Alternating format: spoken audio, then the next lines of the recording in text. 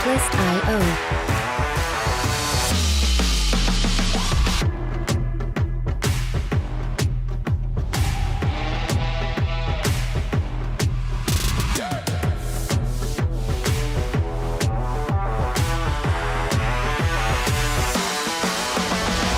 Music licensing reimagined.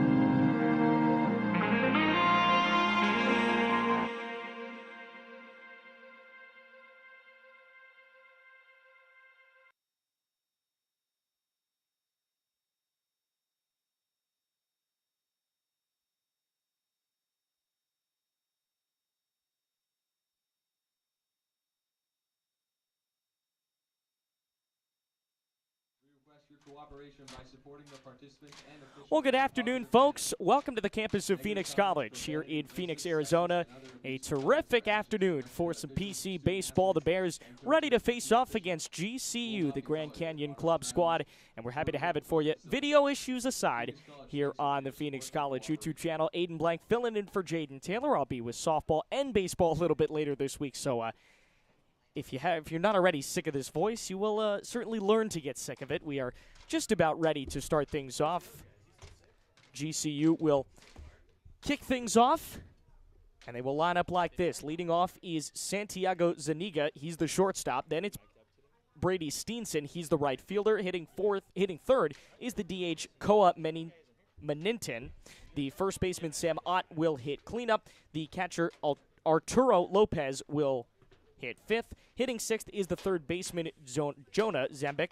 The second baseman Reese Davis hits seventh. Hitting eighth is the left fielder Nathan Kaczynski, and hitting ninth in center field is Micah Kawoho.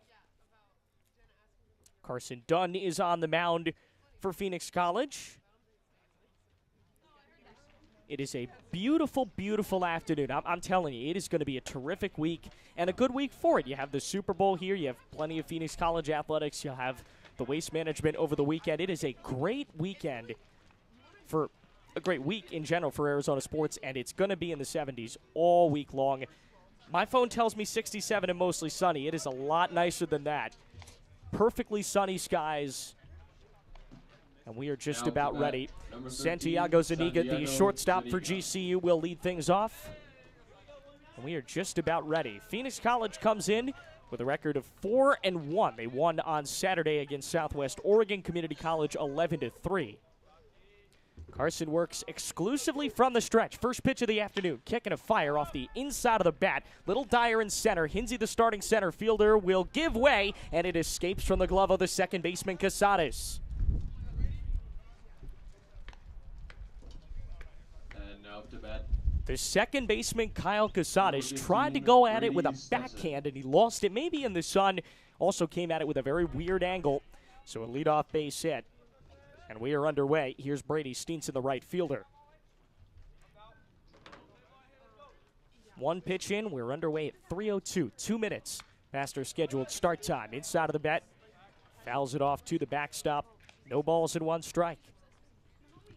So 2 pitches, both of them contact has been made. GCU comes in with a record of 0-4, so they're still looking for their first win of the season. Lost 11-5 at Mesa Community College on Saturday. Curveball rides high at the letters. Good framing job behind the plate by Cade Bemis, but not good enough, so the count goes 1-1. GCU will play a 3-game series against ASU this weekend. 2 games Saturday and a game Sunday. They will host their first games of the season. Kicking a fire. Curveball, right side, base hit. They are going to hold everybody where they are, so everybody advances one base. Santiago is off to second. Now up to bat, number That'll bring up 50, Brady, beg your pardon, Steenson is on with a single. Santiago goes to second, and here is Koa Meninton. 3 hit of the DH. Pair of singles to start the day. We did not give Casares the error. We gave him the benefit of the doubt. Curveball fouled off right side, so all but one pitch that Dunn has thrown has been hitting. They're being hit hard. If you listen, these are wood bats. These are not at the typical college level, you know, what you would see with the varsity GCU team or the varsity ASU team where they're using metal bats. They're still using wood. Dunn steps off, and Zuniga scampers back to the base. Makes for a more interesting game. You're not going to see balls flying out of the park like you would at GCU or at Phoenix Municipal Stadium. Cold strike in the inner half. Meninton takes, and the count goes 0-2. Runners on first and second. Zuniga off second. Steenson off first. Base hit, and GCU could take an early lead. Would be crucial in getting their first win. Looks at the runner on second. Steps off again. He has been playing cat and mouse with Zuniga. No throws. It's very difficult to throw to second base, and you risk throwing it into center field and allowing a runner to go to third.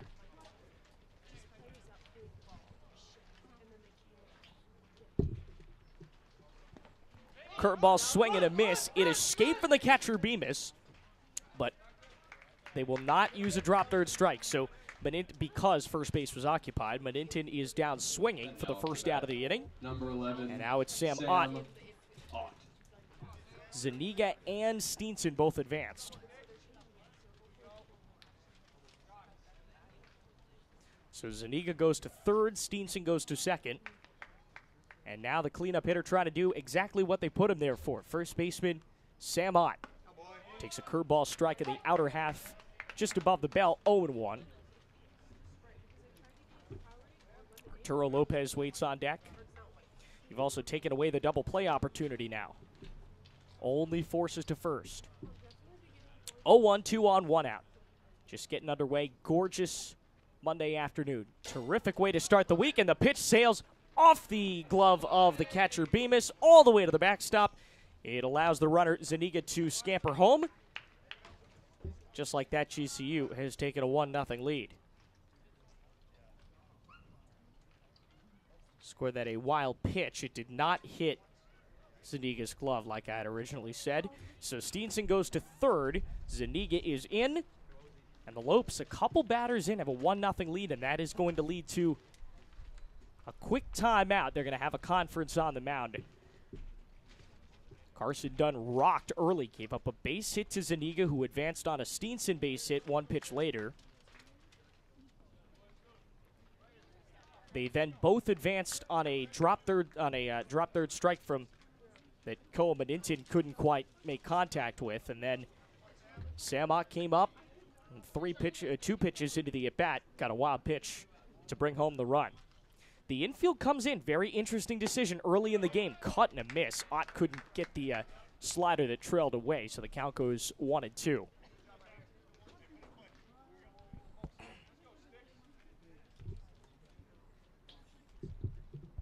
Just heard them call Ott sticks, trying to put his stick on the ball. Takes a pitch on the outside part of the plate at the knees, 2-2. 2-2. Steenson is off third, 1 out, top of the first inning. Infield still in on the grass, creeping. Pokes it foul left side into the netting. I tell you, he puts any kind of emphasis on the ball. If he puts it in play, any kind of hard hit ball, and it probably escapes the infield unless someone makes a terrific play. So a very good opportunity for the guy who's in the 4 spot to try and bring home a run. Swing and a miss, beat him on a high fastball, and that was a big strikeout. Dunn was battling, and he finally gets the strikeout. He has now struck out 2 in a row. And that's going to bring up Arturo Lopez. Last chance for the Lopes to try and get a run here in the top of the first. Number 29, Arturo Lopez. Well, I'll tell you, Sam Ott's a lefty. Arturo's a righty. The power looks equal just based on the size of them. Easily the 2 biggest guys in this lineup. You got to think one of them can get a base hit. He pops it up right side. It's going to be Cortez, Casadas, and Willerup in foul territory, and it goes all the way down the right field line. Willerup makes the grab for the final out, but the damage is most certainly done as an F9 ends the inning. GCU gets a run on 2 hits, no errors, and 1 runner left on base. Half an inning down, just warming things up on this Monday afternoon. Back in a moment here on the Phoenix College live stream.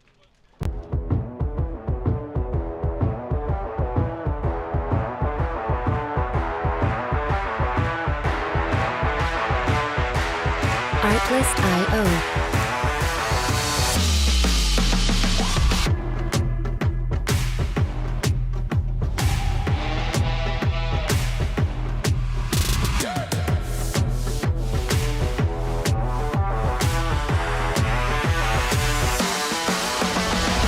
Music licensing reimagined.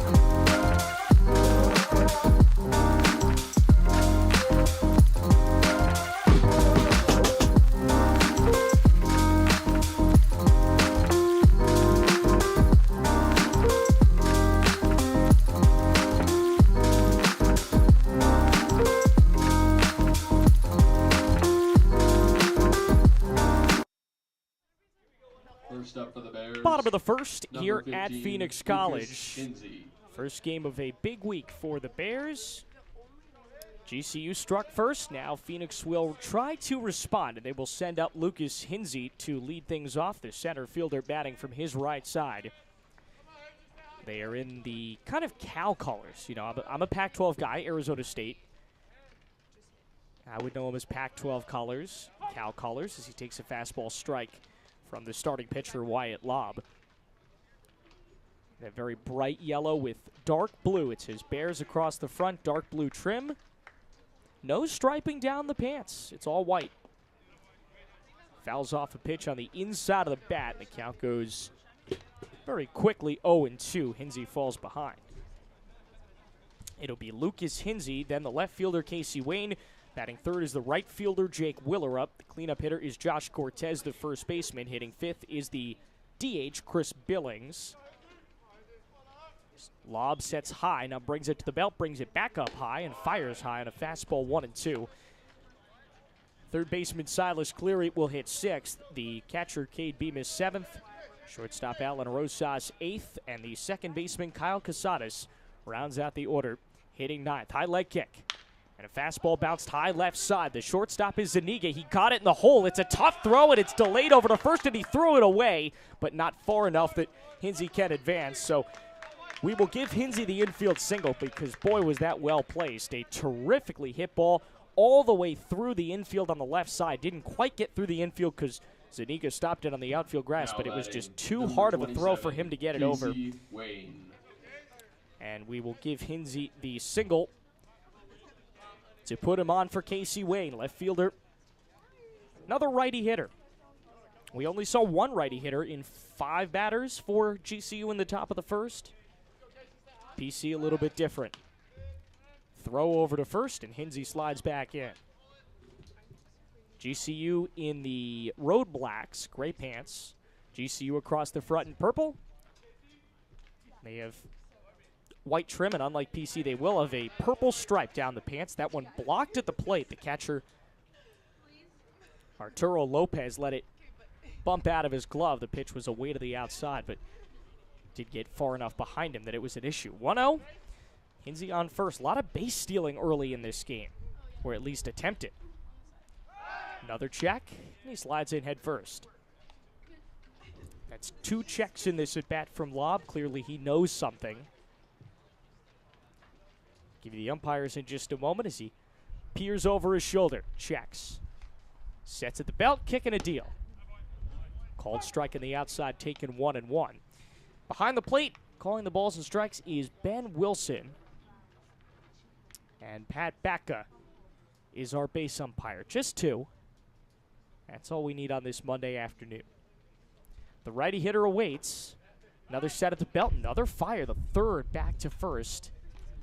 And it's interesting, Hinsey has not taken a sizable lead, anything that would really be of concern, but clearly they can tell he has speed. Now he's got a pretty good lead, and he is off. The pitch is away. The throw down is off mark. I'll tell you, it was a close play. If the throw had been a little better, maybe he's safe, but Zuniga got pulled off the bag, so Hinsey gets a stolen base, first of the game. And that will put a runner in scoring position now with Wayne up in the count, 2 balls and a strike. The tall, lanky right-hand hitter standing back in the box. Check over to second base. Now a high leg kick and a fire, and the pitch goes away, 3-1. That leg kick was shortened up a little bit with Hinsey on first because obviously you don't want to give him a ton of time to take off, though he found it anyway. But now that he's on second, less likely to steal third, the leg kick has come back up from Lobb. Set at the belt, 2 checks back to second. Little fastball tapped off the plate and foul. So a 3-2 count.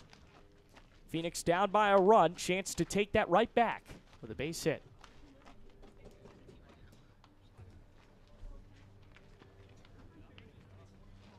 As soon as I finish writing GCU's defensive alignment in my scorebook, we will get it to you. Fastball swing and a tap. The umpire calls it strike 3. Said he did not get a piece of it, so Wayne is down on strikes. First strikeout of the day for Lob, and that brings up the 3-hitter Now up to bat. Jake Willerup with another chance to bring in a run. Runner on second base with 1 out for the left fielder. Another righty. The first 3 hitters in this lineup, all from their right side.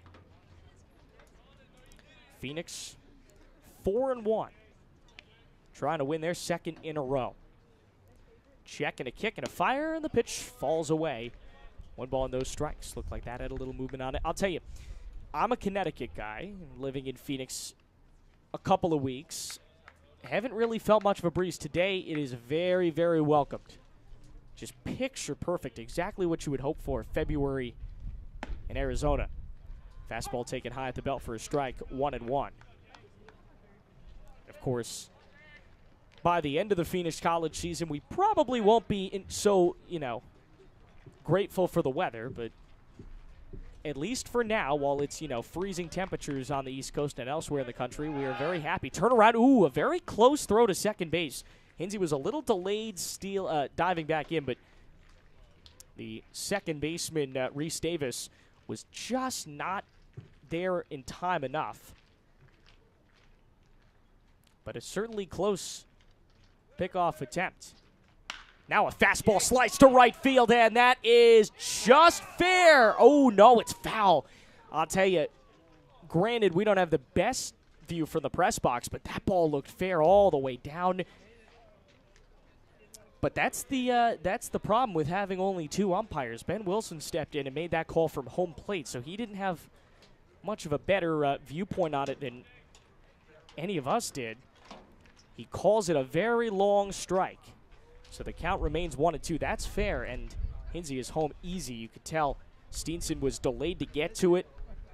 Probably very grateful in right that that ball was called foul. He'd be in big trouble if that didn't go through.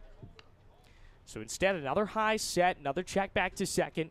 Short kick and a fire, and a little tapper off the plate foul.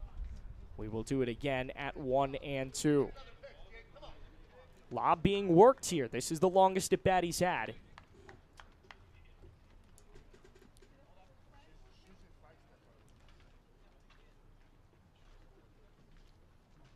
Right fielder trying to bring in a run. He had that last out of the top of the first.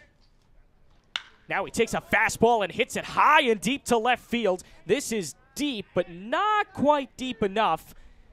There's going to be a tag play at third. The throw beat him, but it gets away. And thankfully, Lob is there to back it up. The left fielder, Nathan Kaczynski, threw a dart to third base. And I'll tell you, this is a pretty big ballpark. In a lot of ballparks, that ball is out, but he kept it in, made the catch, and threw a pretty good throw to third. It just couldn't quite get in there in time. So an F7 does advance Hinsey to third. Suddenly the task a little bit easier as the cleanup hitter Josh Cortez comes up. Just like GCU, it's up to the cleanup hitter to try and bring in a run. First pitch curveball checked his swing. Ben Wilson behind the plate says he went around, so the count 0-1. That's the first pitch with a lot of motion that we've seen from Lob, especially top to bottom. We've seen stuff that's trailed away or in, but that's the first pitch that Lob has thrown that started up top and finished down in the dirt. There's another curveball, this time taken a little low at the legs, 1-1. If Cortez can reach, Chris Billings waits on deck. DH today.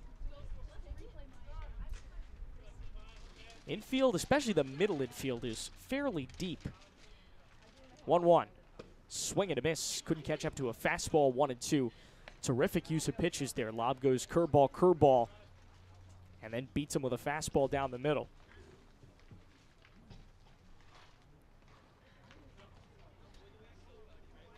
One, two. 2 out, runner on third base. Phoenix a chance to tie this thing up very early on. Kick and a fire. High and tight, taken to even out the count at 2-2.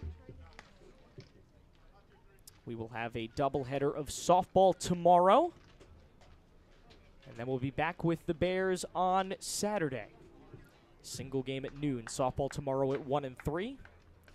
Plenty of good ball games to get to if you are a PC fan. Kick and a fire. 2-2. Curveball, and he got a piece of it. Fists it off to the right side, foul. Do it again at 2-2.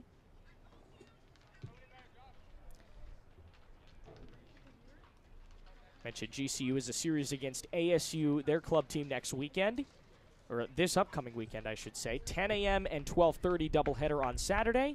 And Super Bowl Sunday, they will play at 10 a.m. All those games at GCU. Nice 3-game series. Another fastball blocked on a check swing in the dirt. So the count goes 3-2. Phoenix College will be at Central Arizona Wednesday at 2. And then they're back home. We'll be with them on Saturday. Chandler Gilbert Community College coming in for a noon first pitch. Payoff with a runner on 3rd and 2 out. Phoenix down by a run, bottom first. Fastball low, a good block. Hinsey was all over it. He came about halfway down the baseline and then scampered back. The ball kind of trickled off of Lopez's shin guards and went to the right side, but he keeps it close enough. The run does not score, so it is up to Chris Billings now to try and bring home a run. Hinsey is on 3rd, clearly eager to get home. Cortez is on 1st, and Billings, the 5-hitter in this lineup, trying to bring home a run. Arturo Lopez, the 5-hitter for GCU, was the last out of the top of the 1st. Foul to the backstop, 0-1. A lot of Phoenix players wearing the dark blue stirrups. It is a sunglasses day for many, including for me when we were warming up, though the awning that covers the home plate stands really helping me out. There's another loud crack and a hard foul. This one pushed down the left field line out of play. Get another 0-2 coming with runners on the corners. As Lob tries to get out of his first inning of work. Both pitchers have had their moments, but neither has been terribly successful. We could be in for an offensive day to start. Both have gone through at least 5 batters. Set at the belt. 0-2, cut and a miss. And Lob's going to work himself out of the inning. There was a drop third strike, but the runner occupied first, so it doesn't come into play. So Billings is set down. We go no runs on 1 hit, no errors, and a pair of runners left on base. We are through a full inning on this Monday afternoon. It's GCU 1, Phoenix nothing, here on the Phoenix College YouTube channel.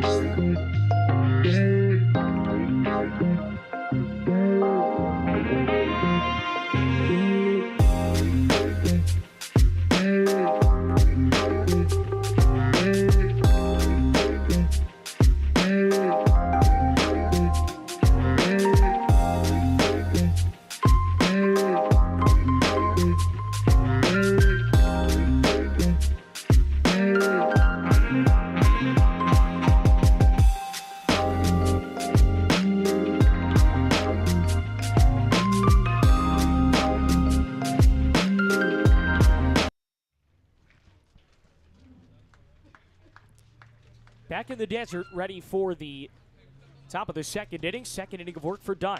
Fastball, fisted, over to second base. Casares trots onto the outfield grass and catches it on a line for out number 1. Called an L4 if you're scoring at home. And Jonah Zembic, the third baseman, is retired before we could even get to know our friend Jonah. So that'll bring up Reese Davis, the second baseman. Not Reese Davis that you might know from waking up early on a Saturday morning in the fall to hear him on College game day, but a different Reese Davis, a baseball player who just took a fastball for strike 1. Dunn had a rocky first inning, gave up a run on 2 hits and left a runner on base. He's going to try to recover. Beat him with a fastball, this time a cut and a miss. Count goes 0-2.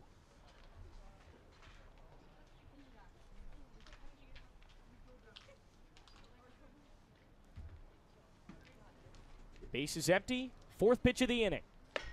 Fastball high, well high at the neck, and the count goes 1-2. Defensively for Phoenix, it's Wayne, Hinsey, and Willer up left to right in the outfield. Cleary, Rosas, Casadas, Cortez, third to first in the infield. Dunn on the mound. Cade Bemis behind the plate. Over to short. Backhand Rosas fires to first. Picked out of the dirt. Oh, it was a bang play, but he just missed it.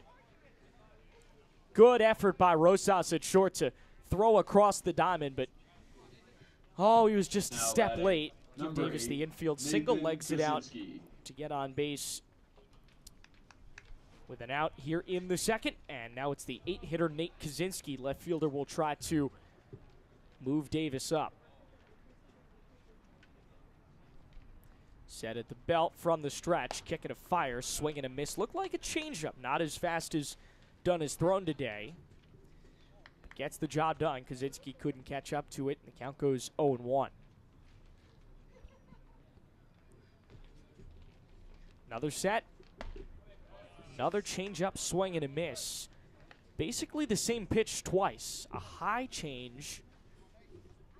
And neither time Kaczynski could figure it out. So the count goes 0-2. Trying to get the second out.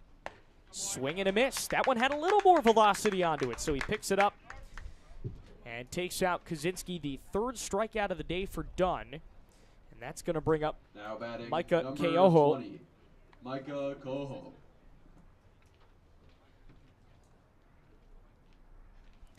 And just based on that name, you might guess he's from Hawaii. Yes, he is. Takes a strikeout or half, 0-1. Micah is a freshman utility player from Kappa High School in Kaloa, Hawaii. Fastball taps into the backstop, and suddenly Dunn's an out away from a 4-batter inning. Would be a terrific bounce back after he started this game a little shaky. First 2 batters reached, had a wild pitch to bring in one of them. He is charged with that run. Fastball taken high, 1-2. After 2 batters in this game, there was a meeting on the mound. That's how bad things got for Dunn, but he recovered very nicely and has only allowed 1 of his last 6 batters to reach base. 1-2. High again, 2-2. Still got Davis on first. If they want to try and play a little bingo, move him up. Takes a 1-2, 2.5 stride lead. Dunn looks over his shoulder, sets, kicks, and deals. Checked his swing on a high fastball inside. They appeal to the field umpire, Pat Bakla. Couldn't do it, so we'll do a full count. And I'll tell you, Pat is probably less likely to overturn any call because he is just not in a position to see it. Foul off to the right side. We'll do it again. Not his fault. It's only a 2-umpire setup. He's got to man the entire field. He's over to the right of the infield right now, standing in line with the second baseman, Casadas. But again, Pat not really in a position to overturn a call on a check swing. Runner goes. It is off the end of the bat and dying in right field for a fair ball. Around second goes Davis. He'll go to third. Runners are going to go to the corners. And Micah Keoho has reached out of the 9 spot to keep this inning alive. Suddenly, runners are on the corners for the leadoff hitter, Santiago Zuniga.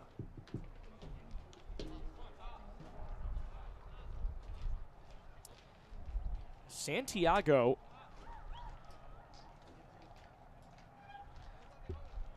reached to start this ball game. Has the only run, singled, then moved up on another single.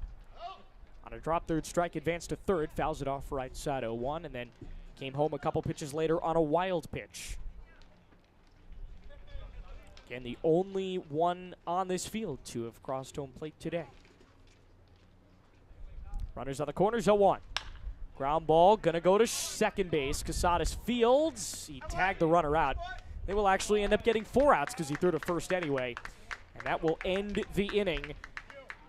So Phoenix holds GCU to no runs on 2 hits, no errors, and 1 runner left on base, we're going to call it. We are off to the bottom of the second in just a moment. You're on the Phoenix College live stream.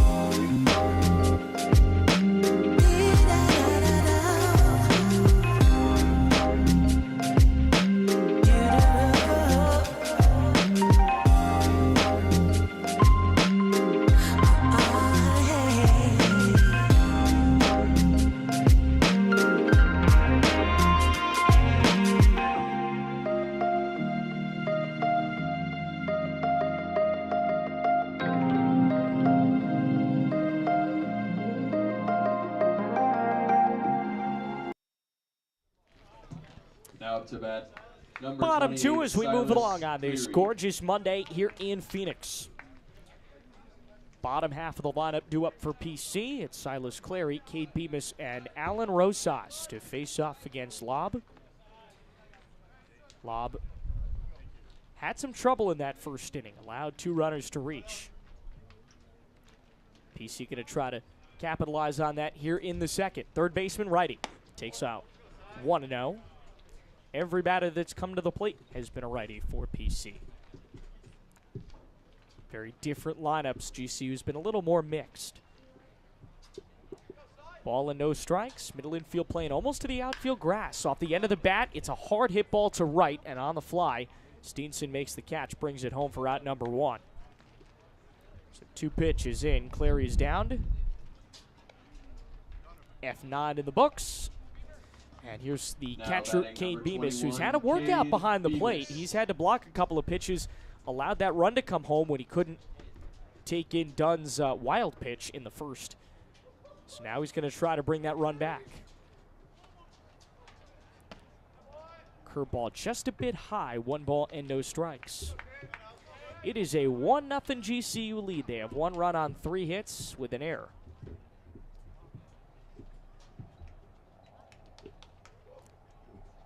Kicking a 1-0 goes low, taking 2 balls and no strikes.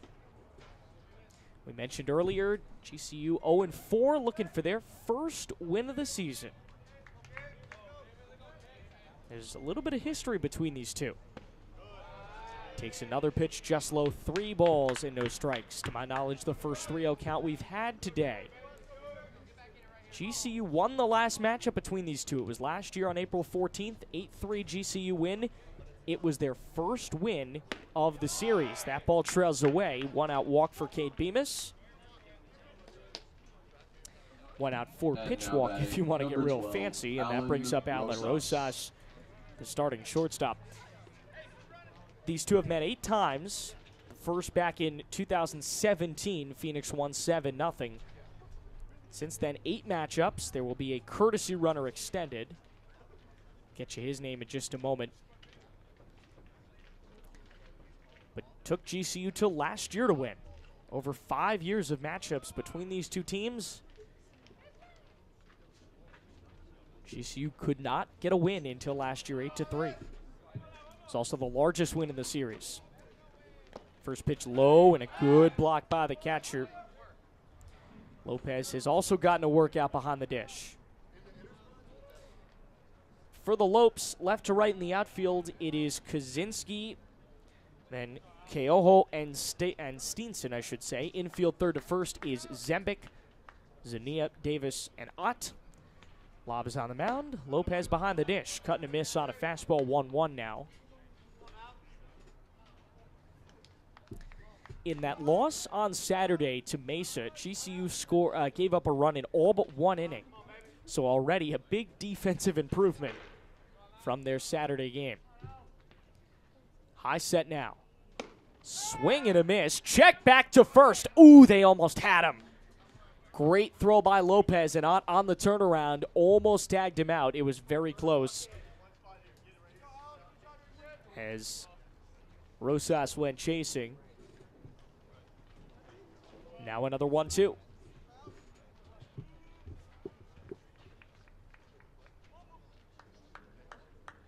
Another check. Dives in safe.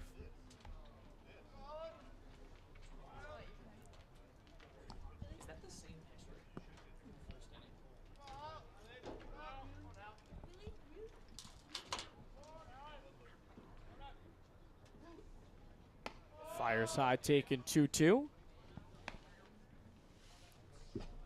Well, folks, there was a pitching change between innings that we missed, to say the least. Alex Bruce should be on the mound now.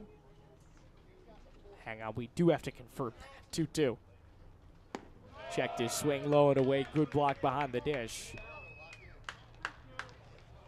Yeah, they went from 23 to 22. Wyatt Lobb is done after an inning of work, I should say. And Alex Bruce, the freshman from Diamond High School in Anchorage, Alaska, has taken the mound. So in his first inning of work, I was going to say they set up very differently. Bruce sets a lot higher. Runner goes, swinging a pop-up on the infield, and this is going to be trouble because Hinsey was well between the bags. There's a catch, throw to first, and they got him. Bad base running. Bemis is gunned, and the inning is over. Just as quickly as it started, you're going to go F9, and then the throw over to 3. Wow. I beg your pardon, F4, and then the throw over to 3. So no runs with no hits, no errors, nobody left on base, and PC just took themselves out of the inning very, very quickly. 2 down on this Monday afternoon. It is GCU 1 and Phoenix nothing here on the Phoenix College YouTube channel.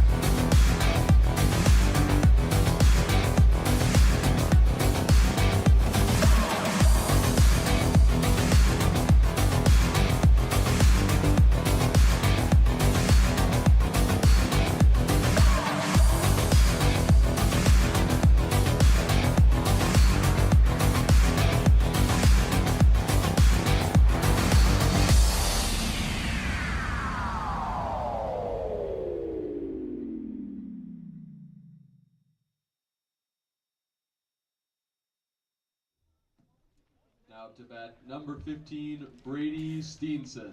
It's the top of the third here at Phoenix College.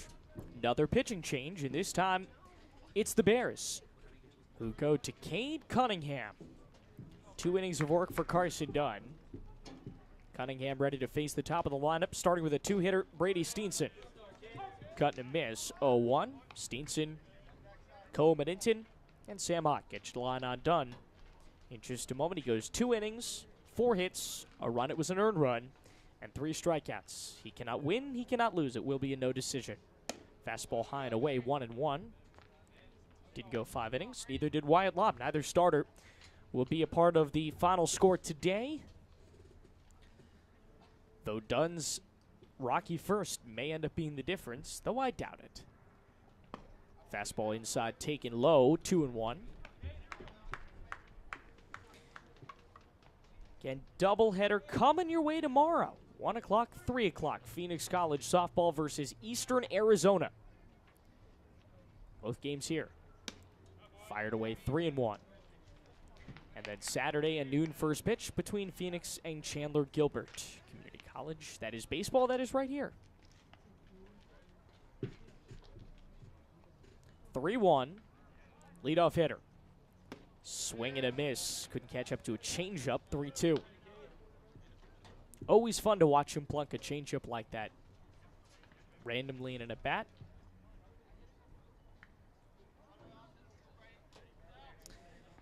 So now we're ready for a payoff pitch. Kicking a deal.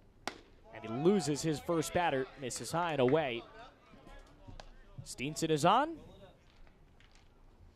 GCU has had a lot more success with base runners than PC Now has. batting number 50, Koa And I'll bring up Medinton. Cole-Medinton, the DH, struck out in his first at bat. Steenson singled back in the first, so he is on for the second time today.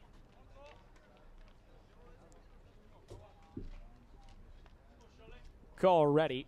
Righty stands in. Hits a hard foul ball down the right field line and out. 0-1 the count.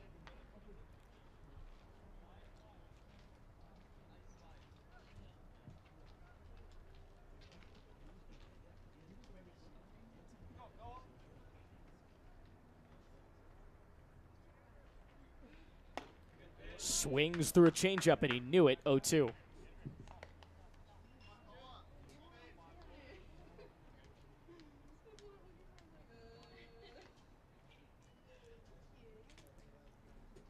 Billings only his second inning of work of the season. He fires hard, and that almost escaped, but Bemis blocks it. 1-2 the count. The freshman lefty, only one appearance this season. It was an inning of work. Gave up an earned run, 2 walks, and a strikeout. His ERA, 9.00. That's coming down no matter what today. Another high fastball. This one lazily lifted down the right field line. Caught near foul territory by Willer up for out number 1. Now batting number 11, Sam Scored an Ott. F9. Medinton retired for the second time today. Here's Sam Ott. Of the 3 that have gotten a second at bat, only Steenson has reached twice today. Sam Ott also a strikeout victim in the first. Runner goes, pitch escapes, and Bemis has no throw down. So Steenson is in with a stolen base to start the third. He now is a base hit away from making it a 2-0 game.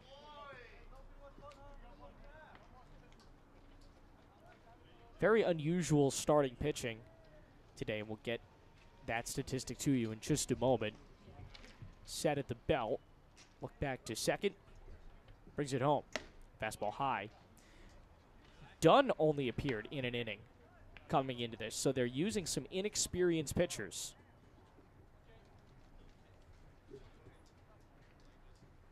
DC obviously making the changes, as is GCU. They're both likely going to keep changing throughout this ball game. Ready for a 2-0? He steps off, and Steenson scatters back.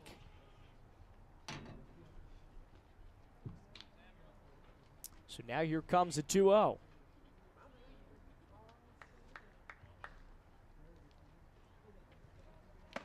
cut and a miss. Change up top of the count, 2-1.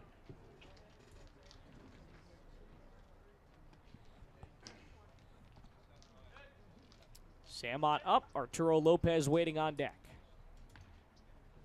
Again, two very big guys. Going to be hard to get him out a lot.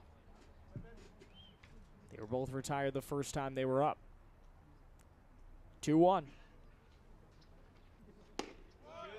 Inside, taken at the knees, and a called strike evens it out 2-2. Conversation coming between Ott and Ben Wilson briefly. Now he's back in, back of the box, and gets ready. Cunningham brings it home. It's sliced into left center. This is going to drop down between Hinsey and Wayne. Rounding third, Steenson. He's in for run number 2. It is an RBI single for Sam Ott. His first hit of the day draws the second run for the Lopes, and it's 2-0 Grand Canyon. Now up to bat, number 29, Arturo Lopez Jr. Steenson off from the crack of the bat, a ball that died out there between Hinsey and Wayne. Neither one could get to it in time, and so Steenson scores the second run of the game, and here's Arturo Lopez fly out, victim in his first at bat, runner on first, and takes high and tight. 1 out, 2-0 Phoenix, beg your pardon, 2-0 GCU here in the second.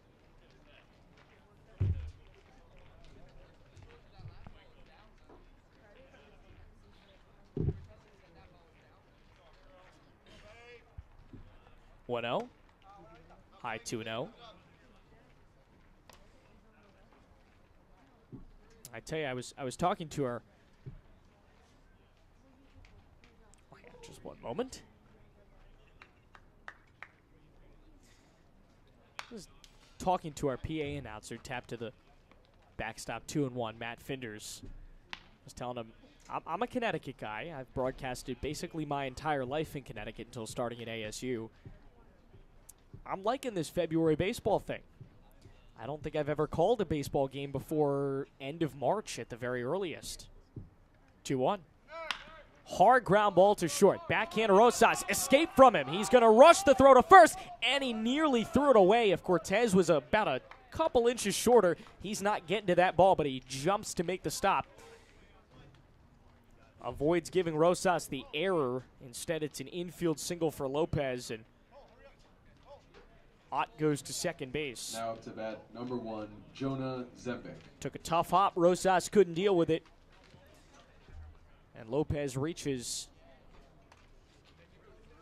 They're going to give him a courtesy runner. And if I can see in just a moment what number that runner is, I don't know if Matt can figure that out. But we know there are runners on first and second, and the runner on second is Sam Ott. The batter is Jonah Zembic. Lined out in his first at bat. A weak line drive. Takes the ball in the dirt, picked out by Bemis, 1-0. The GCU numbering kind of hard to read. It's a dark purple, and it's black. It reminds me of, I worked this summer in the New England Collegiate Baseball League with the Bristol Blues. One of their opponents, the Martha's Vineyard Sharks. Kind of similar color scheme. Cunningham tosses back to second very weakly.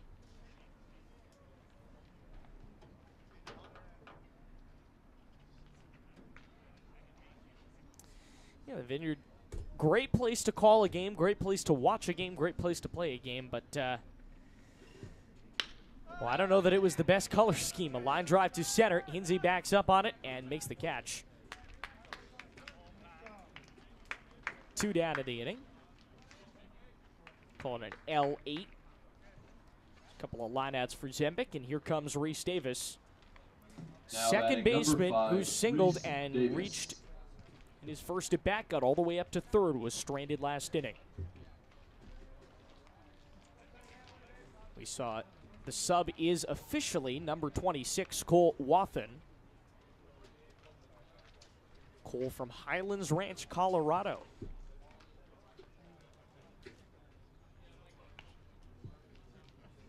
First pitch.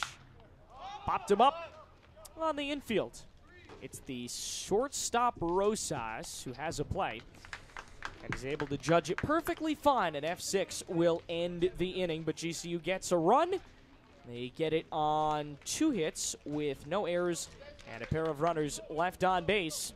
We are through 2.5. It's GCU 2 and Phoenix College nothing.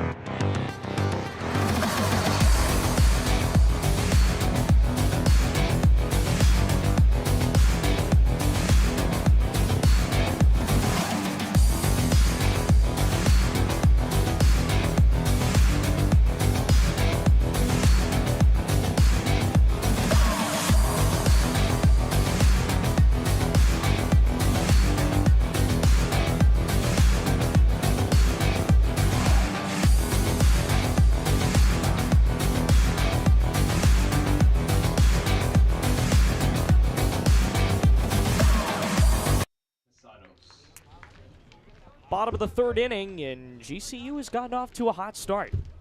They lead this ball game 1-0. We're glad to have you with us. Again, working on video. Video will be here, within the coming games.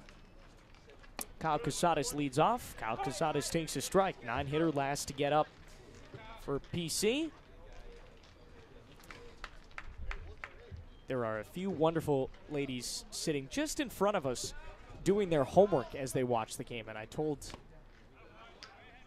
Matt, as that ball tapped into the glove of Lopez for a strikeout too, I told Matt that if I could do homework like that, sitting in front of a live baseball game and beautiful 70-degree weather, I would be a straight-A student. Low and away, trickles off of Lopez's shin guards 1 and 2. I don't know that there's a better backdrop to do work of any kind. Homework, work.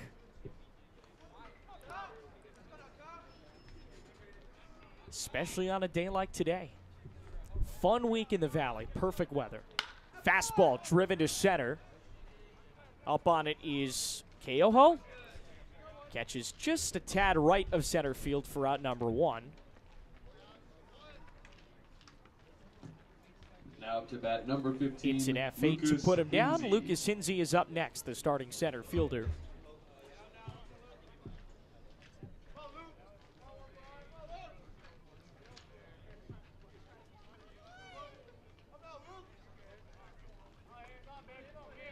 Lucas stands from the righty spot and takes high. He's the first Bear to get a second at bat. Starting center fielder singled in the first. It was left on third. Closest Phoenix has been to scoring a run today.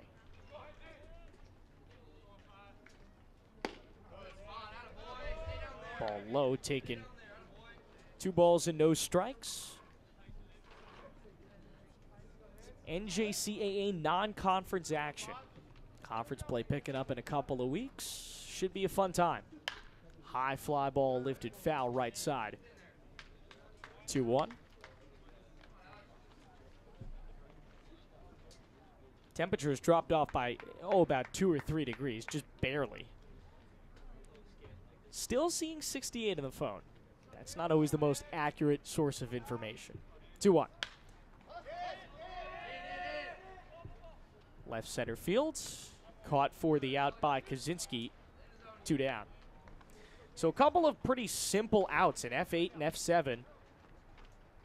And now up to bat. Still on the mound. Number 27, Casey Wayne. Is Alex Bruce, second inning for him, so he's gone longer than Lob did.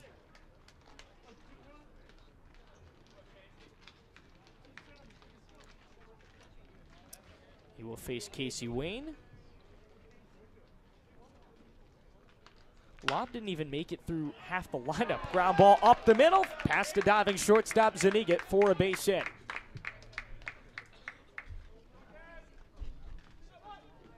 So Zuniga is on, I beg your pardon, Wayne is on. Willerup is up next. He flew out in his first at bat, and Jake is, well, he's going to try to advance a runner. Willerup. 2 out. Nothing much for PC in this inning, but a chance to change that.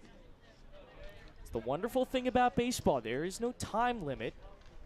There's no timer. If you can, keep getting hits, you will score runs. Runner goes, swinging a high fly ball right field. Back on it, Steenson in trouble down the line. In foul territory, makes a sliding grab. And he takes that inning right out of their hands. It was a well-hit ball. Steenson with a sliding catch in foul territory to end it. It's an F9. No runs on 1 hit, no errors, and a runner left on base. We are through 3. It's Phoenix nothing in GCU 2 here on the Phoenix College Athletics Network.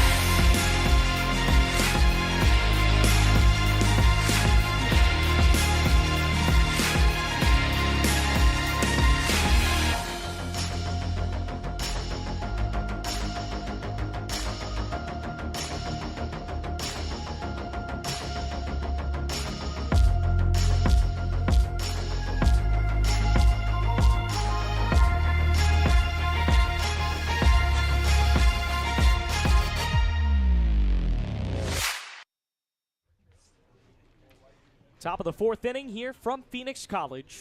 Beautiful day in the desert. February baseball. Nothing better than it.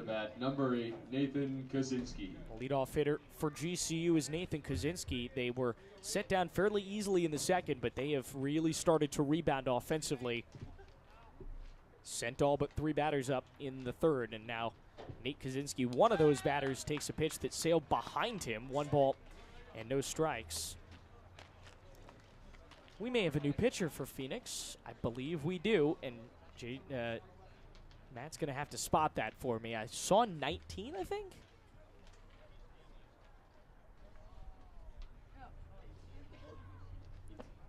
Fastball low, no. Carson Dunn is 19. This is Reagan Wrangler, or Wangler.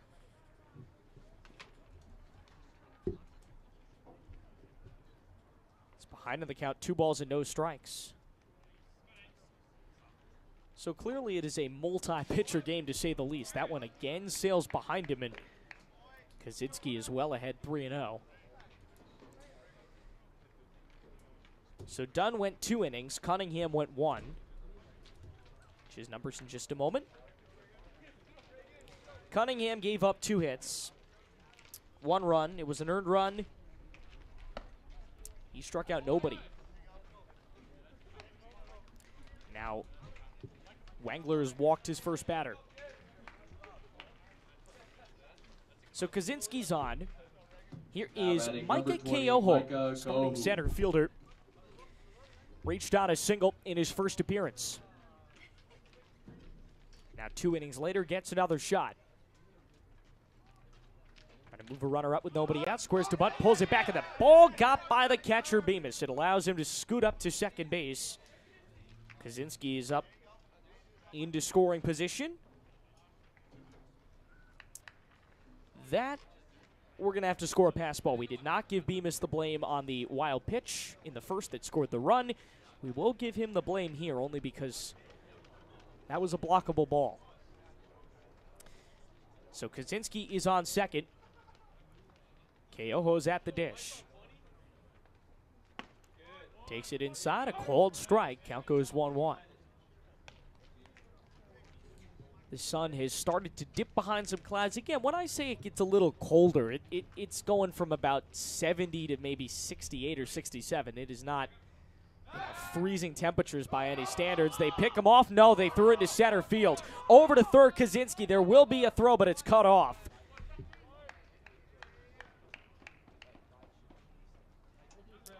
Kaczynski safe at third. And suddenly, a couple pitches in without even a hit or a ball put in play, he has reached third base. So here's Keoho.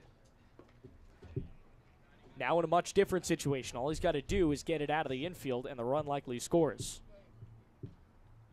Small lead for Kaczynski. Pitched low in a block by Bemis in the dirt. That was a bad move away from another run. We've seen PC play like this before. They've come from behind in a couple of games this year. 4-1 record. They played some good baseball, but today it's been the pitching that has struggled. 2-1. Low and away, 3-1. Meanwhile, GCU playing probably their best baseball of the season through about 3.5 innings. That doesn't mean much. But right now, they are on their way to their first win of the season. Be a 3-1. High kick and a fire away. Picked out of the dirt. It's ball 4, and Keoho moves up.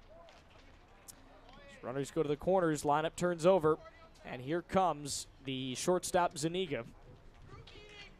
Santiago in his third at bat, singled, scored a run in the first, grounded out in the second. That is no doubt why there is a pitching mound conference going on. This is the top of the order. This is the part of the lineup that has done the most damage. Zuniga is 1 for 2.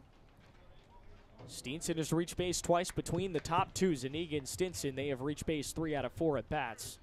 You got to be careful, because if either one of them reach either a run scores, the bases are loaded. Now to bat, number 13, Santiago. Nobody Zuniga. out. Keoho off first. Kaczynski on second. Okay, it's Kaczynski on third, rather. Set at the belt. Wind and deal. And it hit him.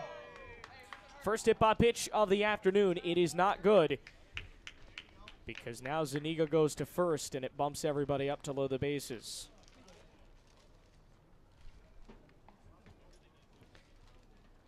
Keoho Now forced up batting to number second. 15, Brady Steenson. And Brady Steenson reached twice, single and a walk. He reaches here. GCU has a third run of the afternoon. Low and away, and it just was blocked by Bemis. Picked it out of the dirt just in time. 1-0. Clouds have now fully covered the sun, so any warmth we were getting from it earlier is gone. Still warm, but now a little darker. Something we haven't really seen too much the last couple of days in Phoenix. 1-0. Low and away, 2-0. They a weird appeal to third. Cleary wasn't even standing on the base. Probably one of the more ill-advised throws that Bemis is going to make all season, because you throw that away, it's run number 3. Here is a 2-0. Low in the count, 3-0. He's a ball away from walking in a run.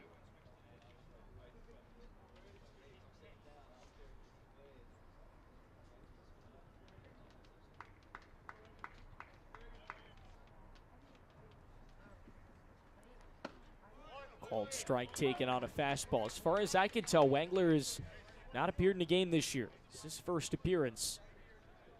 Again, it's a low-pressure environment. It's a non-conference game. You still want to win it, but you're more likely to throw some of these pitchers that you haven't seen. There's ball 4, and that's going to force in a run. Now, as opposed to in a couple of weeks when you got to win those conference games. That is ball 4 to bring in Kaczynski. Now to bat. Let the number merry-go-round 50, begin. Still Middleton. nobody out. Zuniga to second.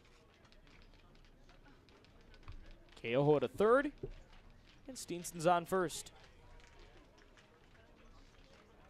Steenson reaching for the third time today. Scored back in the third on a walk. Now here's a guy who has not reached at all today. Cole Maninton. DH, struck out and flew out. There is a second pitching mound conference going on, and this may be a pitching change. It most definitely is, and for good reason, because Maninton and Sam Ott and Arturo Lopez are the big boppers in this lineup. Guys you do not want to face with a weak pitcher.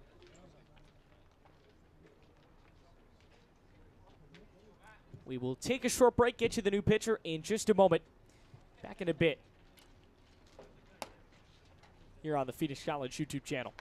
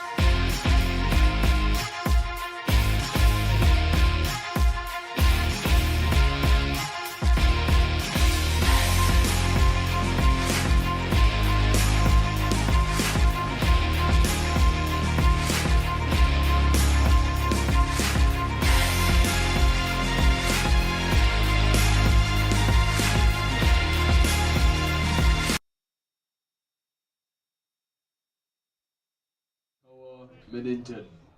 So it's Cole Maninton with the bases loaded. Get to the new pitcher in just a moment.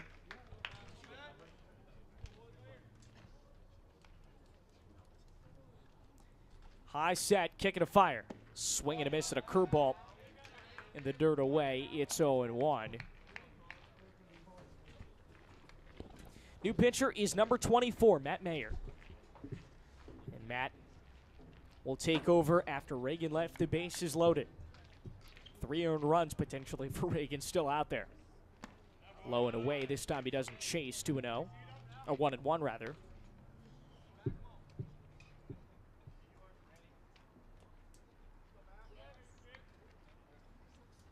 Be Maninton, Ott, Lopez. Tough guys to have up with the bases loaded. 1-1. High strike called 1-2. A delayed strike call from Ben Wilson. So now 1-2 with the bases juice. This would be a big out if he can get it. Any out is big at this point. You're sending Rosas and Casadas, the middle infielders, way back there to try and turn a double play. Swings and misses. It is a drop third strike, but it won't matter. Maninton is set down for the third time today, and boy, was that a big strikeout. 0 for 3 start to Maninton's day. He'll likely get at least one more at bat. Here's Sam Ott. Struck out and then singled in his last at bat. In his last at bat, we saw what Sam can do when he puts the bat on the ball. He can really hit the ball hard. He does that here. It's going to be a problem. Oh, first pitch. Called strike on a curve 0-1.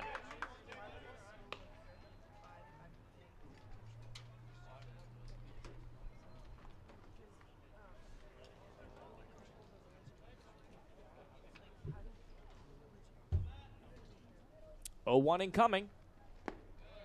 Low 1-1.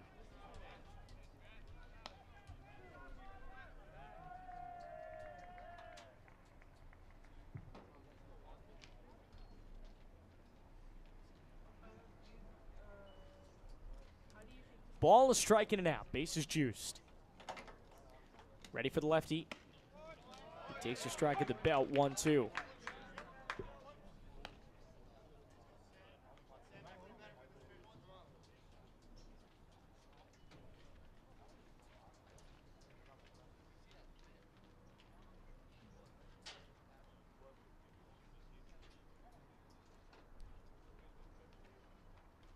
Ready to deal. Foul ball.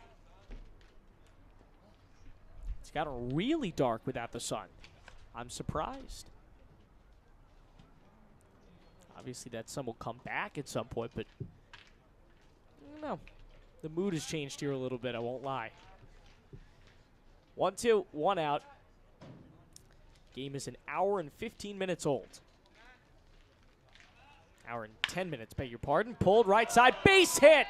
1 run is in. They're going to try to send the tail runner. No, Zuniga's going to hold it third. He took a hard turn. So just one. Merry-go-round continues. Now number 29, Arturo Lopez Jr. Arturo Lopez comes up with Ott on first base. Steenson on second. Zuniga on third. And Keoho just came in to score the 4th run of the ball game.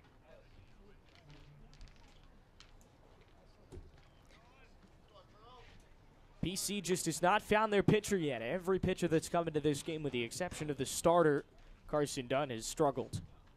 Curveball high and in, 1-0.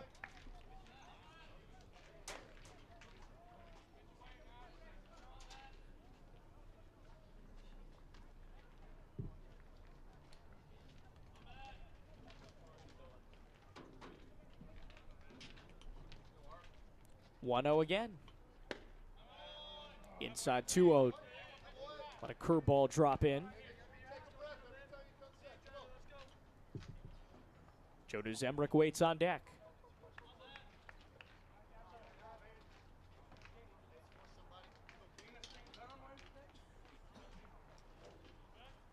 Two-0 incoming. Hard hit foul, 2-1.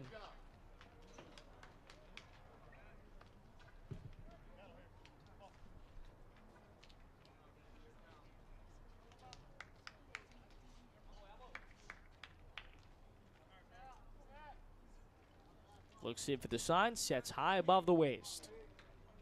Kicking a deal. High 3-1. 3-1, the bases are loaded. 4-0 GCU lead, top of the 4th. 1 out in the inning.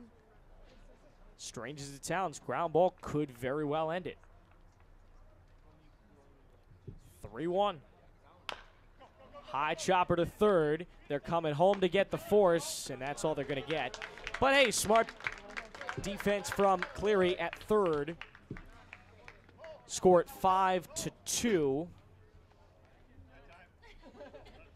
And on a fielder's choice, Lopez reaches. They have retired Zuniga. Steenson advances, as does Ott. Now to bat number 1, Jonah Zembic. So Jonah Zembic is now the last chance for GCU to get some runs in this inning. L4 and L8 in his book.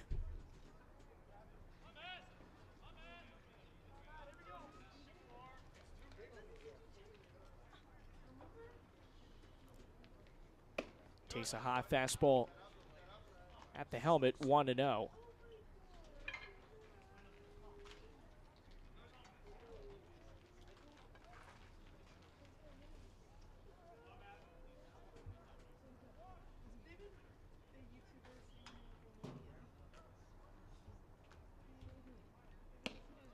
Now takes a pitch that trails low and away.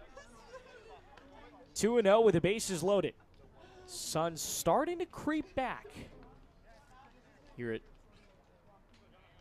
Marich Field.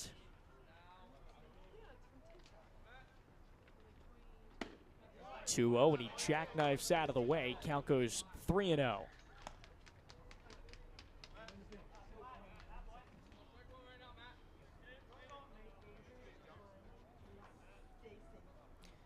3 balls, no strikes. Miss, and he walks in a run. Instead, he gets a strike in the inner half of the plate. 3-1.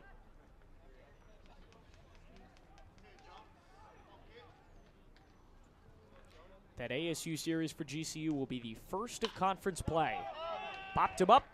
Shallow right center. Casado's backpedaling, calls for it, and makes the grab for the final out of the inning. Call it an F4 to finish things off. But the damage has been done. 2 runs. They come on 1 hit with no errors and 3 runners left on base. At least 1 runner left on base every inning for GCU. They have had a terrific day at the plate. 3.5 in the books. Back for the bottom of the 4th in just a moment here on the Phoenix College Athletics live stream.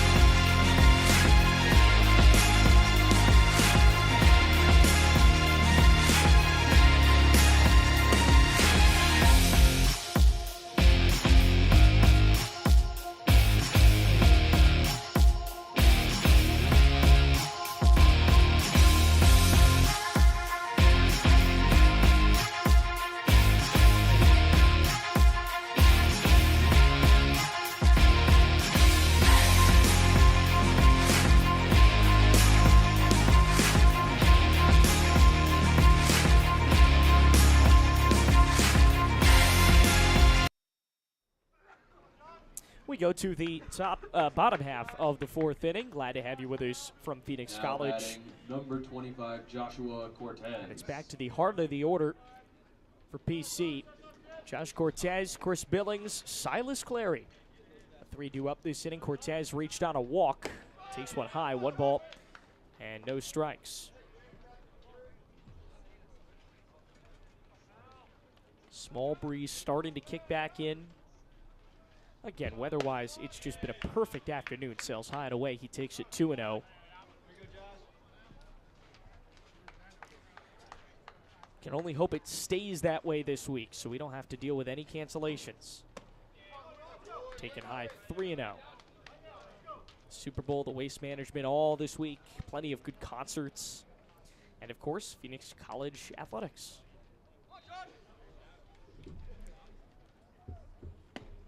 Checked his swing and took it 3-1. There is a new pitcher for GCU. It is Luis Escamilla.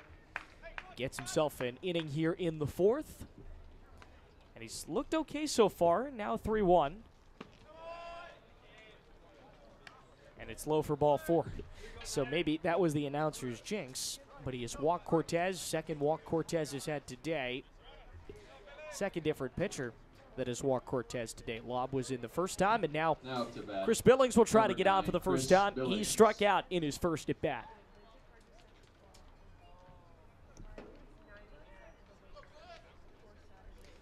Gets a chance here, standing back in the box. Runner leads off first.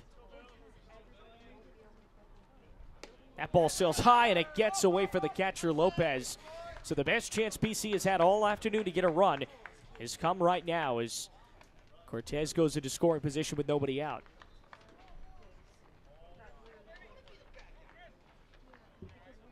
Call that a pass ball. Billings a chance to not only get on, but to bring in a run. Hits a high fly ball to right. Back going is Steenson. Turns around and it's gone. No, it's off the top of the wall. It is not good enough to get the run in because the runner Cortez was just hanging around at second. He only gets a base, but Billings gets a double.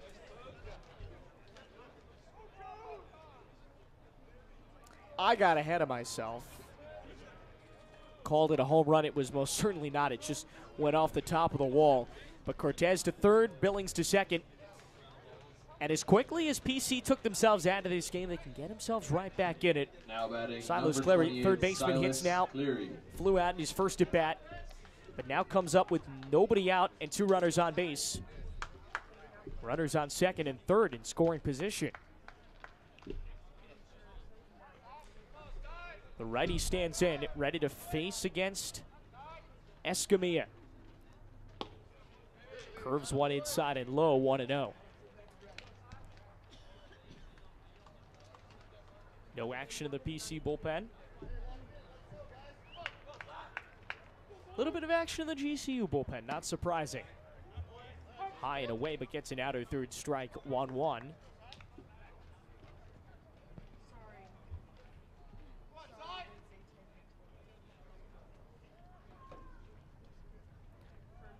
The 1-1 count. On the ground to third, scooped up by Zembrick. Over to first, they get the out. 5-3 goes the put out. Clary's put down on strikes.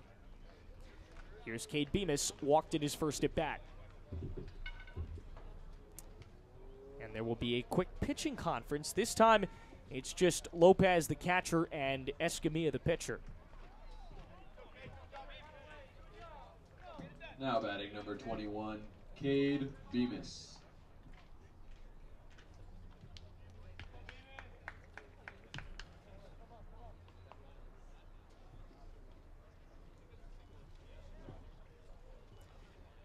Bemis, the righty, readies with 2 runners on base. Middle infield deep, almost a double play depth, but obviously they're not going to turn one.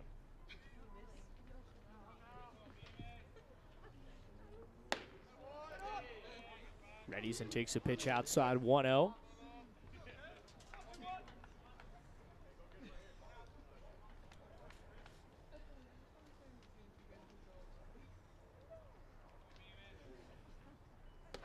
That one sails high and a backhand stop. Lopez.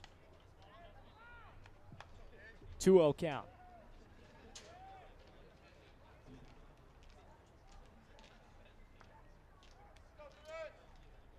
Two balls and no strikes. Runners on second and third. Escamilla steps off.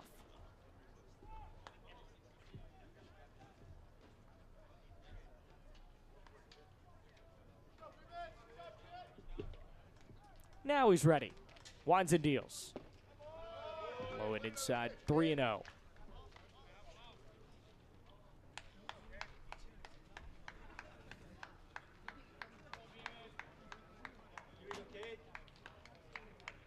Three balls, no strikes.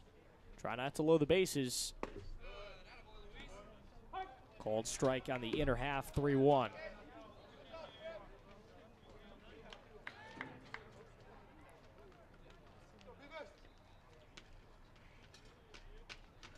Late afternoon sunshine has drenched the fields. Called strike, throw back, snap to third, and he's in safely. So Escamilla was a ball away twice from loading the bases. Now he's battled back and has a full count. Terrific fight from the pitcher. Here comes the 3-2.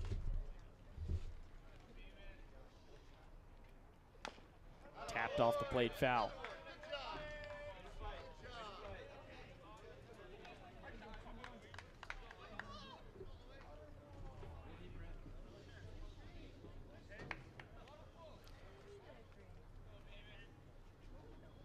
Runners on second and third. 1 out. Escamilla with a high leg kick. Brings it home and a wave and a miss. Oh, he made him look silly. Terrific strikeout. Bemis is gone. Here's Alan Rosas with 2 Now out, batting 2 number on. I'll tell you, 12, Alan Rosas. PC has only left 3 runners on base today. They leave these 2 out there. It's going to be a very, very dark moment for them when they look back on this game. You're down 4. You need to get at least 1, if not 2, of these runners in. First pitch. Ground ball back to the mound. Stabbed Escamilla. Trots it over to first on an underhand. And he's escaped with runners on second and third and nobody out. 3 straight retired. What a performance for Escamilla out of the pen. Rocky start. Terrific finish. We are on our way to the 5th. It is 4-0 GCU.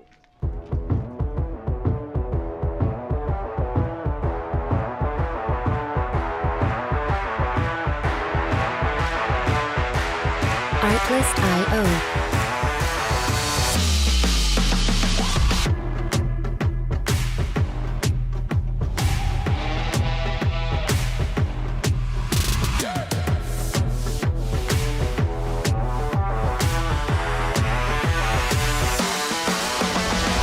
Music licensing reimagined.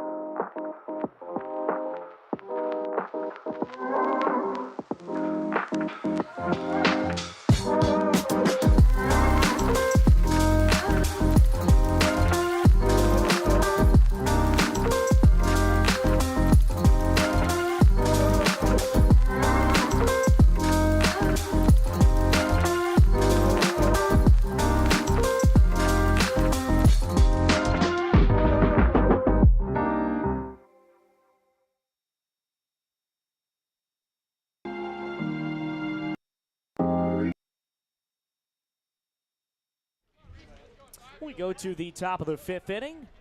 Reese Davis is your leadoff hitter. Righty stands in. Jackknifes out of the way. Gets the strike call, though. 0-1. Another inning of work. Number 19, Carson Dunn. Check this swing, no.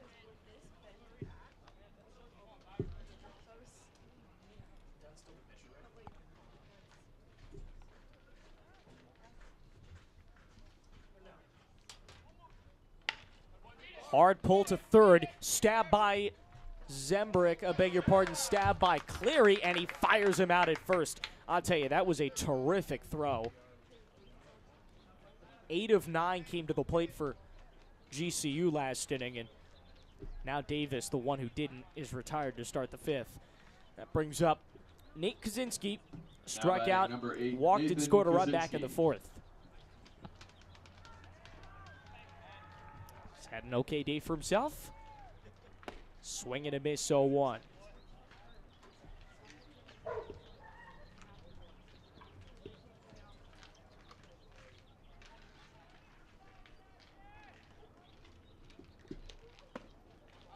Pitch goes low, evens out the count.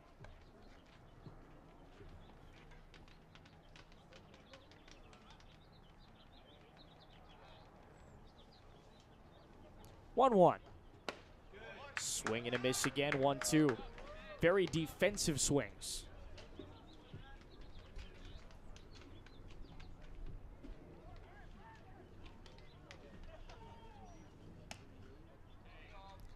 Pitch goes high, 2-2.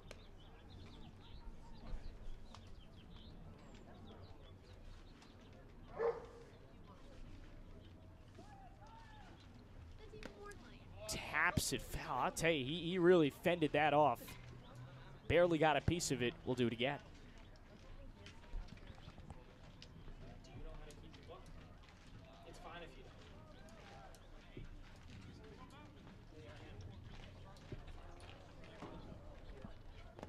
Two is low and away. 3-2. Leadoff batter of the inning works a full count with 1 out.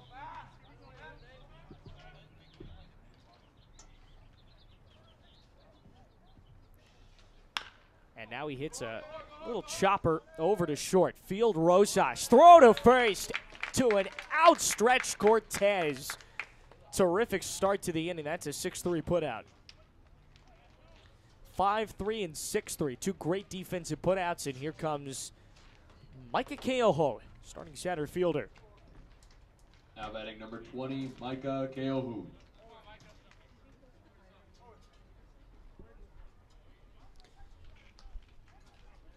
The Flying Hawaiian starts his at bat. Takes a strikeout at third, 0-1.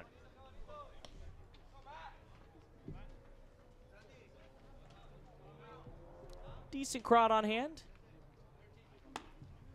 Happy to be enjoying the Arizona weather. Pitch trails away 1-1. Hope a nice, good crowd for softball tomorrow as well.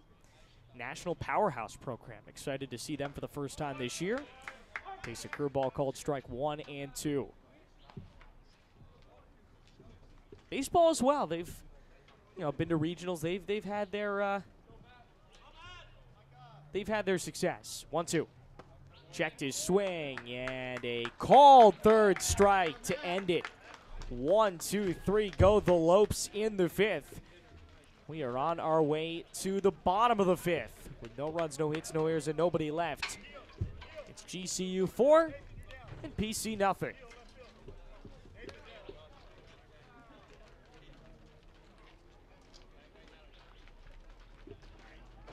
So I just needed you're 1, crowd mic is 2.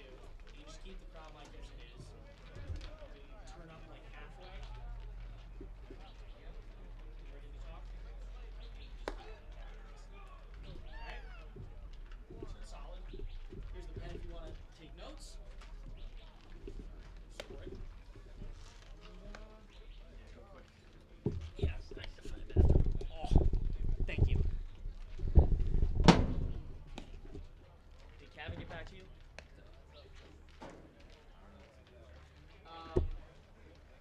Ryan. Text him. Do you have his number? Just Slack him.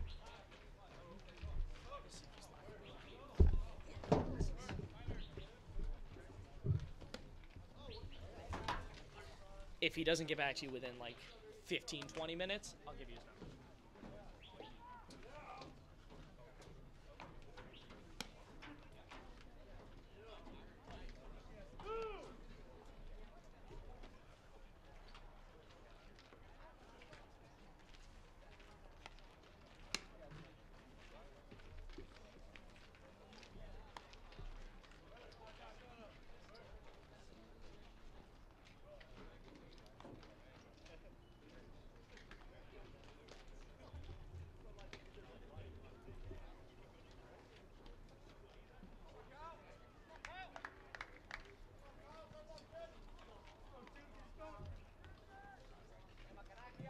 Now to bat number 2, Kyle Casados.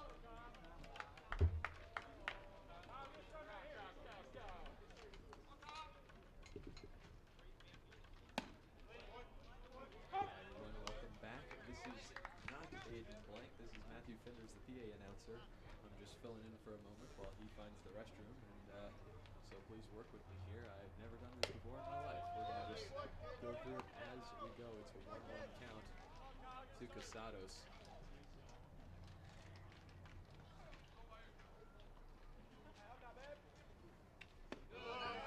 Next pitch over the middle strike. It'll be a 1-2 count now. 4-0 in this bottom of the 5th inning here. It's been a tough day for the Bears so far in this one, as that ball is a low strike, and it's going to be a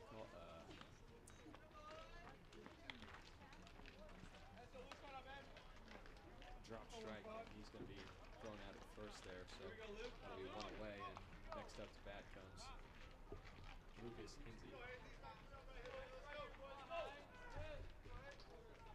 Now batting number 15, Lucas Hinsey.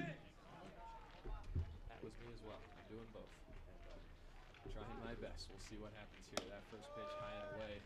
And ball 1. 1-0 to count here for Hinsey. I'll also be doing the book as well, so I've got a full plate on right here as that next pitch outside and low, ball 2.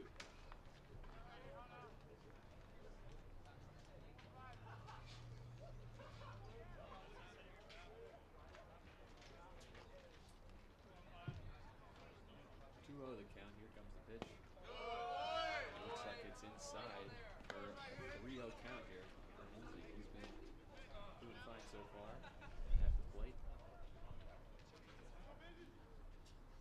Got a single in his first at bat this time. That ball is low and away, and it's going to be ball 4. So 4 pitches and 4 balls, and he's going to take his base of first. Something to get them going early in this bottom of the 5th inning. 1 out and 1 runner on. Now batting number 27, Casey Wayne. As I said before, doing both. Trying my best. We'll see what happens. Hopefully you can hear me okay. That first pitch low and away.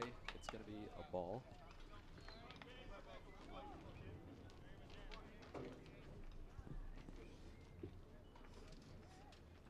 1-0 the count to Wayne. And next pitch over the middle. He's going to strike it up to the left side. It's going to fall, and that'll be a base hit single to that left field. It'll be first and second for the Bears. A nice strike right there by Wayne.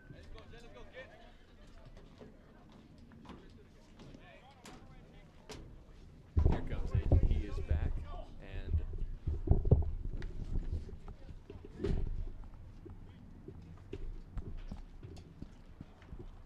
Well, thanks, Matt. Hopefully I didn't miss too much. Ball is low. See how long it takes me to figure out where we are in this ball game. Jake Willerup.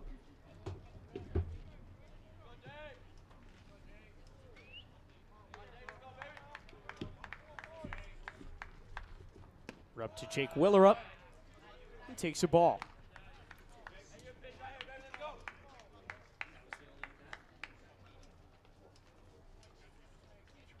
Walk and a single is what I was just told. Now a 2-0 pitch coming. Couple of checks back, set to deal. Curveball away, 3-0.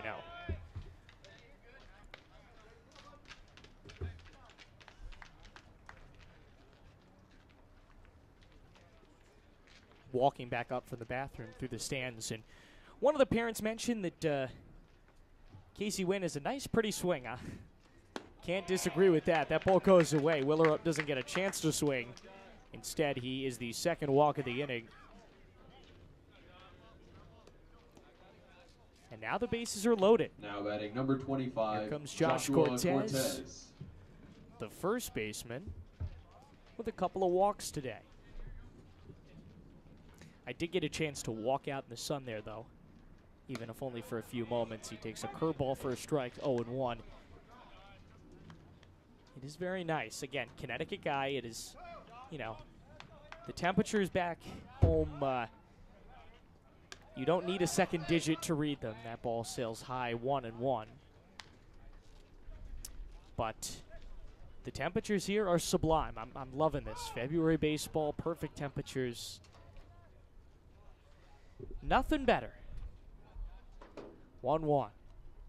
Low and away, 2-1. You would think that's the draw to whatever level of baseball you're at. Whether it's, you know, playing JUCO, playing college, playing high school, that's the benefit to playing it out here. You play for so much longer than everybody else. That ball is low, 3-1. You could basically play year-round.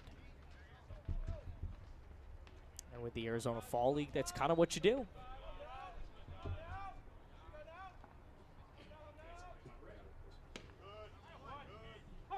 Called strike, count now full. So it'll be a 3-2.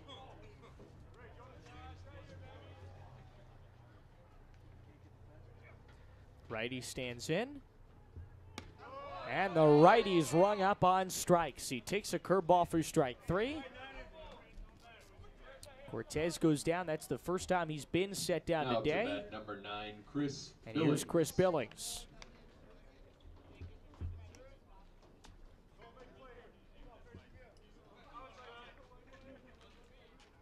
Billings struck out and doubled. I tell you, Billings had a great hit that last inning. Takes a called strike. He was inches off of a home run right there, but couldn't seal the deal. The 0-1. Checked his swing, and the ball goes low to even out the count. 1-1.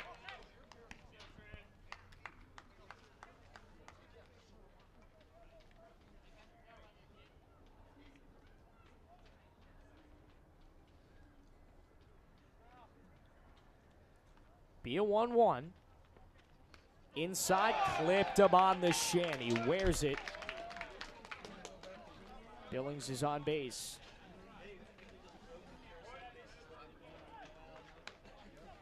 Base is loaded.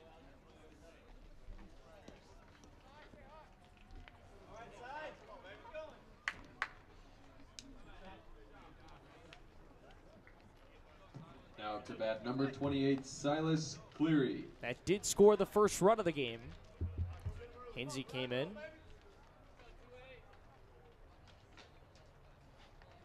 Chicken scratch scorecard is starting to lose its pristine. You know, it's always looking great the first game of the season. It's starting to fade already.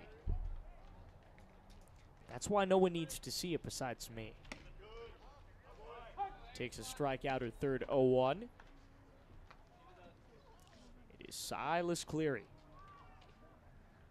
Trying to bring home a run, maybe two. That one sails high again. Curve 1-1.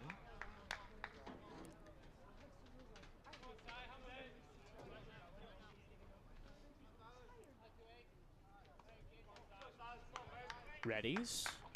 And the 1-1. High and tight, 2-1. Silas is the go-ahead run. Tying run, Billings is on first. The 2-1.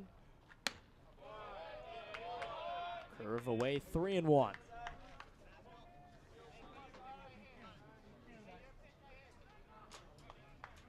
3 balls, 1 strike.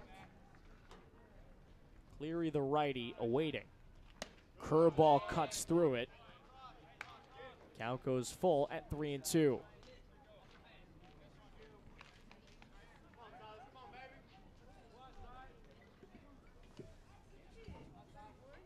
Three and two. It's a payoff with the bases loaded and 2 out. Runners go, and he swings and misses. Oh, what a big strikeout to finish off the frame. The Antelopes get out of it. But PC is on the board. They get a run. They get it on just 1 hit. No 2 hits. No, 1 hit, I was right. With no errors and 3 runners left on base. We are on our way to the 6th. Beautiful day for baseball here on the PC Athletics YouTube channel.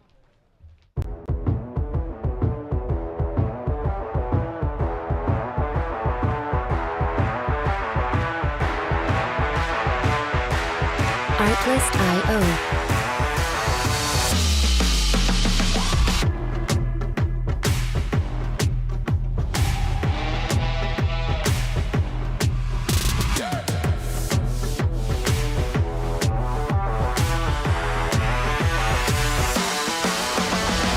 Music licensing reimagined.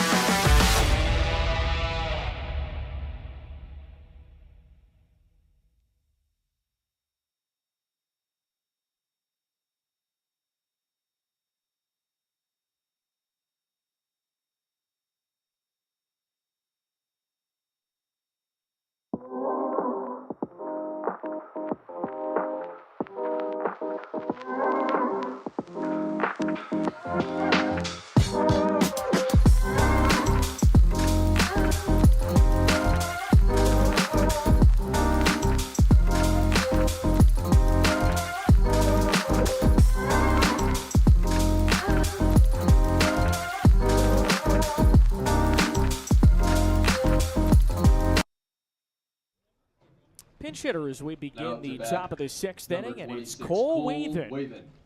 See where he ends up when GCU takes the field next. It's been a beautiful day for baseball. We're glad to have you with us. There's lights on this field, and I never got an answer as to why there's not more night games, but hey, I'm not complaining. On a February day like this, kind of hard not to be outside and play some baseball. Count goes 0-1 as he takes a strike. A lot going on downtown tonight. We'll rush back for Super Bowl opening night. Hard crack of the bat. Fly out to left. Lazy line drive for Wayne, who makes the grab.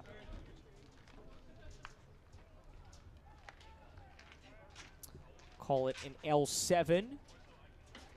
Brady Steenson is up next. Now batting number 15, Brady Steenson. Steenson will not get hit for because he has reached 3 times today. Single, 2 walks, and a run scored.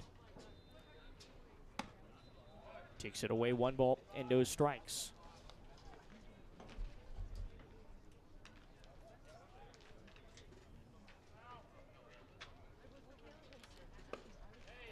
Steenson out of Apple Valley, Minnesota.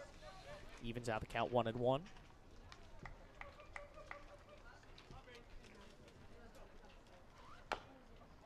Little chopper in front of the mound. Tough play. Rush to throw over to first, and it's not in time.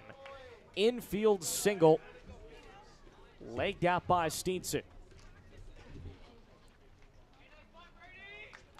We are going to see another pinch hitter in the form of Brendan Kalama.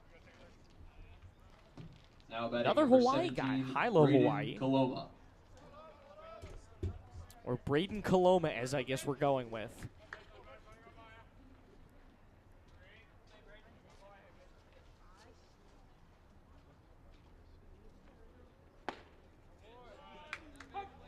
Takes a called strike, 0-1. Coloma hitting the DH spot. Nothing to worry there defensively.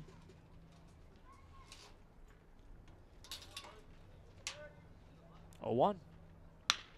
Cracked on the ground to short. Fielded Rosas 1. Over to first.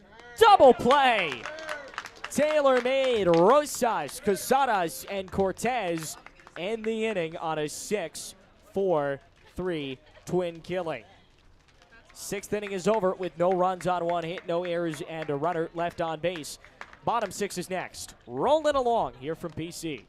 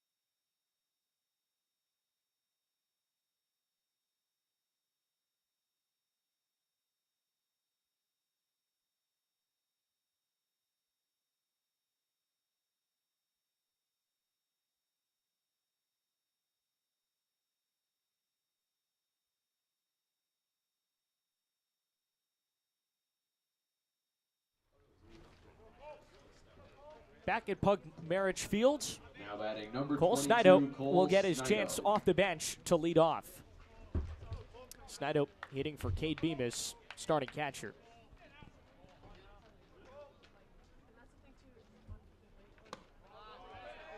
Takes the ball in the outer third, 0-1, or 1-0 rather.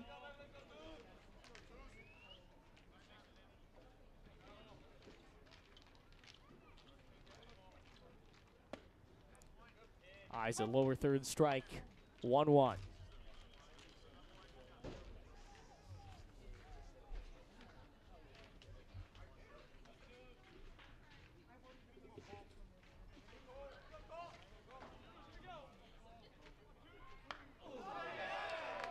Took it off his back. Hit by pitch to start the inning. Snido is on. Snido goes to first. Alan Rosas now at the dish. Shortstop with a fly on the ground out to his name.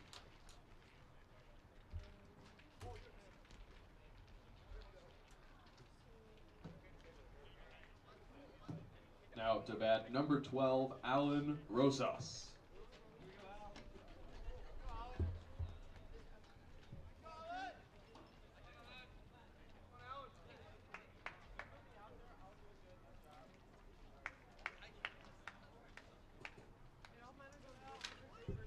Rosas, small lead off first.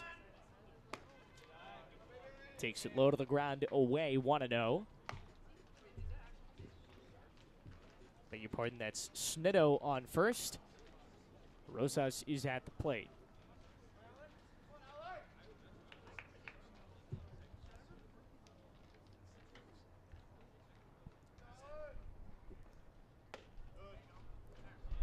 Takes a curveball that wanders into the strike zone.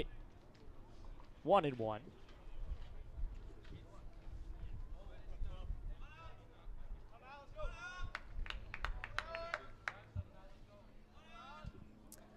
High set, kicking a deal. Runner goes. Pitch is lifted high behind the plate. It is into foul territory and not quite playable. Count goes 1-2. One of the other good things about having a canvas behind the backdrop, besides it keeping everything cool, is that you don't get hit in the head with a foul ball.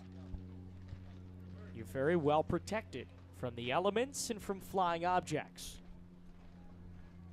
1-2.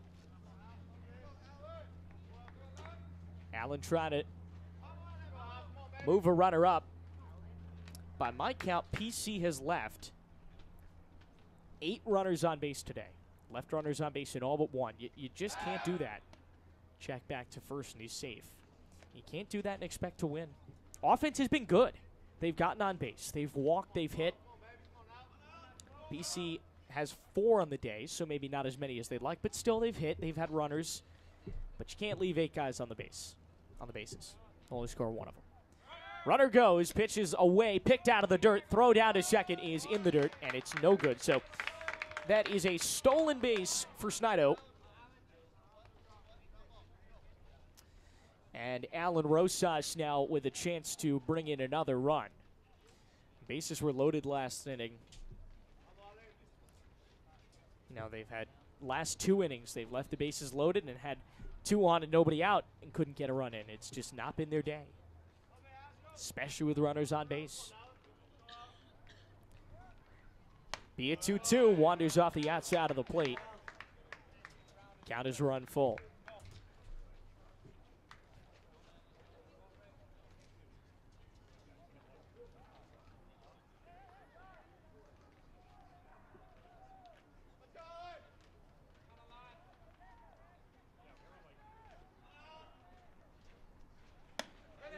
Three-two, high ball 4. So he's gonna reach. Rosas to first. Now up to bat, number 2, Kyle Casados. Snitto on second base, and Kyle Casados getting a chance to hit. Flew out, struck out.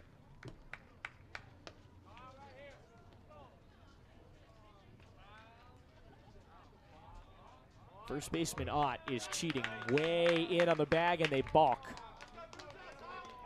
Everybody gets a base. Bruce made a move they didn't like.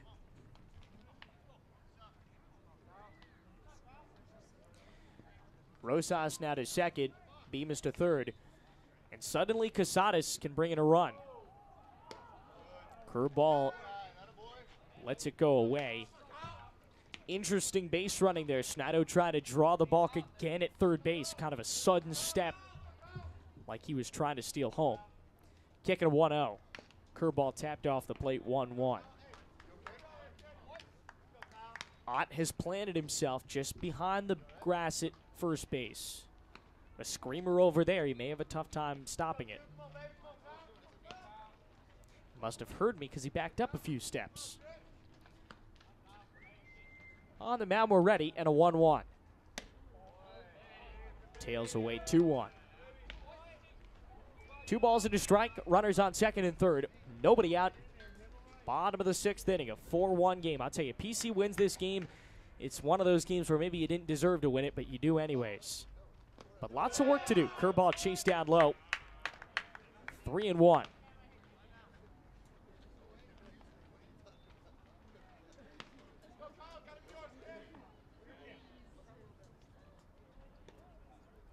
Sets high, rocks into the motion, 3-1.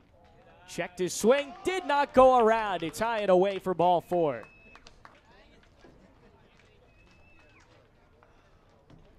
So batting Casada's number on first, 15, Rosas Lucas on Hinsey. second, and Snido on third. The base is loaded for the second consecutive inning. Lucas Hinsey coming to the plate, I should say. His fourth at bat, scored the only PC run last inning, has singled, flown out, and reached on a walk. Bases loaded, nobody out. Takes a curveball, 0-1. You can't waste these opportunities. You've been gifted another chance here through the grace of a balk and a walk. Second straight inning with bases loaded. Cracked on the ground to short. Gobbled up by Zuniga. Second one. Relay first. Not in time. Just barely, and the throw took off the base. Well, again, a little bit of luck doesn't hurt. We're going to score at an FC. Rosas to third.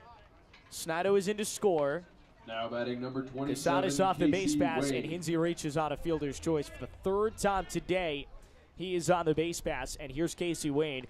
Wayne with a pair of singles and a strikeout.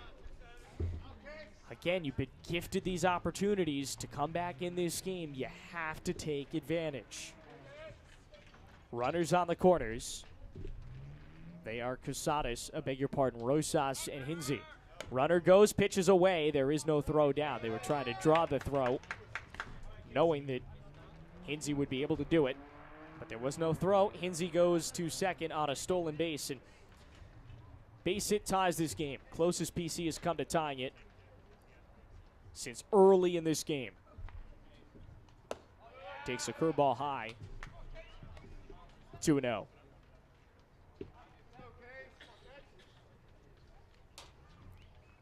One base hit, all it takes. And this is a brand new ball game. Sets just above the waist, high leg kick. Curveball low, escape, but a good job by Lopez keeping it in front of him. Count goes 3 balls and no strikes.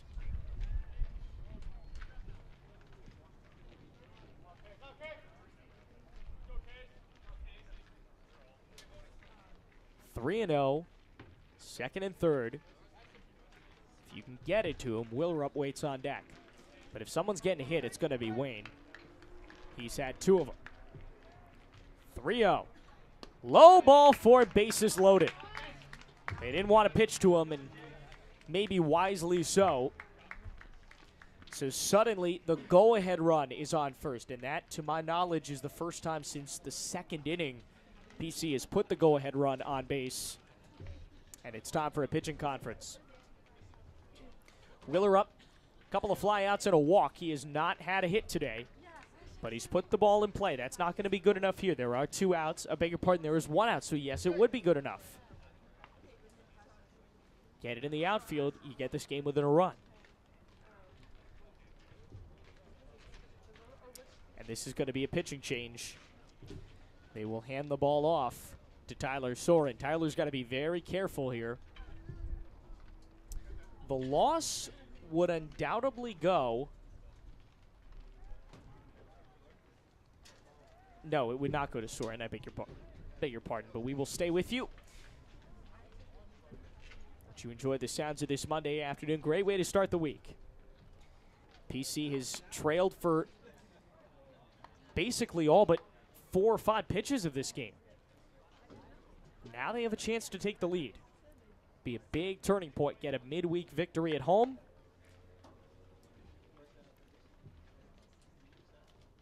Couple more midweek games on the road, and then they're home next weekend. The bases are loaded, there's 1 out. It is the bottom of the 6th inning. It is a 4-2 game. PC trails, but potentially not for long.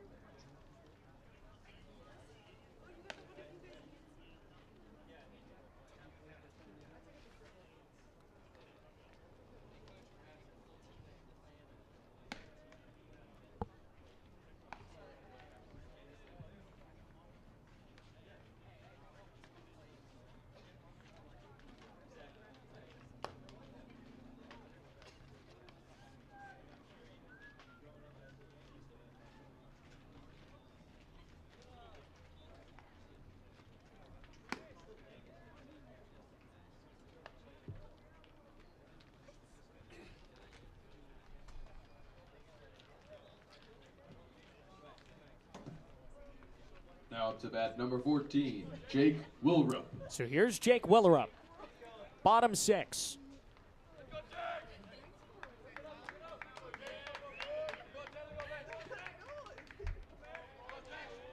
Righty stands in. Hard ground ball, foul, chopped left side. We mentioned Willerup with a couple of flyouts, and he walked in his last at bat. First time he's reached today. Put it in the outfield, it is at very least a one-run game. Set, kick, and a deal. Another one-tap foul right side, 0-2. So he was early on the first, late on the second. Now pitch number 3, a big one if they can punch him out.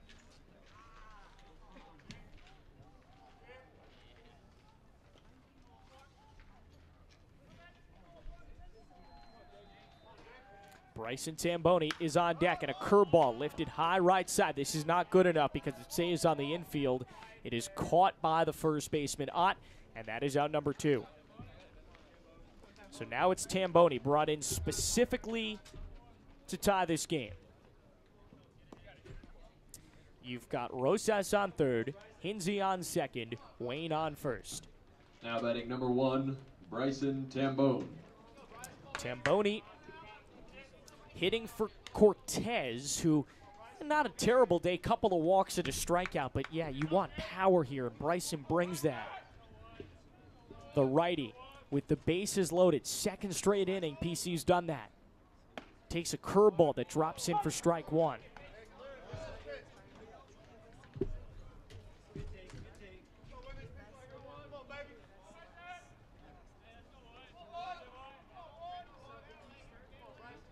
Kick, and a laser to second, and it's bobbled by Davis. 1 run is in. Hinsey wants to score, he will. Up to third, Wayne. It's thrown away. Wayne is going to score. The ball's whistled dead.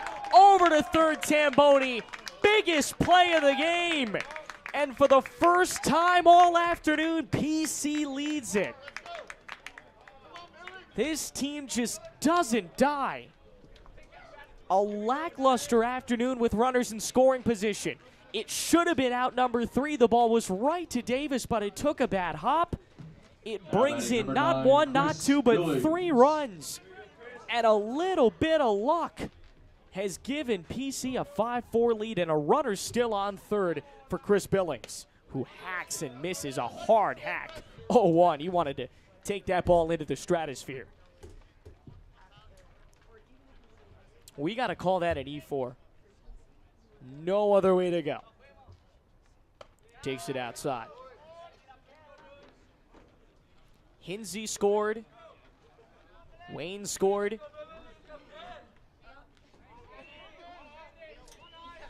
And, of course, Rosas scored from third.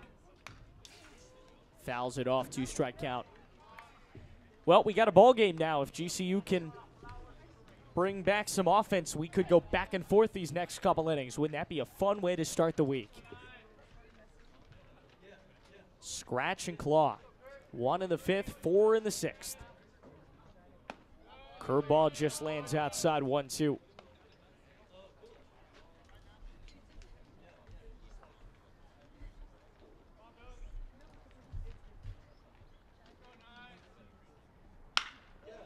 Cracked into center for a base hit, and it brings home a run. Tamboni is in. Second hit of the day for Billings. Third time on base. And here is Silas Clary to try and keep the rally going. Clary would make if he can get on, they hit around. They have now sent all 9 to the plate. Depending on how you define hit around, they may have already hit around.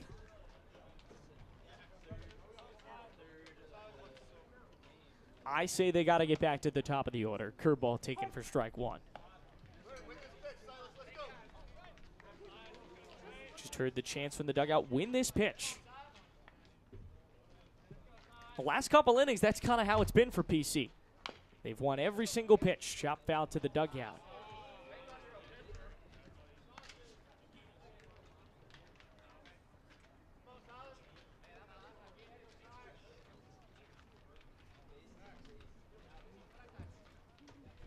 Readies the 1-1. Curveball, ooh, just inside 2-1.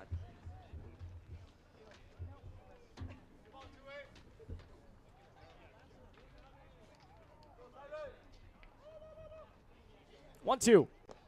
Checked his swing. Low 2-2.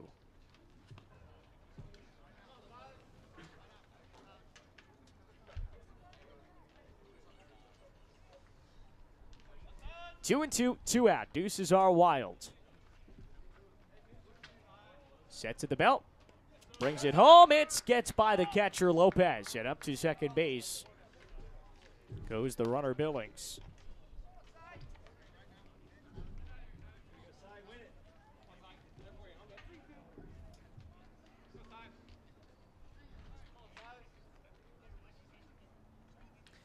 Clary at the dish. Billings on second. Step off at a throw to second. Did not want to balk again.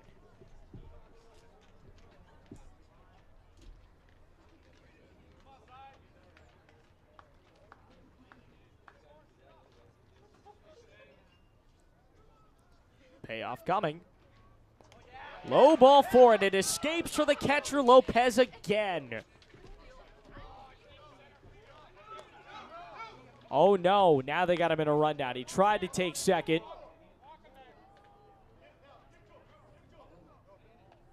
He is caught dead in the rundown. Back and forth they go. Now the throw to third. Probably ill-advised. They basically just let him take a base. Interesting. They had him dead to rights at second, but instead they give him up. So instead, out to bat, number 22, Cole Snido. He's on, and here's Cole Snido.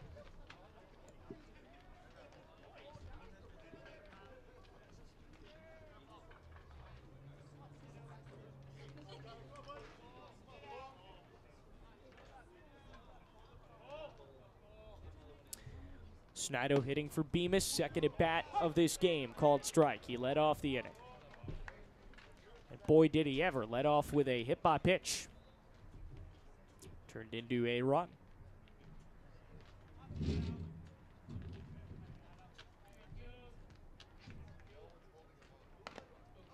Clipped him. Bases loaded for the second time in this inning.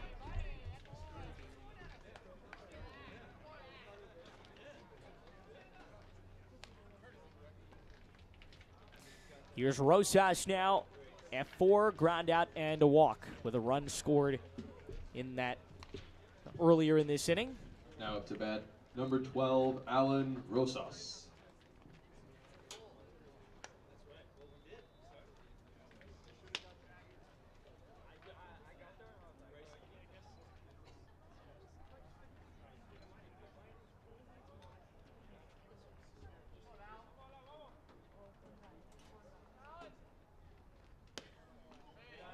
Ball goes away 1-0.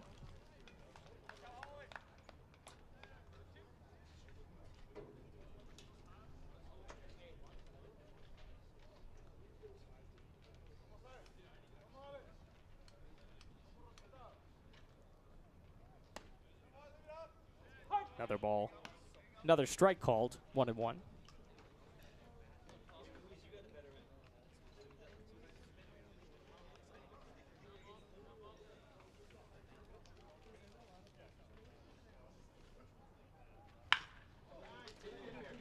In the air, down the line and left, and foul.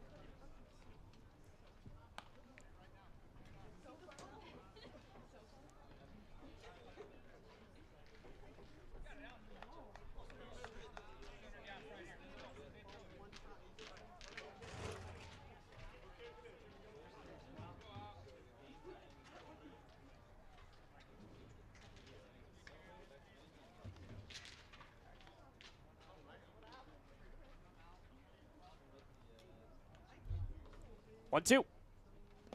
Low 2-2.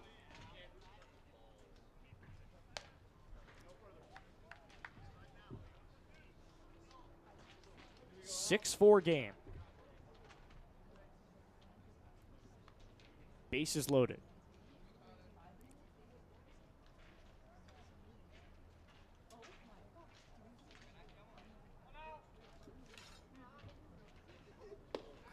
tie 3-2.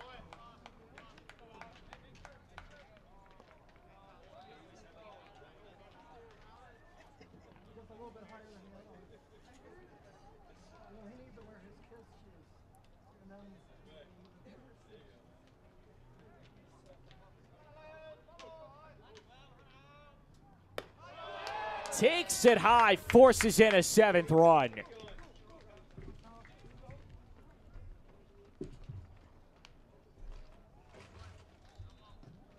Now up to bat number Should be 2, Billings. Kyle Casados.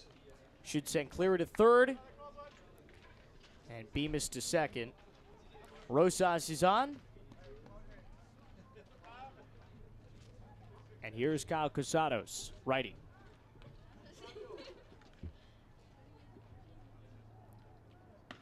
Curveball called strike 1.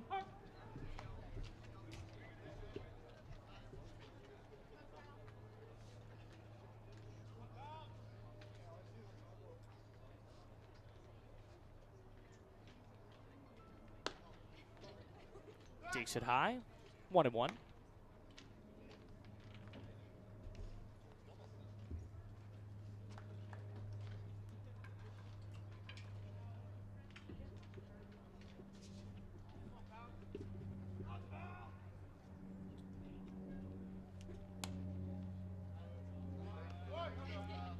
Count goes 2-1.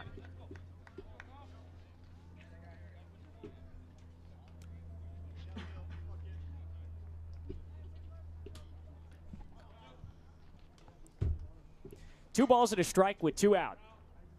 Kicks and deals. Curveball plunked him. Another run in. It's 8-4. Well, this is just getting out of hand.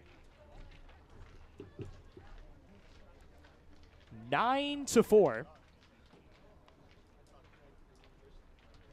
It is the, I beg your pardon, 8-4. It is the 7th run of the inning. And that should be Cleary.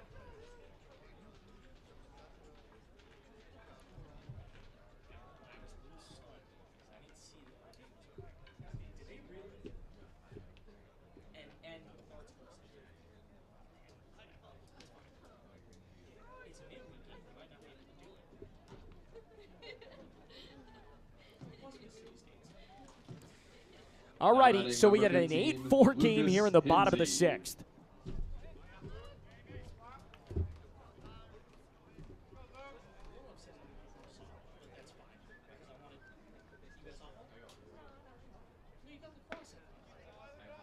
Curveball taken high, 1-0.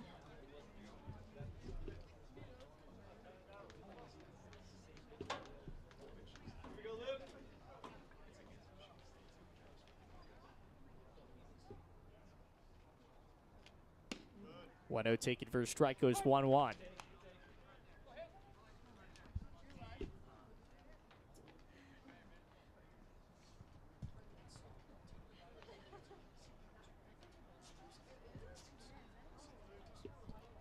One sails high, 2-1 now.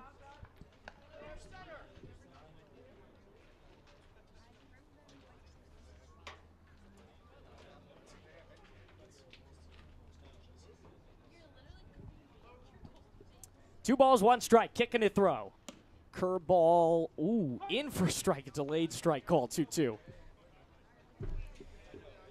Casados battling here at the plate. Deuces are wild, bases are loaded.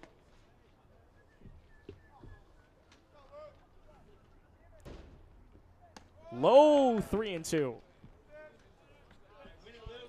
John Rothstein might say this is March. This is February. Especially in Arizona. It's not college basketball. It's college baseball. Payoff pitch. Low ball for 9th run is in.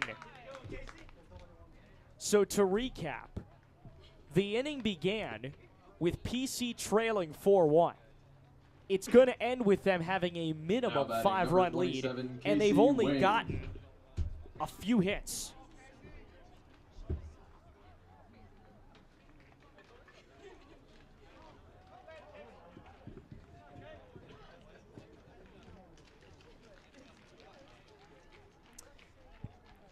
Rosas on 3rd. Casadas on second. Hinsey on first. Called strike to Casey Wayne.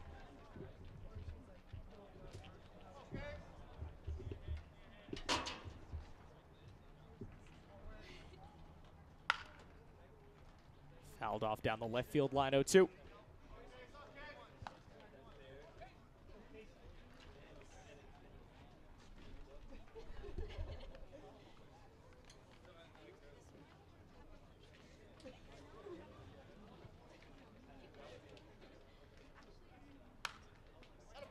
Popped up foul again.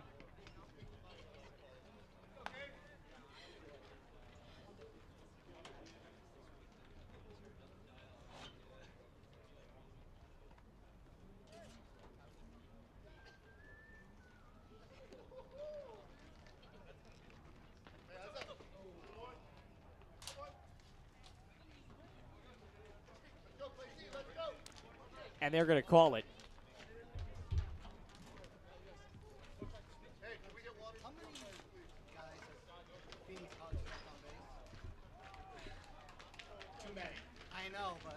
Strike 3 called. The inning is over. And we'll take a short break. This never-ending 6. 7th is up next.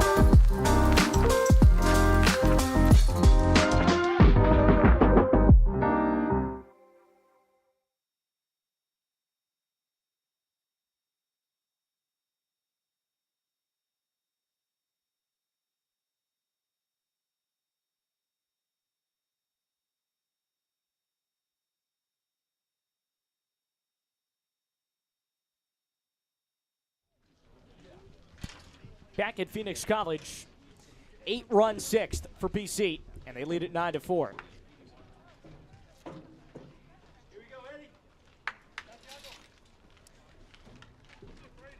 Well, if anyone's bringing GCU back into this game, it's Sam Ott, first baseman, couple of singles and a strikeout. Submariner on the mound, brings it high and tight. Jackknifes out of the way, 1-0. Now batting number 11, Sam Ott.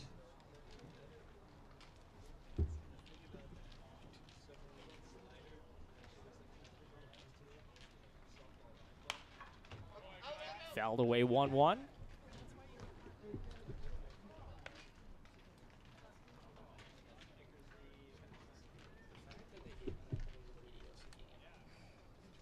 Shows how unserious the baseball stadium is. 1-1 count. Brings in a curve, 1-2. Taken for a strike.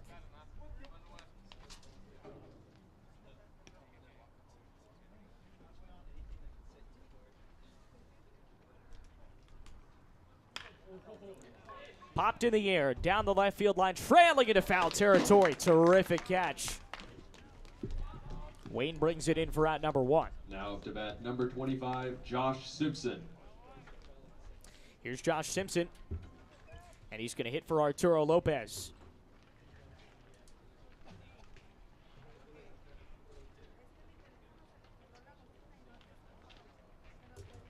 Sunny Monday here in Phoenix. Glad to have you with us. 9-4, PC leads. Turns away from a pitch that goes inside 1-0. With a win, PC will move to 5-1. With a loss, GCU would remain winless at 0-5. 1-0. Cranks it in the air to right center. And drifts over to center, and it's caught by Hinsey. F8 for route number 2. Now batting number 1, Jonah Zembic.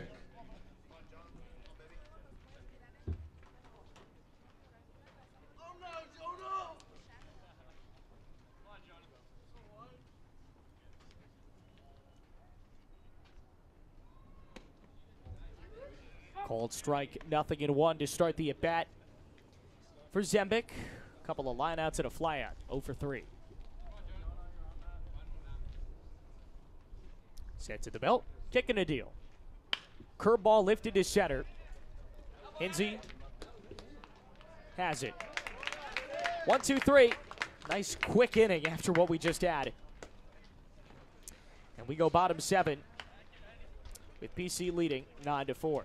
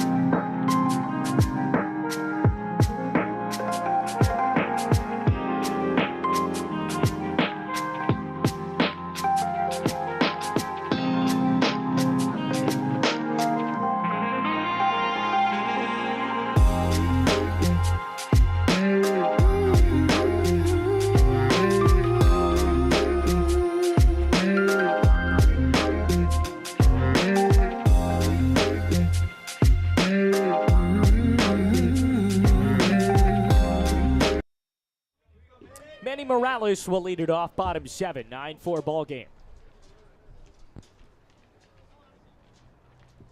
Righty stands in. Takes strike 1.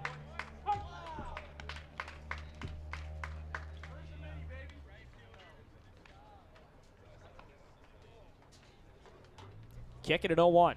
Low 1-1.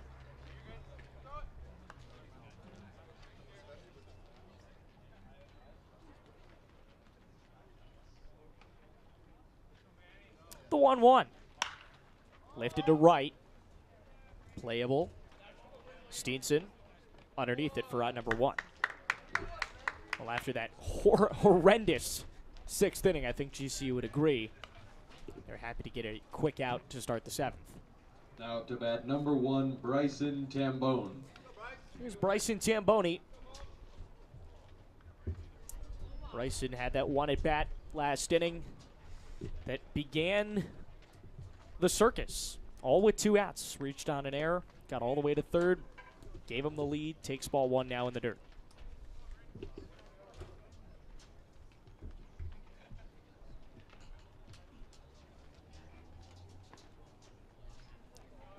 The 1-0.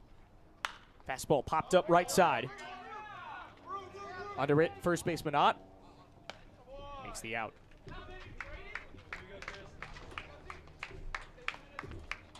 F3,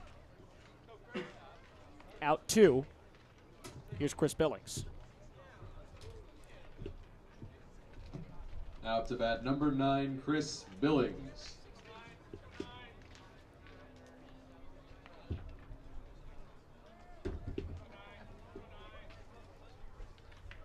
First pitch to him.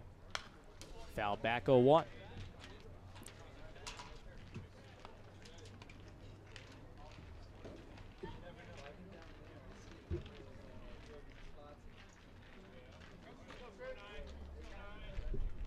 Readies. 0-1 curveball taken away, but called strike 0-2.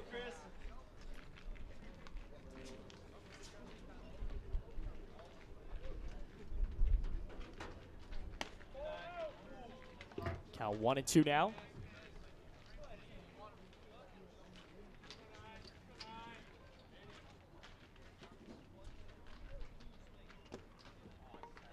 Swing and a miss on a drop third strike. They go down to first. And a nice quick 7th. We go to the 8th. 9-4. PC's on top.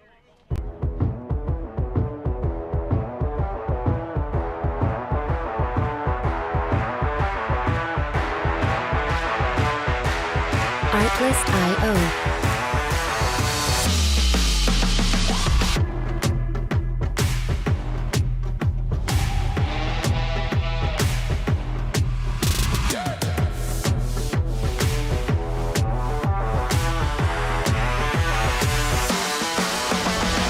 Music licensing reimagined.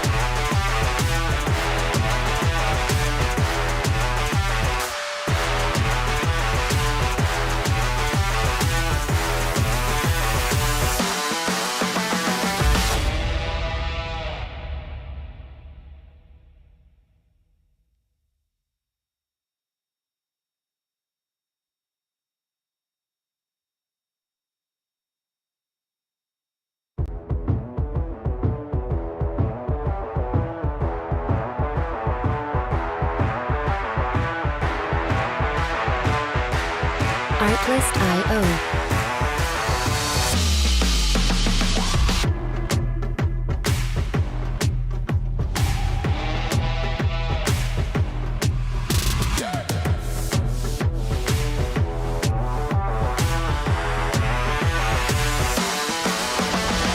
Music licensing reimagined.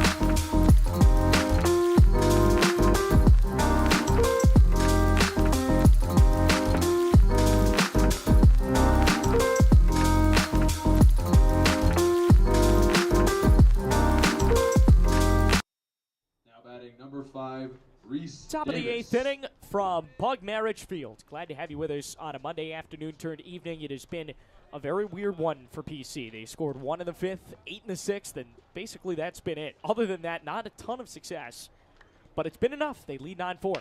Fastball rocked up the middle, and it dies in center for a base hit. Great start to the inning. A leadoff single from Reese Davis. Here's Nathan Kaczynski. Struck out, walked, scored a run, and grounded out.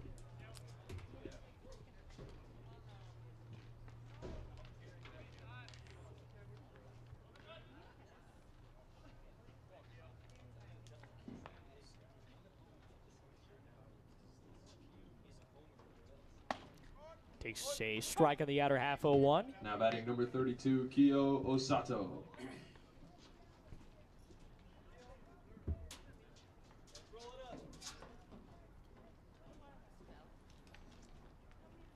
Sets. Delivers an 0-1. Off the outer edge, 1-1.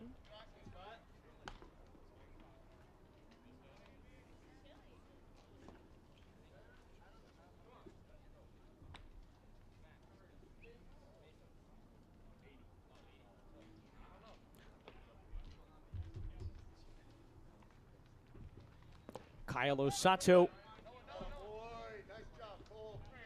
is at the dish, cut and a miss.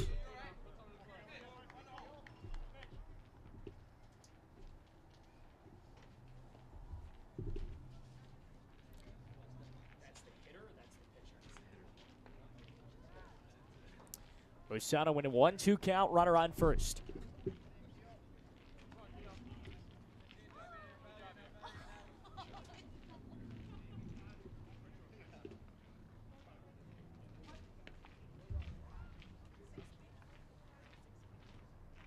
Sets. The 1-2. Checked his swing. Oh, he got. Yeah, he went around. That is strike 3. Swinging. And that is out number 1. Here is Micah Keoho. Center fielder. Now But to he's bat getting number sub 4. 20, Oh, yes, Micah no, he's here. Keohu. Keohu has done a great job in center field today. Not so great at the plate. Well, depends on how you characterize it. He's reached twice, single and a walk. Also struck out.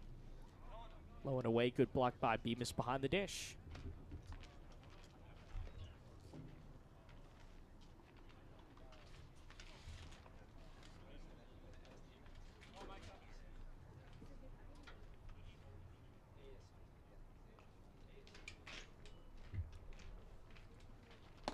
Checked his swing. It drops in for a strike, 1-1.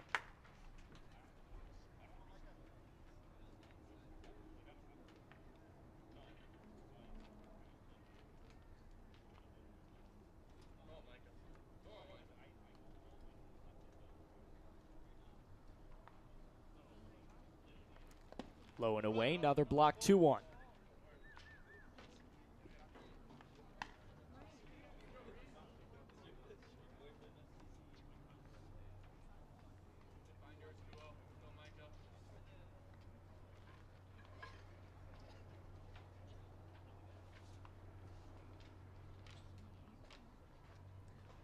Two balls and one strike. Called strike 2-2.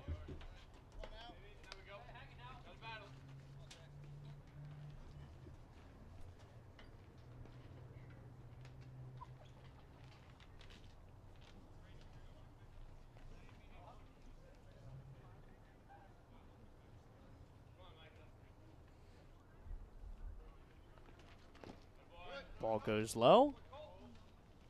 And now it's 3-2.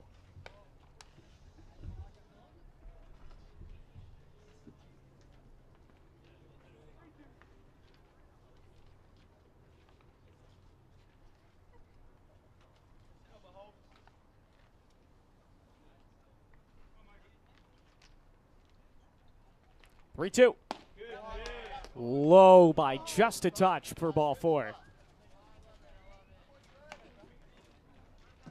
Now to bat number 26, Cole Waven. Here's Cole Waven. Lined out in his only appearance today. He's come off the bench. Davis, Keoho on base.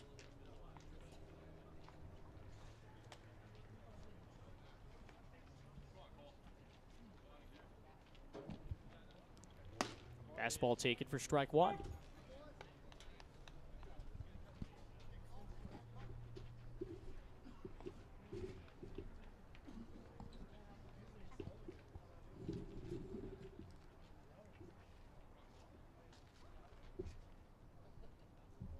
Readies? 0-1. Fastball away. Snap throw back to second. Oh, they almost had him. It was close. Count goes to 1-1. Ball strike out. Runners on first and second.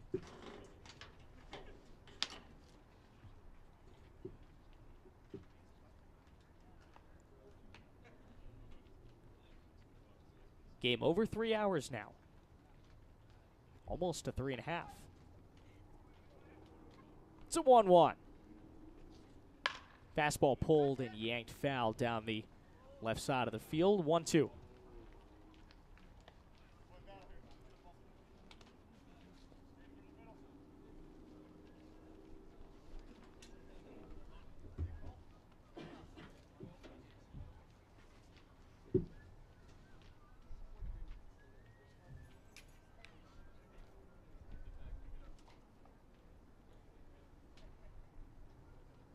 Readies? A 1-2. Evens out the count, 2-2.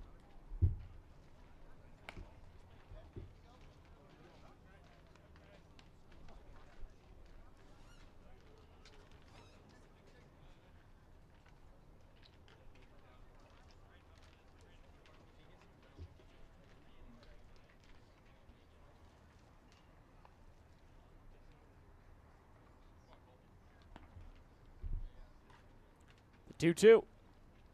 Curveball away, 3-2.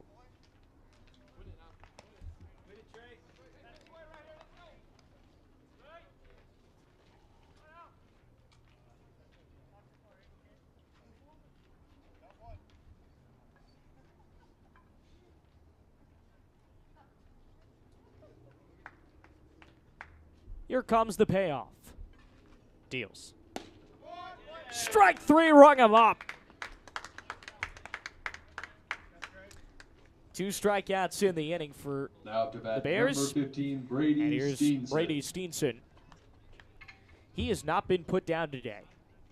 Single, walk, walk, single. 2 singles, 2 walks, a run scored.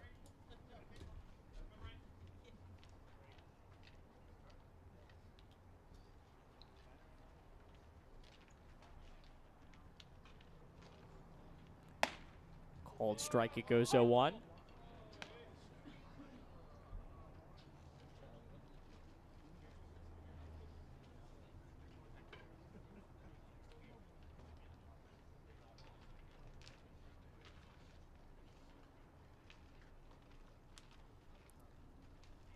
One again. Low and away, 1-1.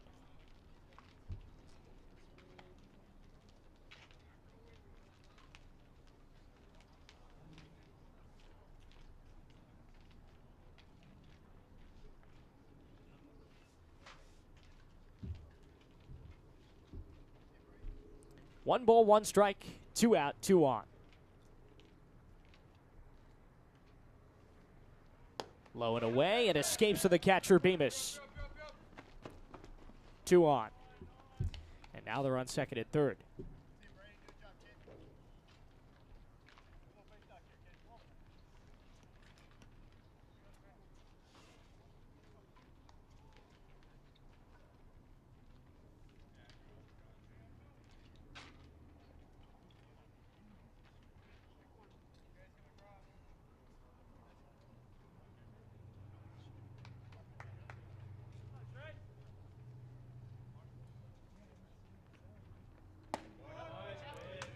Called strike, and the count now 2-2.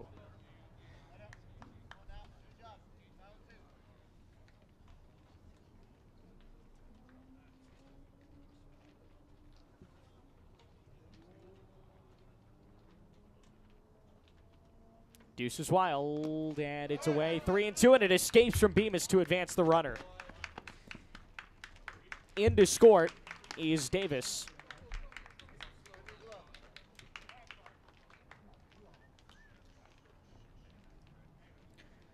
Keoho goes to third. Steenson now trying to bring in another run, make it 9-5. More manageable in the ninth.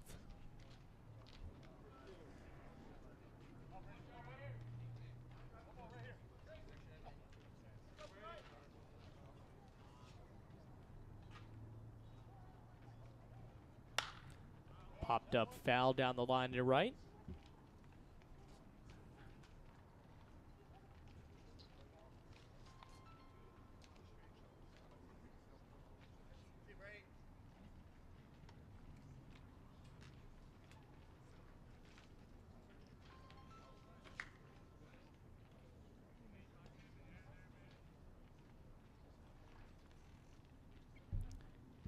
Payoff with 2 out. Fastball right side. Backhanded first Cortez. Race to the bag. And he wins it. Bottom 8 coming up next. It's 9 for PC.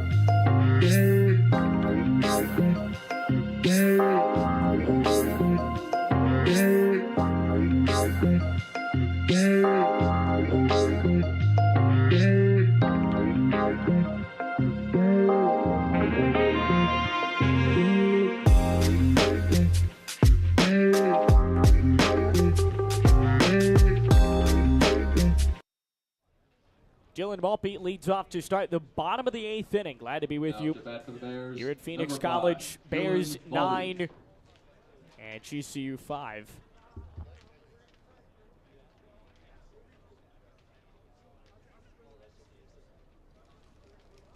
First pitch, low ball 1.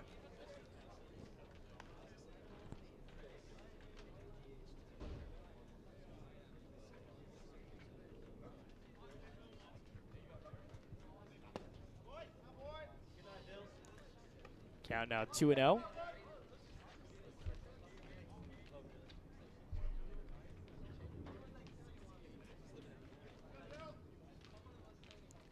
Ready for a 2-0, and it goes low and away 3-0.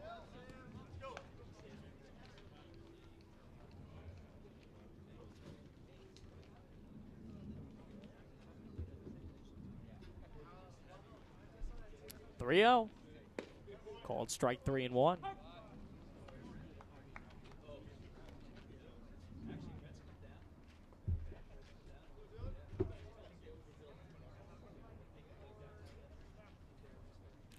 Three one, and it's a high strike 3 and 2.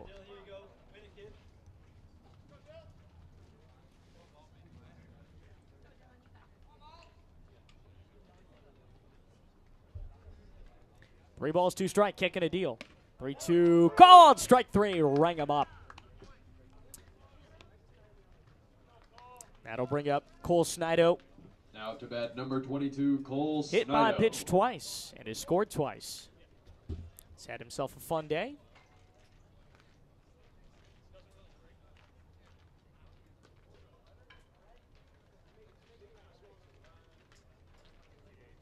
First pitch to him. High fastball taken, strike 1. Hey, win this pitch, Cole. Let's go.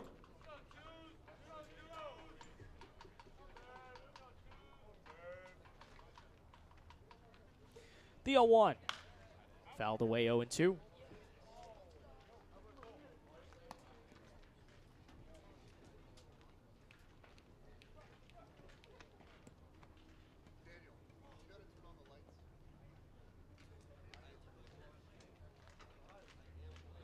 Conversation about turning the lights on. Don't know that we're right there yet. High fly right field, very shallow. It's caught by Casadas.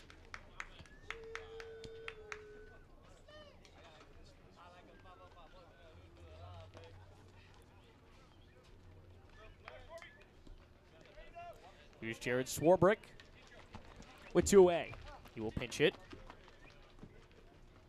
Now up to bat, number 44, Hitting for Rosas. Jared Swarbrick.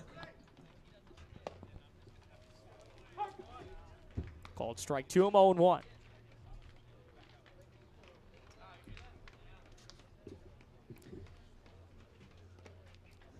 Low and away, 1-1.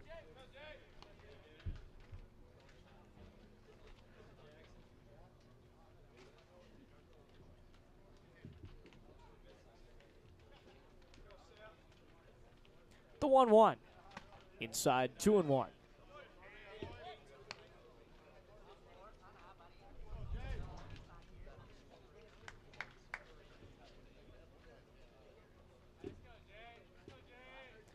The 2-1. Away 2-2. I beg your pardon, 3-1.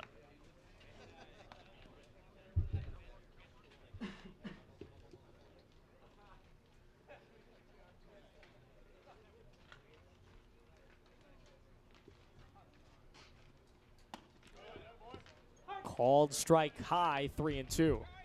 Lights have come on here, just in case.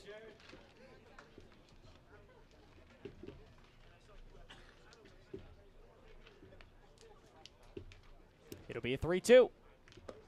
Low and away, ball 4.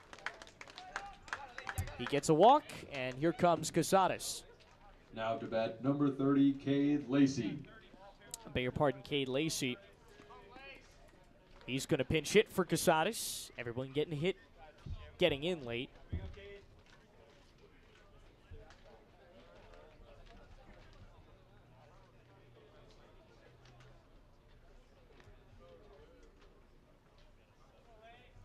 The first pitch to him. Low 1-0.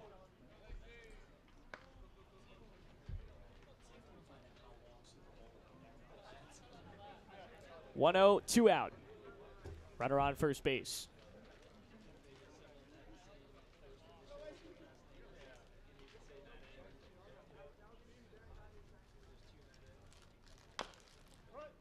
Tap foul, 1-1.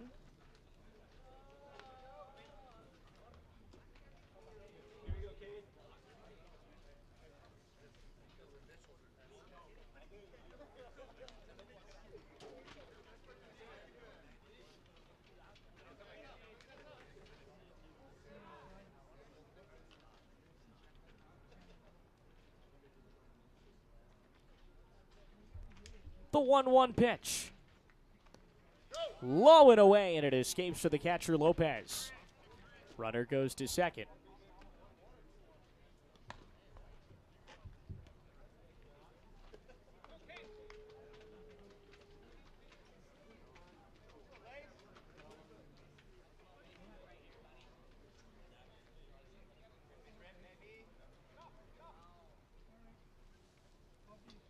Here is a 2-1 pitch. Kicking a deal. Popped up. Foul territory. Right side. Dropped. Just near the dugout.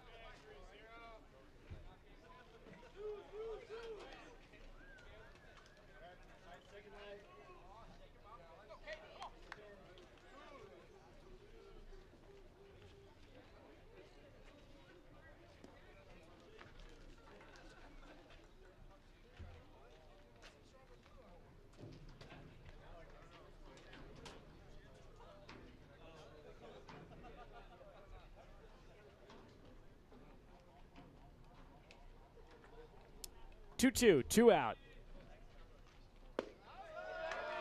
Ball 3, just low.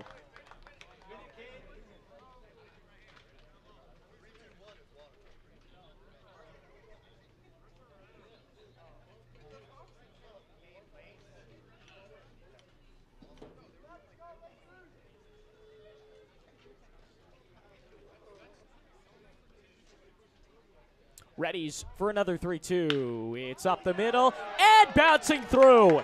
Rounding third. And they score a run. 10-5.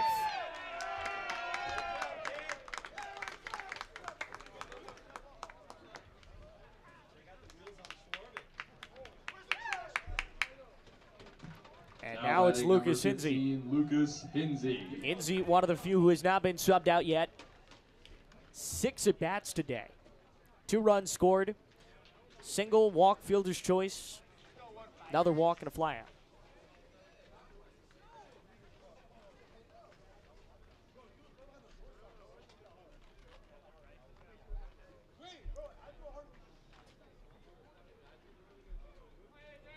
First pitch.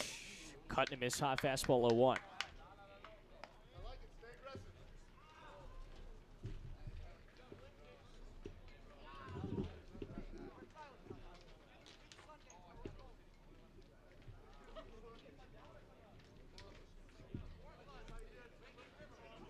Runner off first. Here's the 0-1. Fouled away 0-2.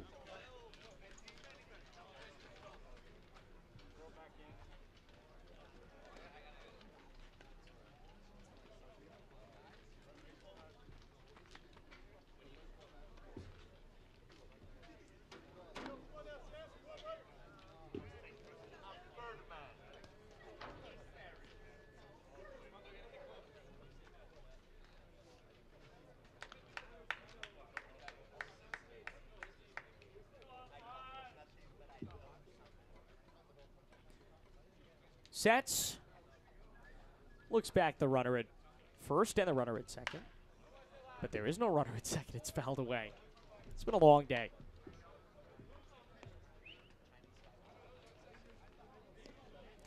Oh, 2 out, runner on first.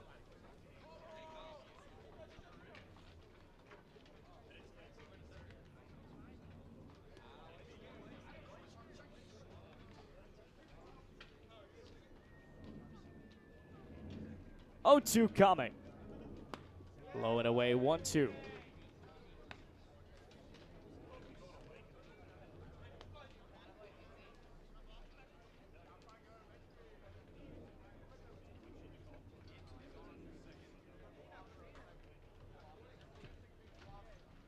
The 1-2. Fastball left side. Ooh, it gets by the third baseman, base hit. Runners on first and second now.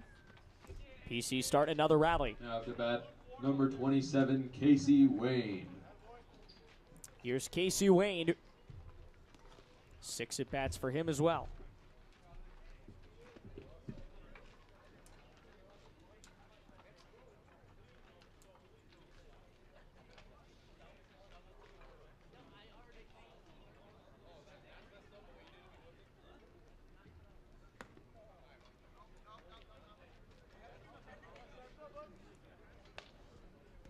One ball, no strikes as he takes the first pitch low.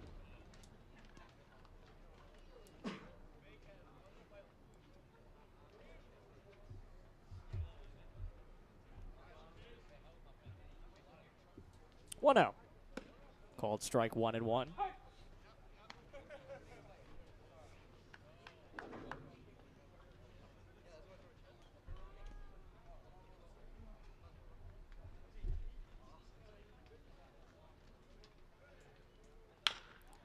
Chop ball left side, foul. Down the third baseline. 1-2.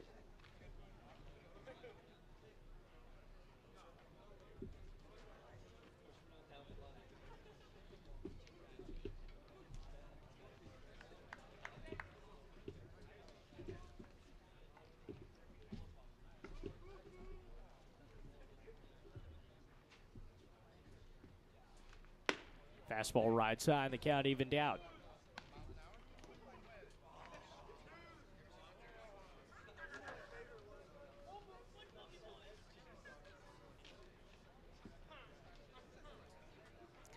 Two out. Deuces are wild again. Up the middle and through, base hit. Running around third. coming home. That is one run. No, they got him at the plate. Great throw from center, inning over. And PC 3 outs from a long marathon victory. Back in just a moment.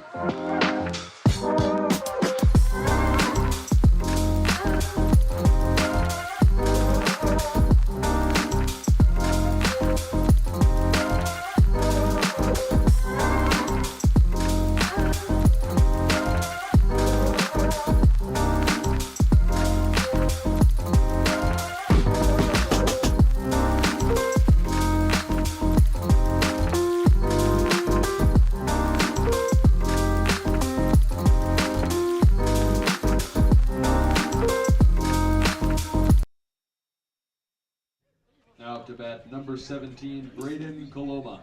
So we go to the top of the ninth inning. Yes, it's 10-5. Phoenix 3 outs from a victory as the sun begins to set on a picturesque Monday here in Phoenix. Chris Billings is on the mound. First pitch is fouled away 0-1.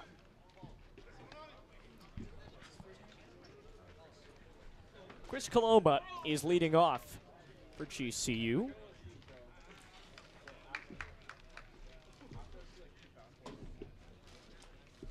Beg your pardon, Braden Coloma.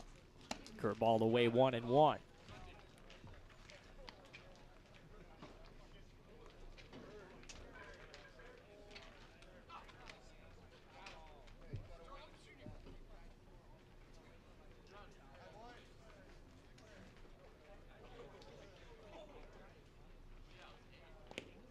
Ball low, 2-1.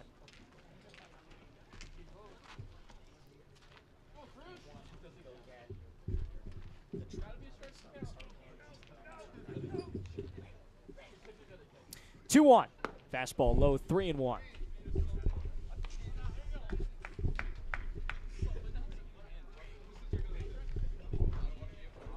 Three balls, one strike. Fastball swing and a miss on the outer half, 3-2.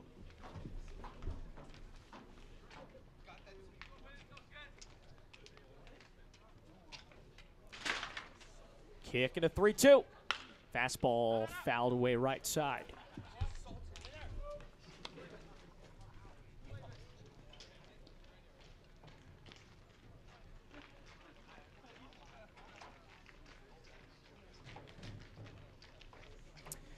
Payoff.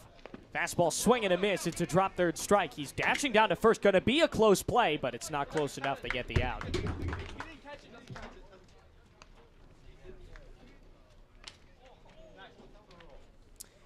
Now to bat number 11, Sam Ott. So it's Sam Ott. Now up to bat.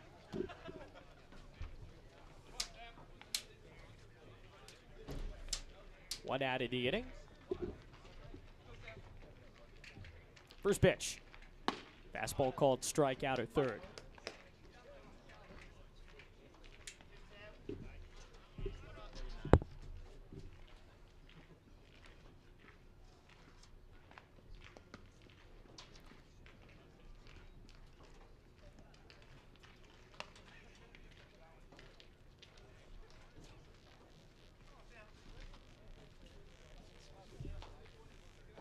1-1.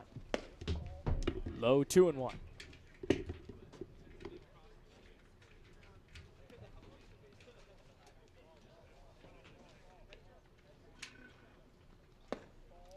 Low 3-1. Falls behind in the count again. Hitters count for odd.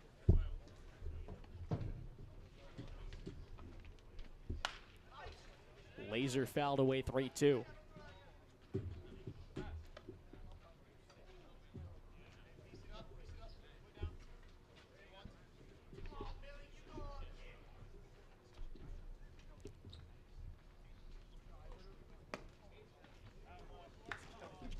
Low ball 4. Draws a 1-out walk.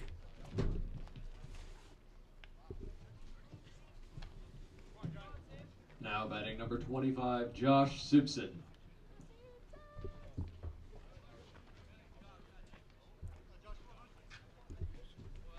Here's Josh Simpson.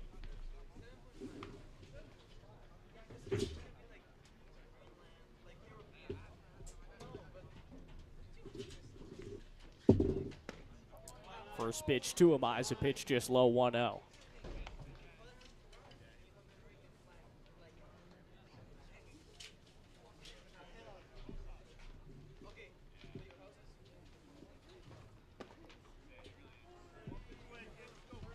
Two balls and no strikes.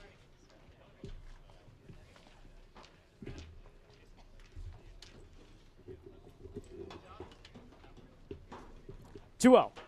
Low and away 3-0.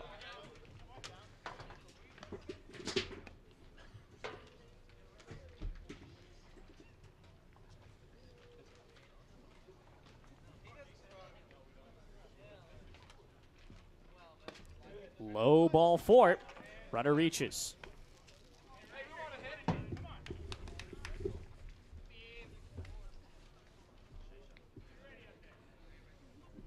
beg your pardon, it was 3-1 now. Here's the 3-1. Checked his swing, did not go. Two runners reach.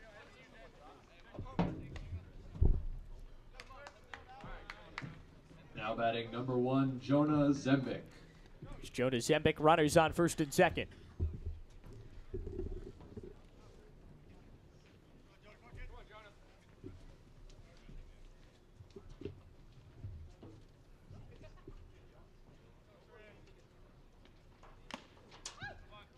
Fouls it off 0-1.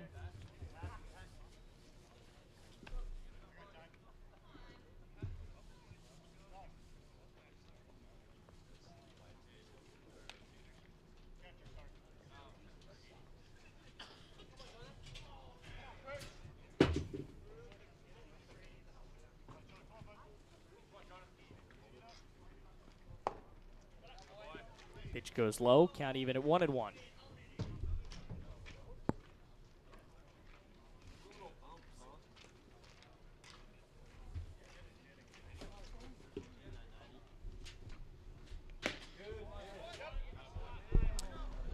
One and one the count, or 2-1 rather, as he takes a pitch low.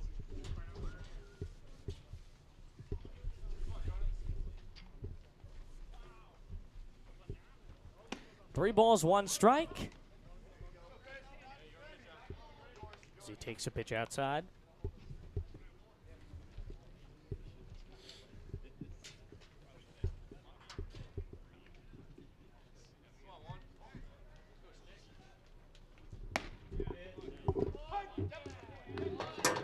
Called strike, and he was about 5 feet out of the box. That was a great curveball. 3-2 now.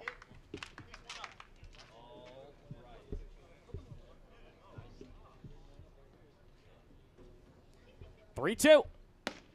Away ball 4. Bases are loaded.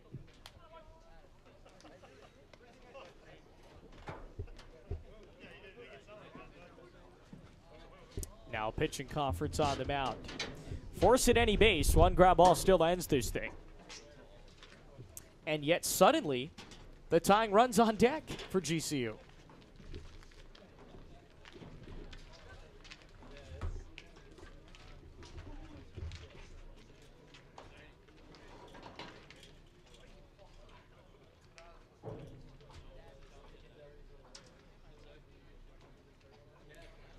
Try it again. Here's Davis.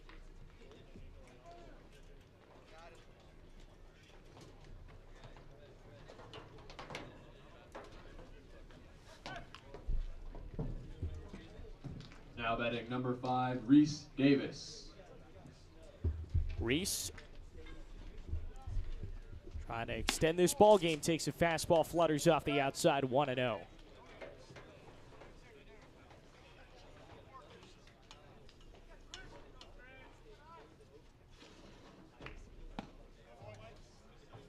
Low 2-0.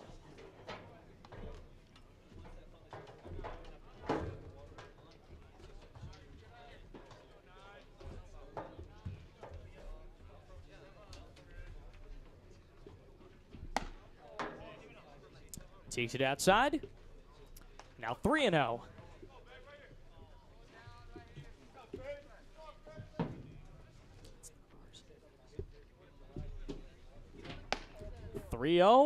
Ball 4 high. Bases remain loaded, and now it's 10-6.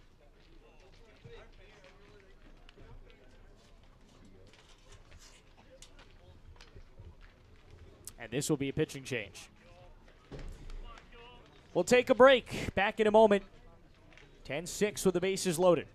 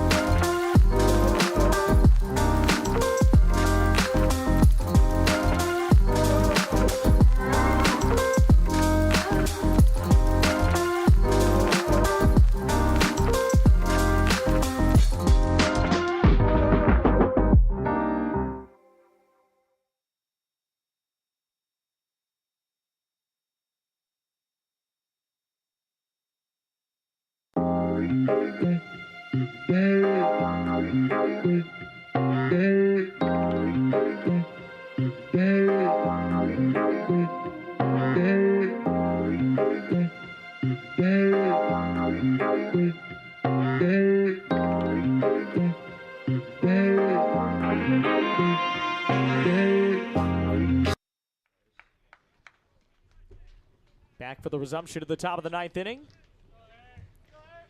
Bases are juiced. First pitch. Low and inside. 1-0, 1 out. Bases are loaded. In a 10-6 game, the tying run is at the plate. Kohu waits on deck, and then we're back to the top of the lineup. 1-0. On the ground to short. They're going to, he bobbles, goes to second, got him.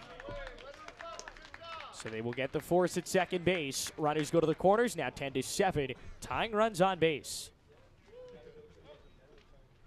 And here is Kohu. Trying to maybe not tie this game with one swing of the bat, but avoid being the third out.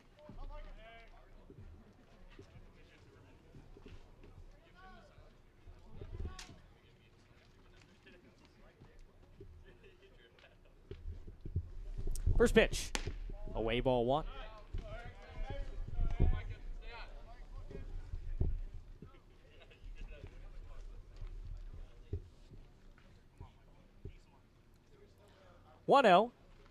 Fastball fouled away 1-1.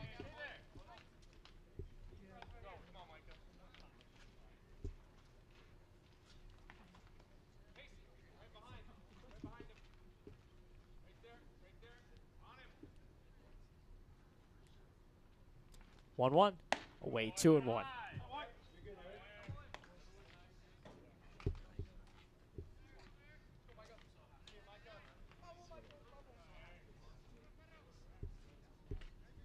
Two and one, 2 out. Away 3-1.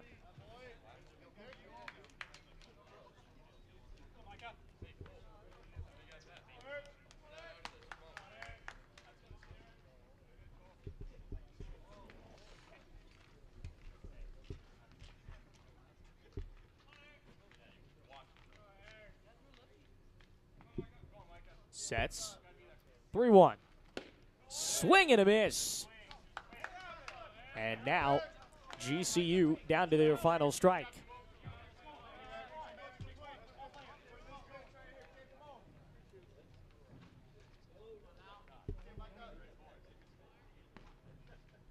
Sets. 3-2. Runner goes low. Ball 4. Bases are loaded. Go ahead run is on for GCU. Are you kidding? What a game this has been. A lot of offense. Now up to bat, number 26, Cole Wathan. And it's up to Cole Wathan to try and extend this game. Base hit, we could be tied, depending on where that base hit goes. Lead off first. Fastball low and away, 1-0.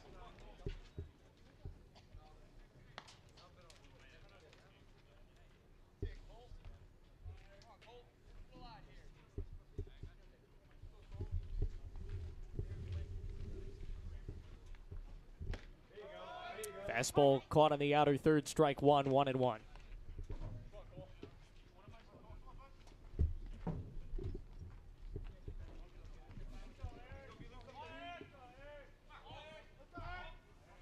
One, 2 out. Fastball low, 2-1.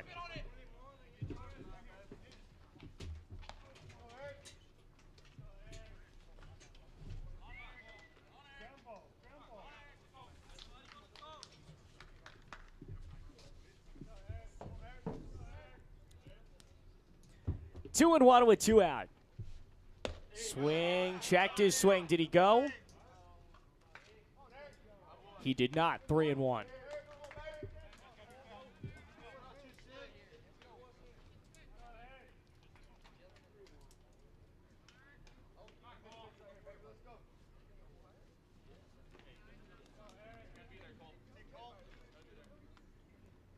High and away. Tying run to third base. Another time, another pitching mound visit.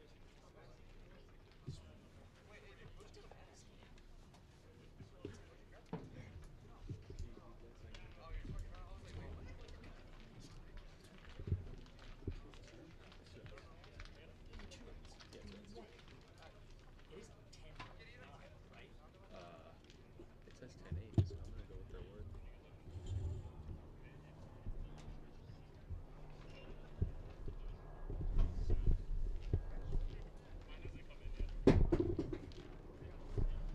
So it should be 10-8, or at least that's what they have on their scoreboard. Meaning that the tying run would be on second, not third, but still incredible that GCU has come back in this ballgame.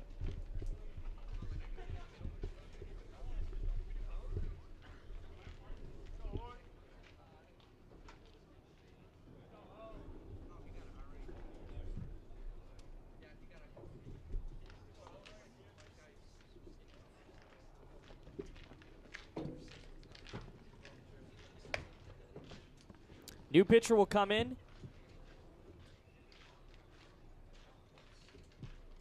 We'll join you in just a moment.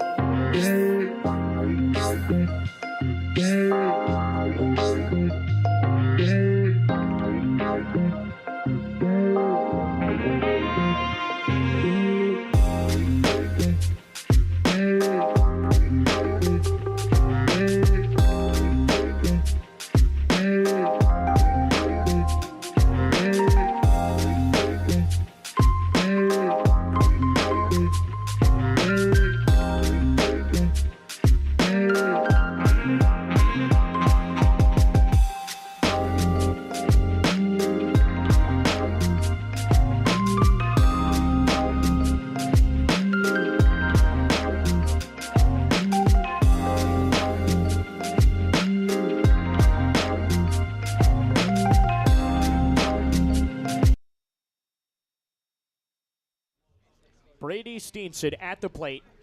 10-8 ball game, top 9.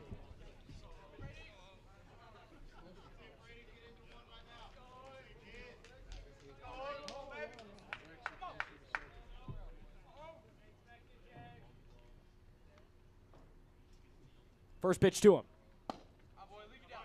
Low ball 1-0.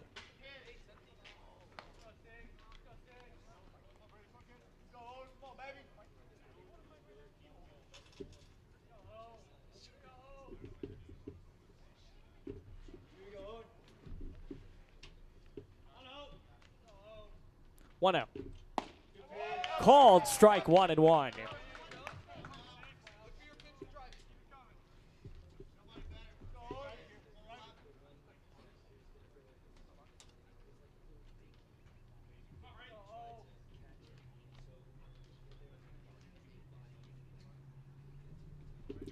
One. Low 2-1.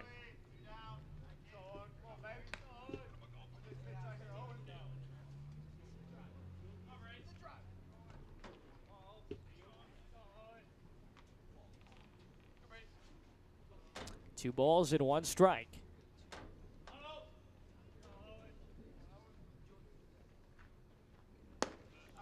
Low 3-1.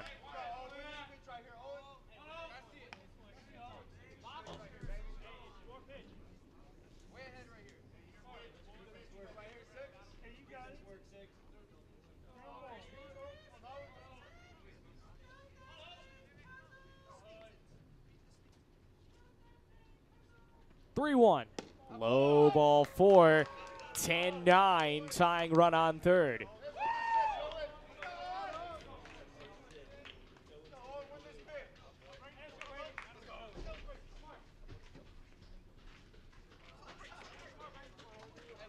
Now batting number 17, Braden Coloma. Braden Coloma at the dish. Runners on first, second, and third. Bases are loaded. First pitch. Ground ball. They're going to go to third. And he's safe. Couldn't get the force. And this game should be tied. They're going to have a word with the umpires.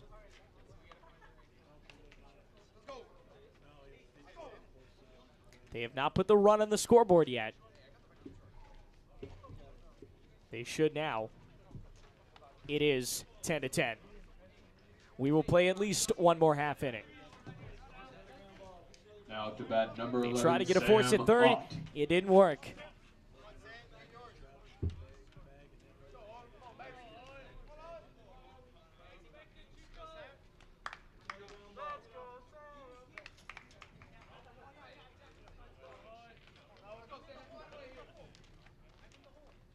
First pitch.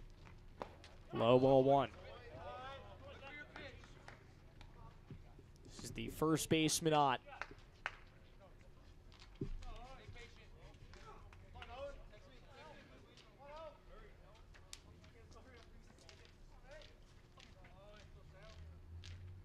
One out.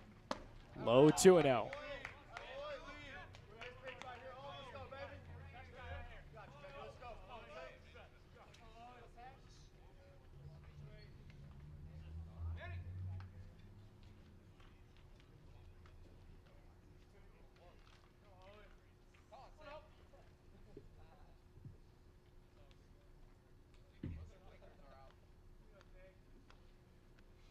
Two-0.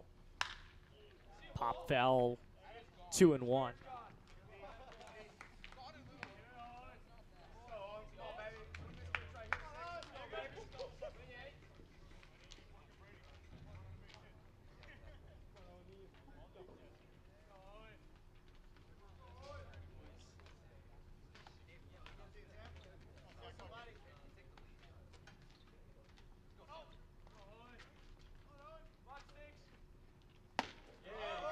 Called strike, 2-2.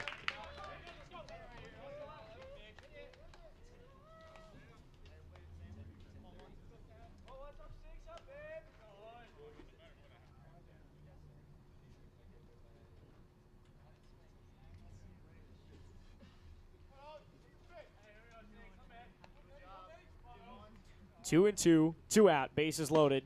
Called strike 3. Bottom 10 coming up. Let's see if PC can walk it off.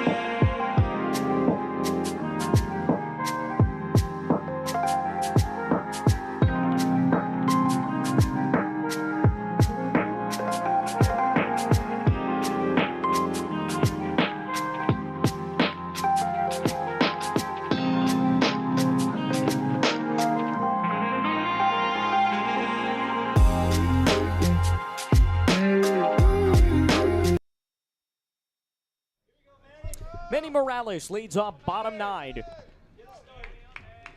GCU put up 5 runs in the top of the 9th inning.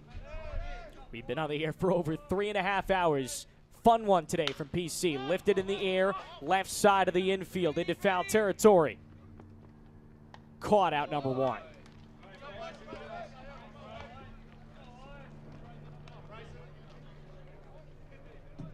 Now to bat number 1. Here's Bryson Tamboni. After the quick first out, all they need is 1 run and PC wins it.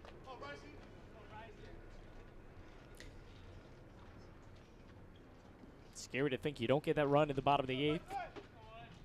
This is a very different ball game. You are down a run.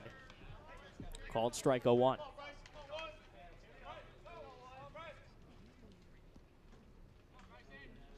Low and away, 1-1.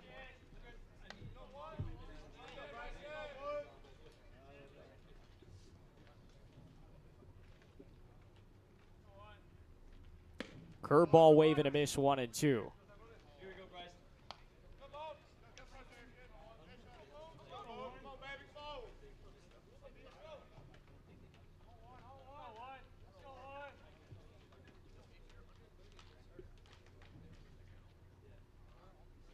The 1-2.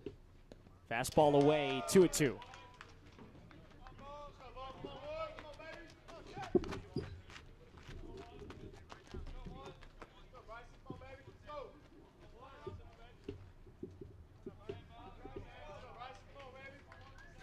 The 2-2. Away, 3-2.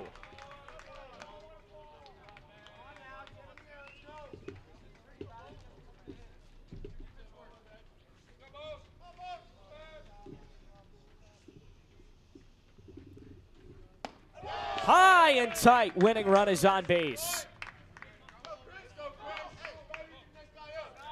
Now up to bat number 9, Chris Billings. And now it's Chris Billings. He pitched in that last inning. Can he make the trend? Pitchers who rake. We will find out. Lefty stands in.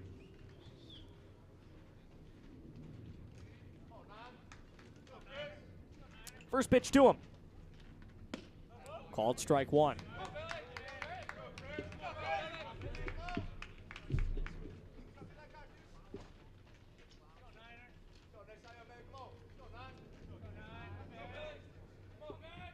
The 0-1. Rocked foul behind the plate. Count is 0-2.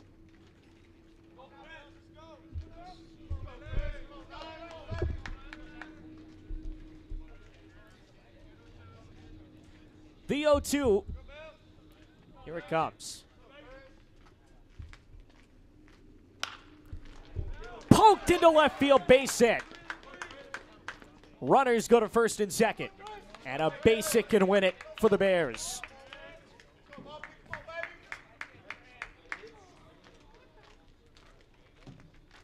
Now up to bat number 5, Dylan Mulby.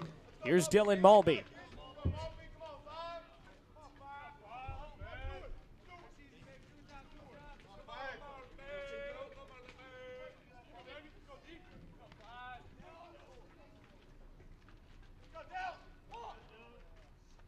The first pitch. Curveball caught, strike one.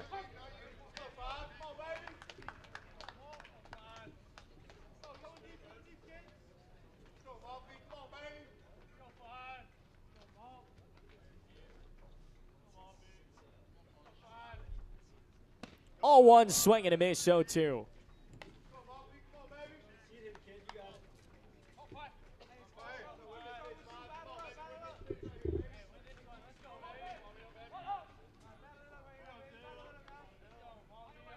The 0-2 coming. Curveball just missed outside, 1-2.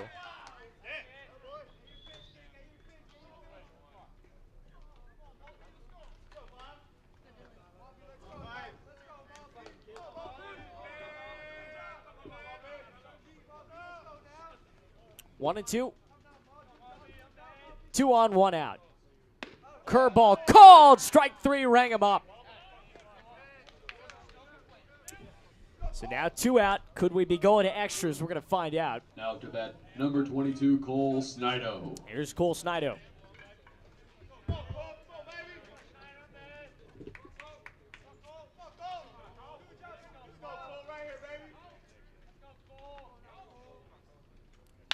First pitch, bouncing ball, third base. Hell yeah, we're going to extras. He grounds out. We will play an 11th. Extras next.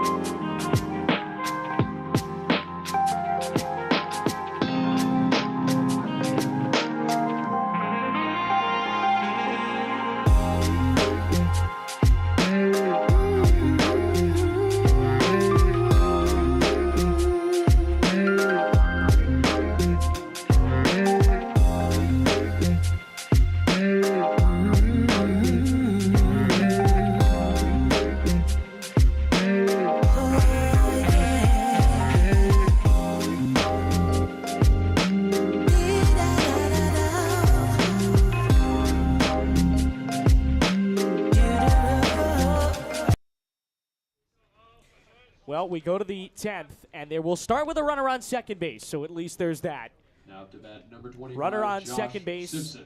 Josh Simpson will lead it off.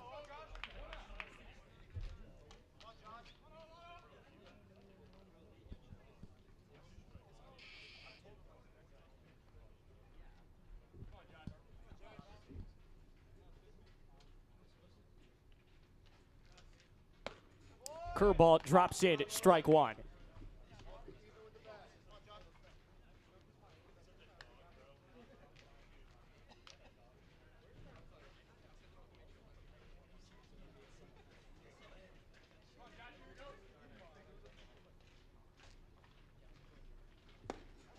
Cuts and misses, count 0-2.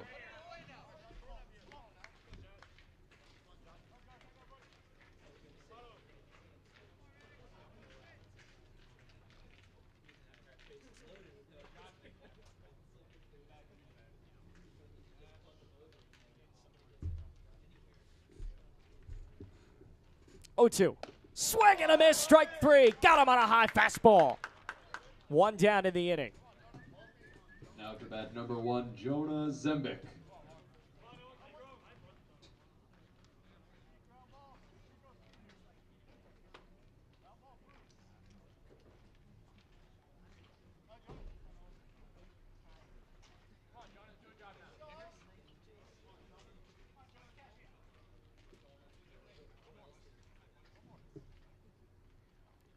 First pitch to him. Yanked away, ball one.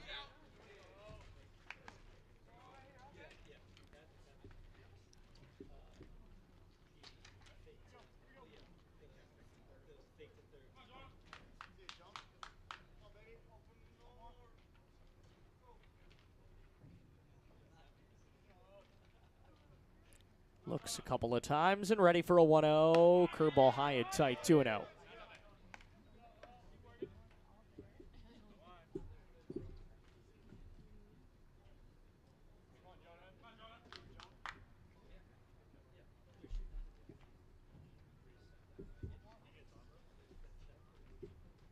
Fastball checked his swing.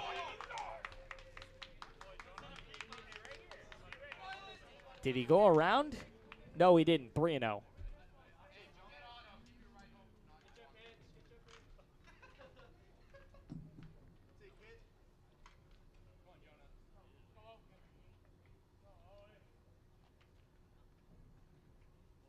Three and 0.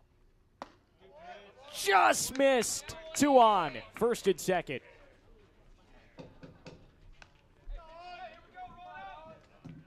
Now up to bat number 5, Reese Davis. Here's Reese Davis. 2 on, 1 out.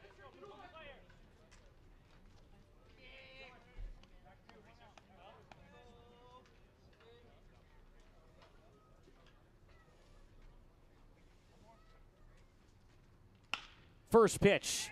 Center field dying quick and caught for out number 2. Little bloops fly ball that is caught for the out. 2 down.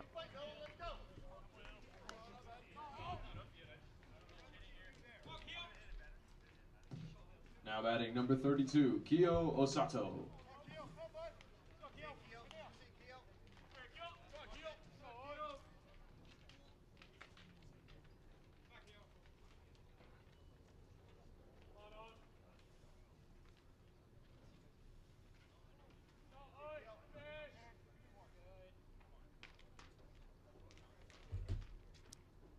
First pitch, ball 1 away.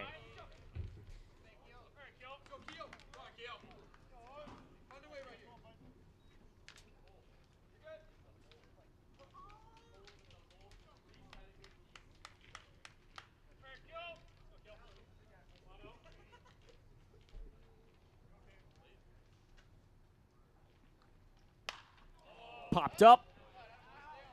Foul down the line.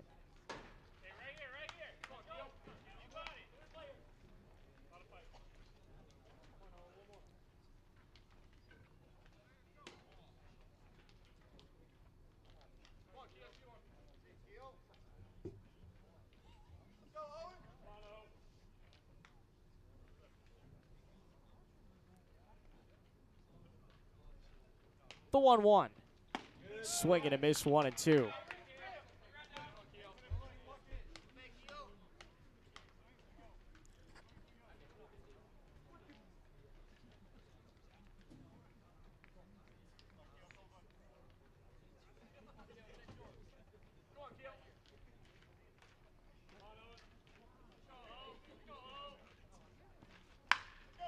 Cracked down the line. Fair ball, right field.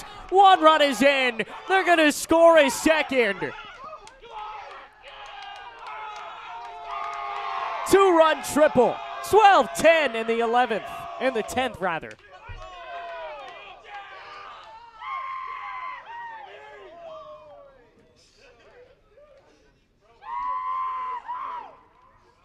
Place is going wild. Those who've stayed have been treated to a wonderful baseball game.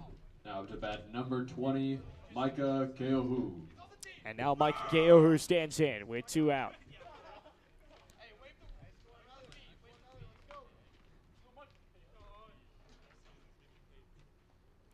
First pitch. Ball 1 away.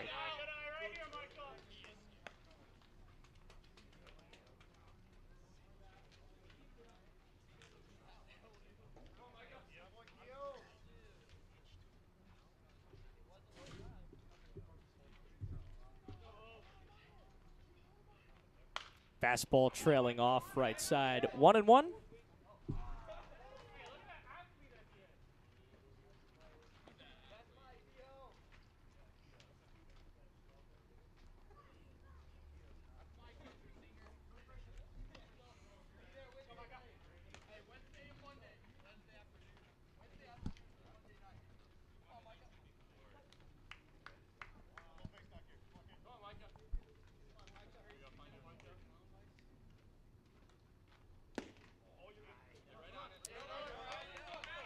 Called strike, 1-2.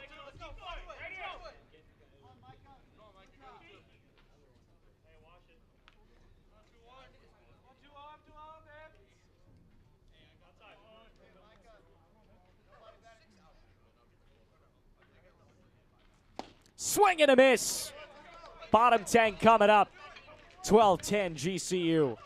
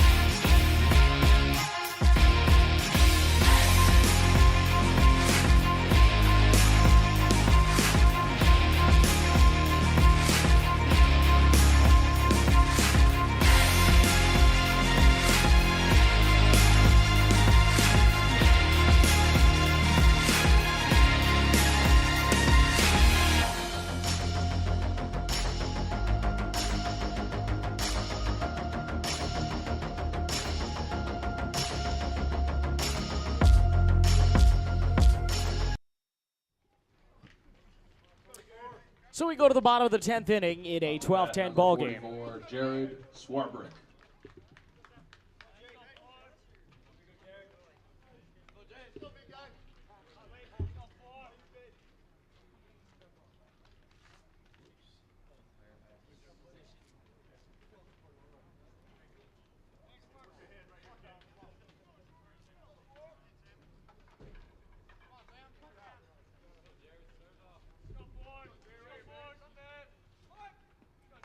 First pitch.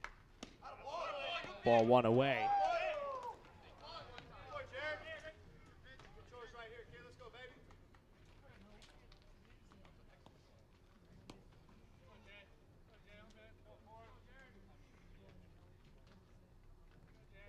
Kick it a 1-0. Curveball inside 2-0.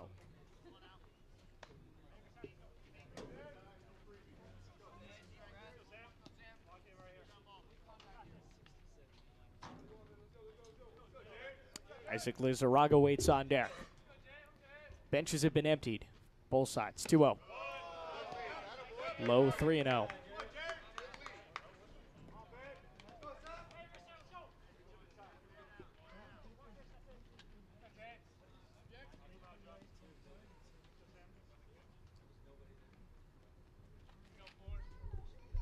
Three balls and no strikes.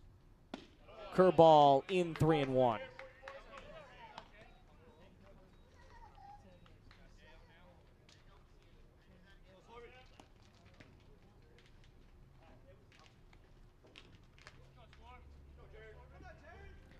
Three one, up the middle, base hit. The runner will hold at third, and runners go to the corners. Winning run to the plate for PC.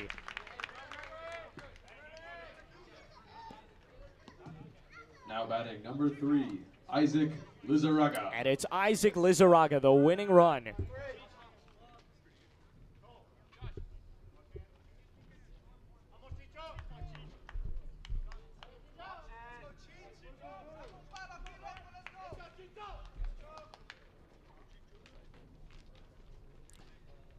Coming up on being on the air for 4 hours. What a terrific game this has been.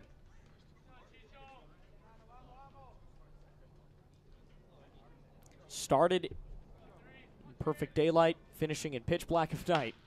Ground ball, base hit through on the right side, but it hit the runner. So he's out. They're going to move the other runner back to third, so all that happens is runners stay in the corners, but there's an out now. Oh, that gets through. It's trouble. Well, we'll do it again. New hitter. Now to bat number 15, Lucas Hinsey. Lucas Hinsey will try to do it.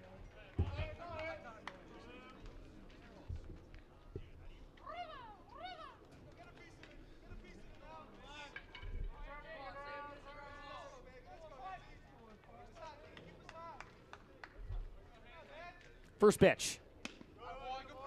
Curve away, called strike 0-1.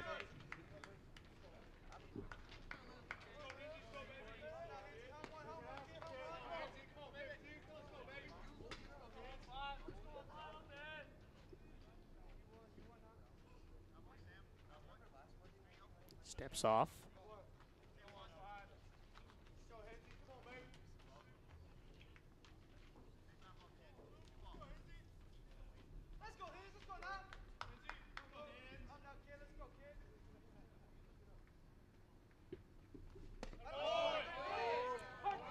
Called strike.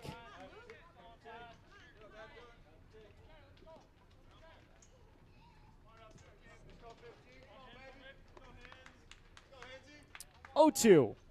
Runners on the corners.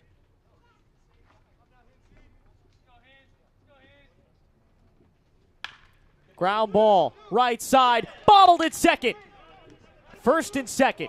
Winning run on first base.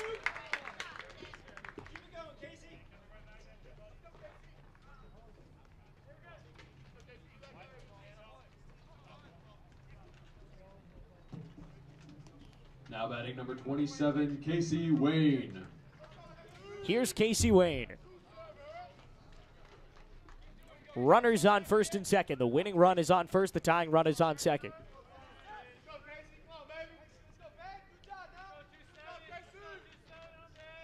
First pitch. Fouled away.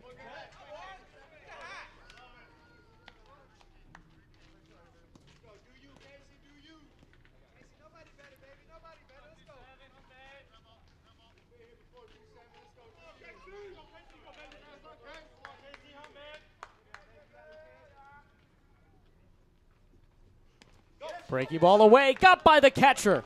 One hit can win it.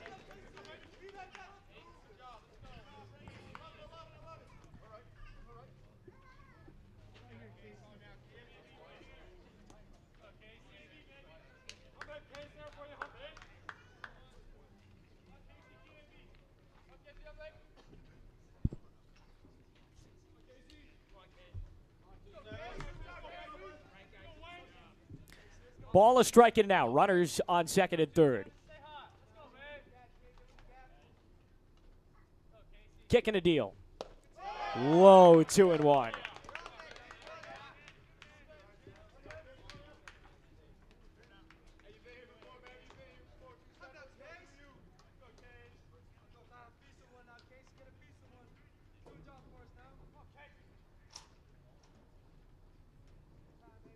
Two one.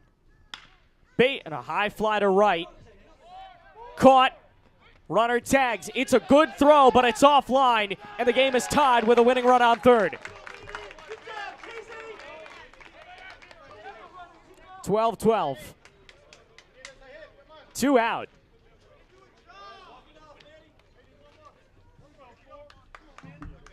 Now batting number 4, Manny Morales. It's Manny Morales trying to be the walk-off hero. Everybody playing very, very deep. Outfield, especially infield too. They do not want anything escaping them. First pitch. Swing and a miss on a curveball. 0-1.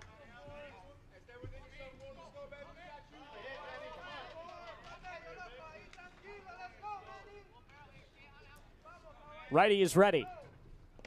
Takes it away. It's blocked and kept in front of the plate. That was a dangerous pitch. Count goes 1-1.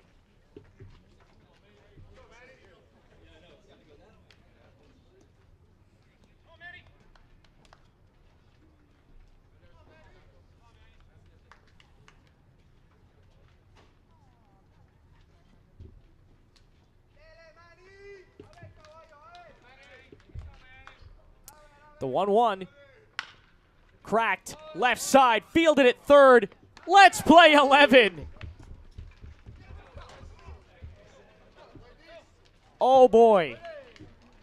We're getting over 4 hours of baseball today, folks. What a terrific game this has been. Back for the 11th in just a moment.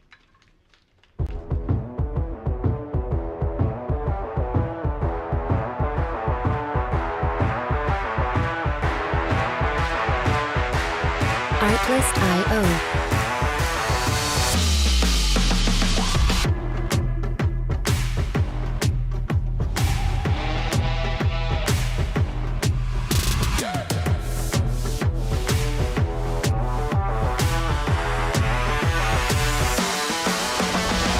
Music licensing reimagined.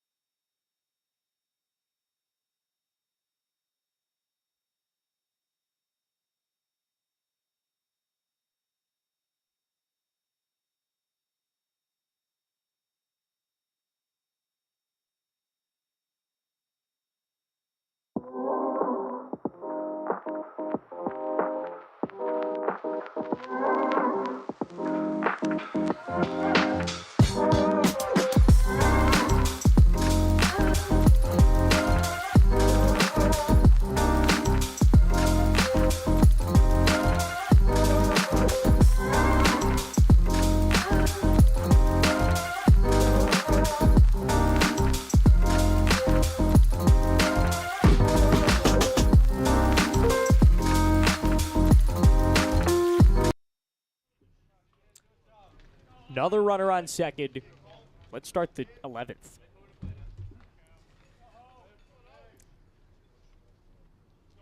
The first pitch. Squares to bunt, lays it down the third base line, and it goes foul. Oh, but he didn't touch it. Nearly waited for it to get behind the bag. He finally did. Count 0-1.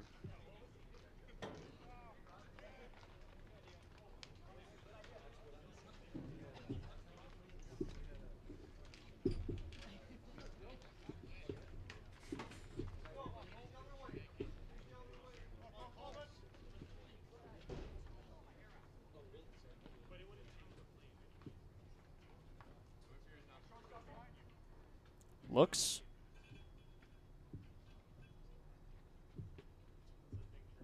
Sets. 0-1. Bunt, squared. Oh, snap throw to second. And they let him take third. They couldn't get the throw to third in time. Another run 90 feet away for GCU. Are you kidding me?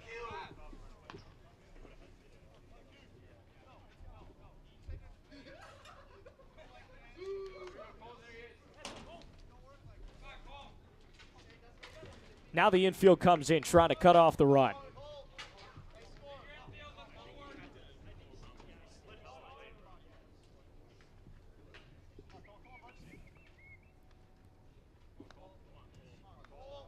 First pitch. Bouncer. Shortstop. Looks him back. Gets the out. No advancement from third. One down.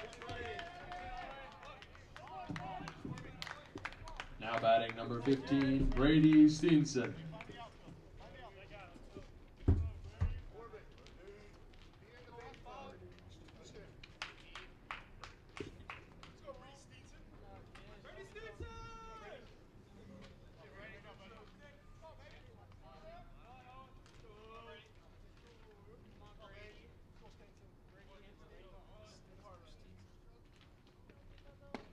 Checked his swing.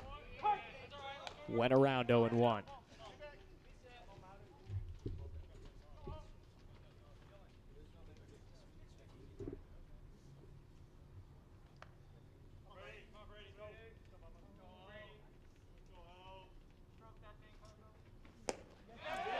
Takes it away, 1-1. I beg your pardon, it was a strike, 0-2.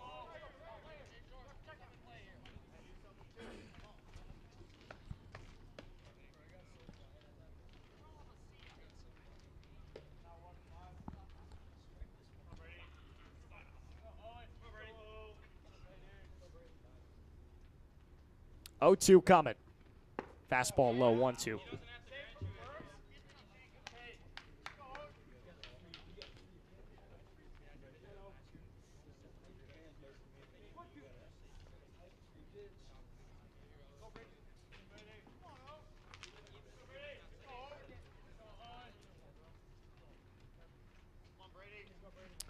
One ball and two strikes.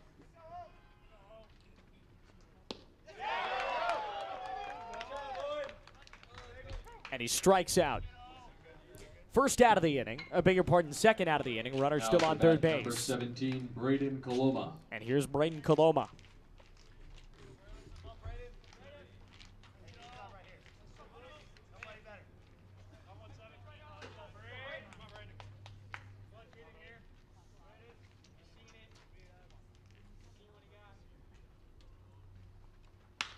Rocketed left center field. Dropping very quick.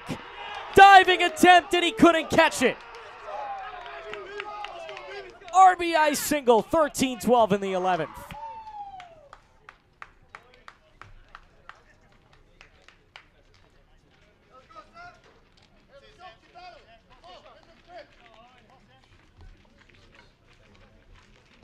Now batting number 11, Sam Ott. Sam Ott will stand in now, trying to extend the inning with a runner on first base.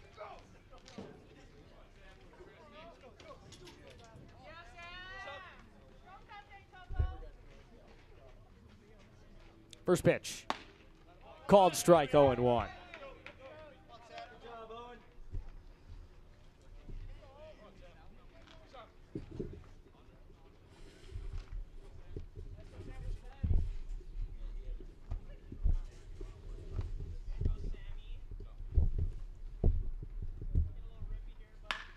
Rocketed to center.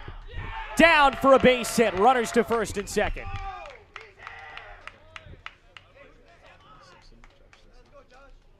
And here's Josh Simpson.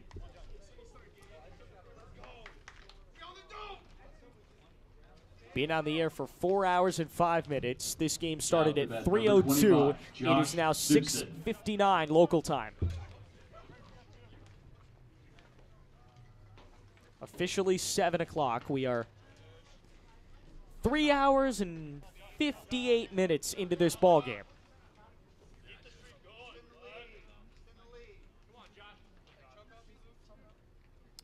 First pitch to him. Fastball way out in front of it, swing and a miss.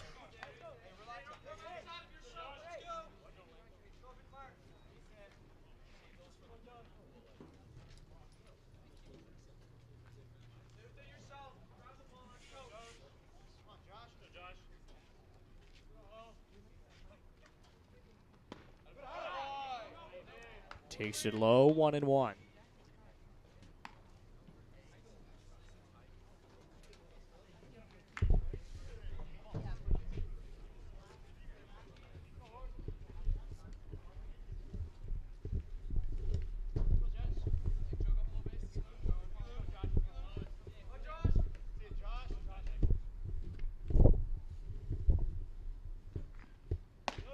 Ball away, 2-1.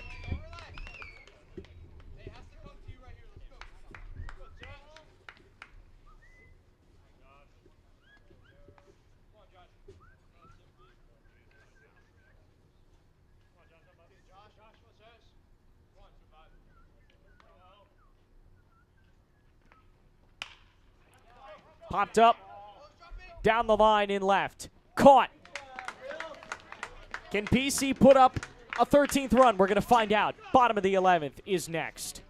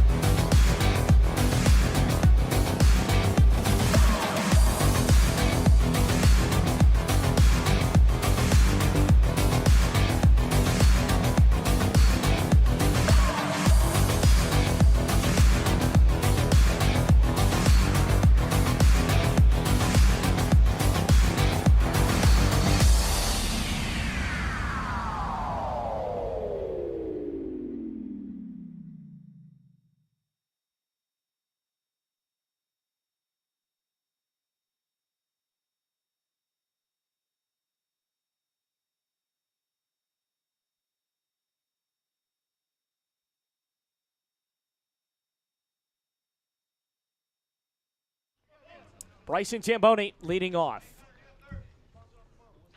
We've had, I believe, 5 lead changes in this game. PC needs a run to tie 2 to win. First pitch inside, ball 1.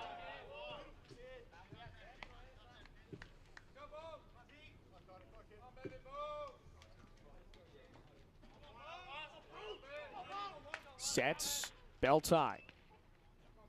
Deals. Popped up. Right side of the infield. First baseman on, drifting into foul territory. Now coming back into fair territory and makes the catch. That's out number 1. Now up to bat, number 9, Chris Billings. Now it's Chris Billings with 1 out in the inning.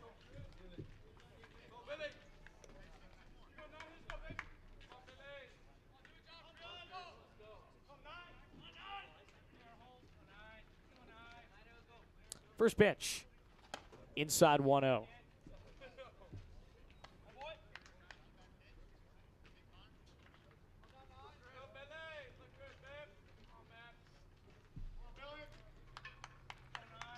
One 0 runner on second. Low 2-0.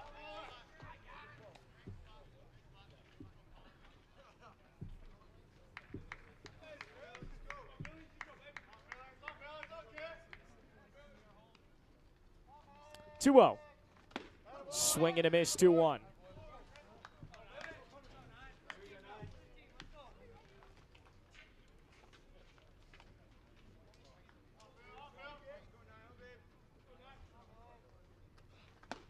Cut and a miss, 2-2.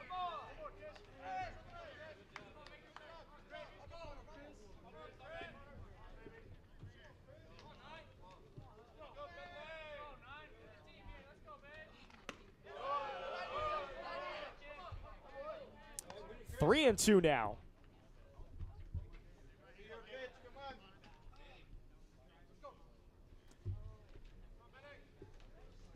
Payoff pitch coming. Called strike three. That's out number two. He had his gloves off. He was halfway down the line. They ring him up, and GCU is an out away. Now to bat number 11, Elias Fiddler.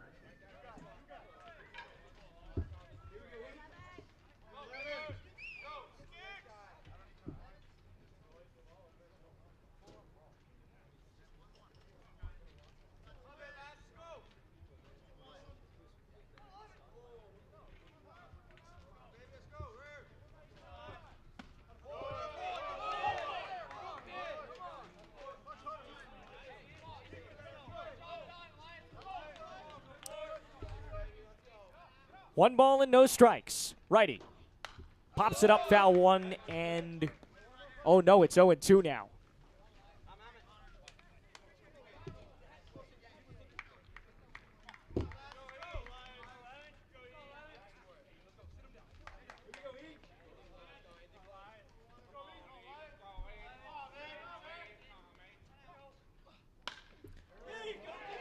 Base hit right field. Tying run's gonna score.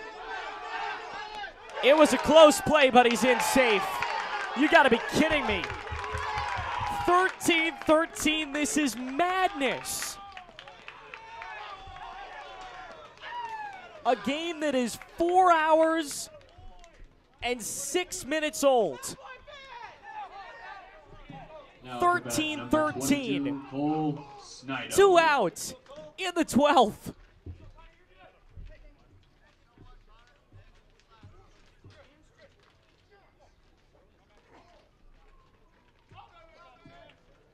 First pitch. Ball one away. In less than 24 hours, I'll be back here calling 2 softball games. A doubleheader, 1 and 3 tomorrow against Eastern Arizona. And I can guarantee you, this will roughly be the time for both games. 1-1 the count. 2 7-inning contests may take a shorter amount of time than 1 9-inning contest. How crazy is that?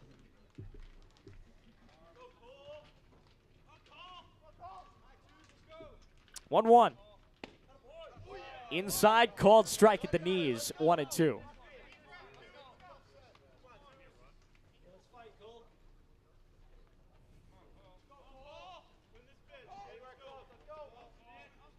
Pitch. Fouls it away.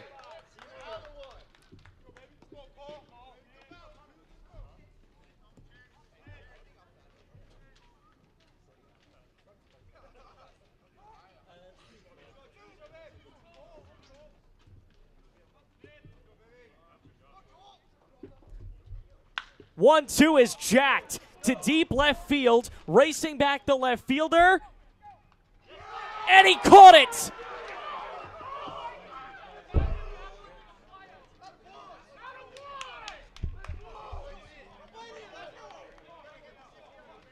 There is discussion, and I think we're playing a 13th. Let's keep going. Back in a bit.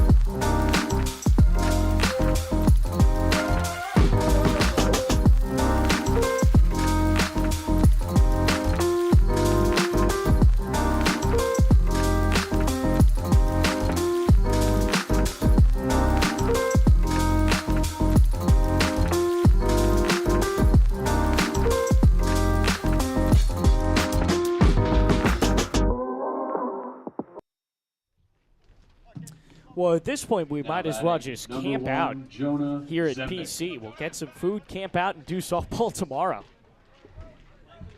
Oh, let's go to the 13th. GCU back up. First baseman all the way in. He's charging to protect the bunt. Squares to bunt. Bunts it. Goes to the pitcher, goes to first. Out number one, but the runner from second advances to third. Smart heads-up baseball by the Antelopes. One out in the inning. Now batting number 5, Reese Davis.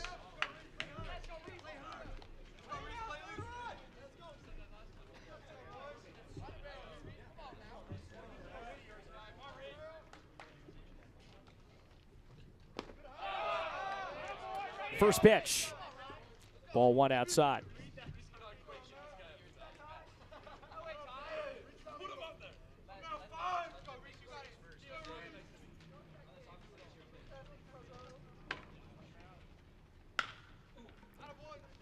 Up the middle and through. Base hit, 14-13 GCU.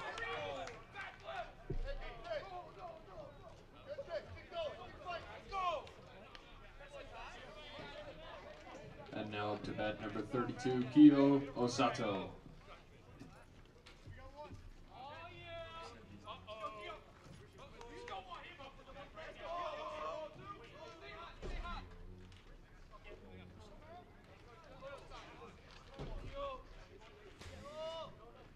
All right. Well, let's keep going. Runner on first. First pitch is away 1-0.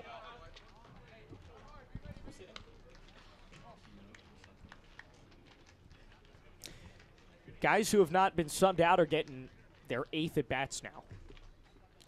Pretty incredible. Lefty stands in. Lefty cuts and misses at a ball in the dirt. 1-1. It should be noted I stopped with my scorebook a very long time ago. I have not kept the score since the 9th inning.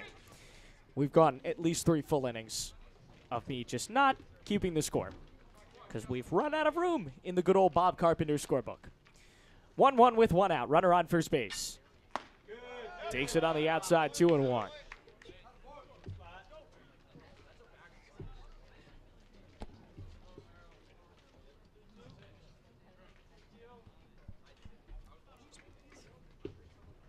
Two one. Taps it foul, 2-2. Get a little chilly, I'm not going to lie. I jinxed myself. Well, I said at 3 o'clock in the afternoon it was a beautiful day for baseball, and it was. It just is not, continue that way. It's dropped a few degrees. We started, it was about 68 degrees. It is now 61, so we've lost about 7-8 degrees. 2-2, runner on first and 1 out. Popped it up. Foul territory, left side. Couple of guys racing over. And it's going to clear the Phoenix dugout.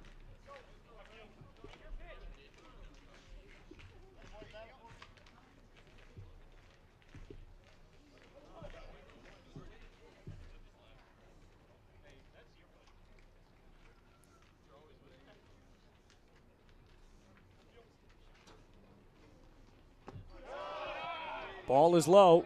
3-2.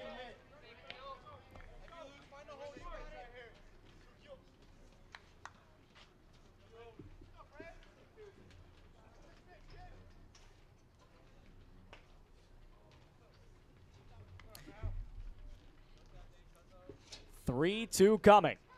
Pitch. Fastball tap foul again.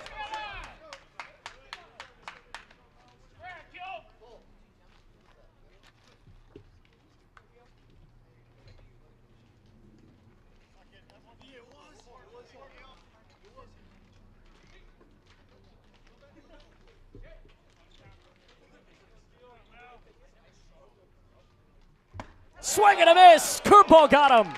That's out number 2. Now to bat, number 20, Micah Kaohu. And here's Micah Kohu. I have been sitting in an otherwise empty press box with our PA announcer, Matt, for over 4 hours. 4 hours and 15 minutes now. Inside, 1 ball and no strikes. Talking to myself, 4 hours and 15 minutes. People have been jailed for much less. 1-0. Fastball swing and a miss. It took a little dip, so we're going to call it a curve, and the count goes 1-1. And we'll do the exact same thing tomorrow, and the exact same thing on Friday.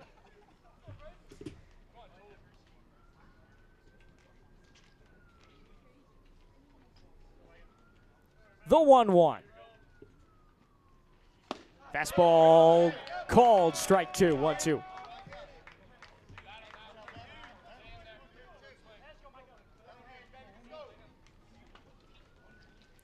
One ball and 2 strikes, 2 out. Here comes. Curveball dropped in, strike 3. 14-13, bottom 13. PC's last chance when we come back.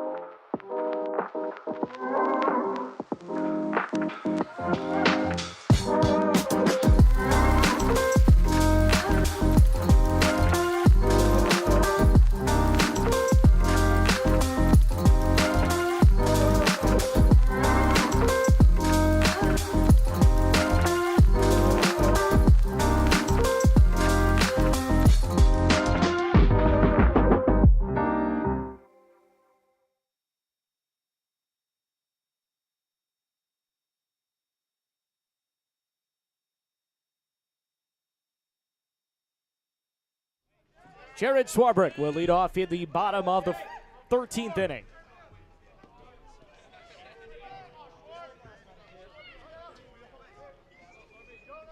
What a ball game.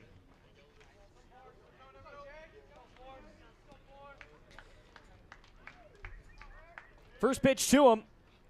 Delivered low and away, 1-0.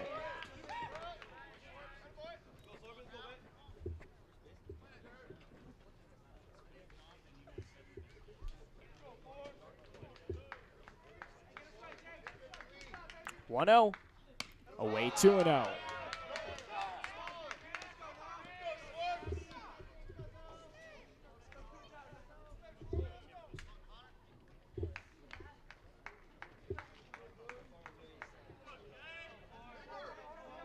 The 2-0. Curveball called, strike, 2-1.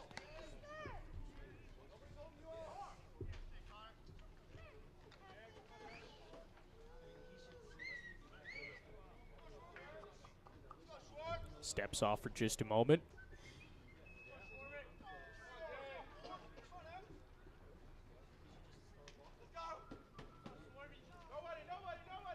Two one.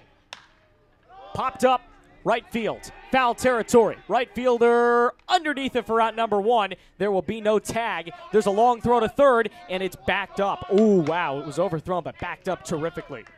So the runner remains on second base. There's 1 out. Now batting number 3, Isaac Lizarraga. And here's Isaac Lizarraga.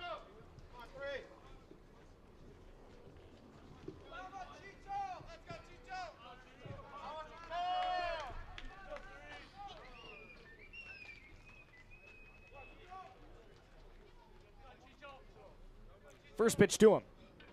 Inside ball one. Slides out of the way.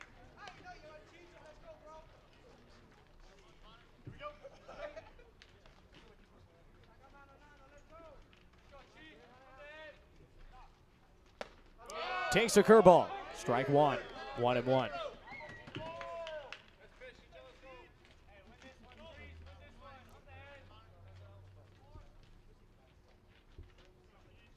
Looks back the runner. 1-1. Inside 2-1.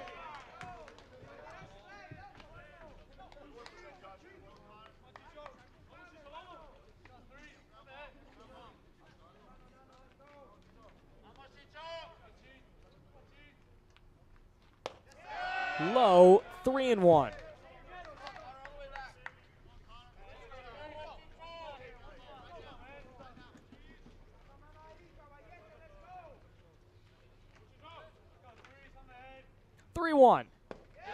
Low, ball 4. Winning run on base again. Now batting number 15, Lucas Hinsey.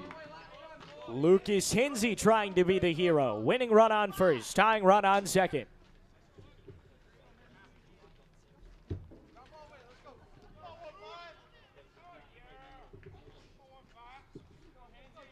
Should be noted the light in our broadcast booth, we don't know how to turn it on. We are sitting in a dark broadcast booth, fouled away 0-1. The only light we're getting is the light from the lights. Going on 4.5 hours we've been on the air. 0-1. Outside 1-1.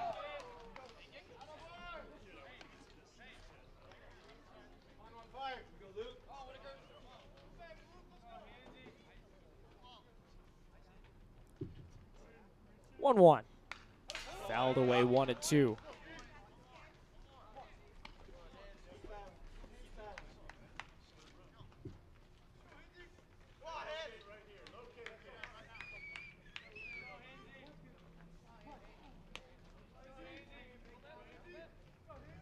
The 1-2.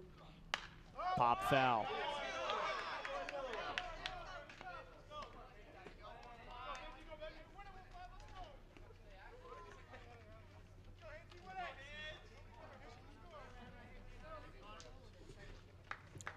One and two, one out. Runners on first and second. Kicking a deal. Low inside. 2-2.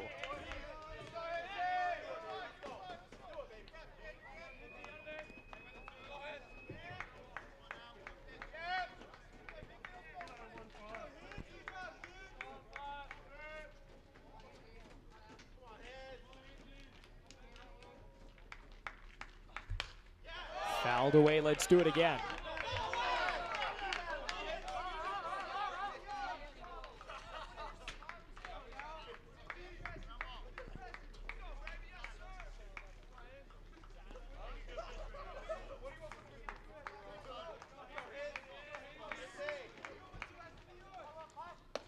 Too high and inside. 3-2.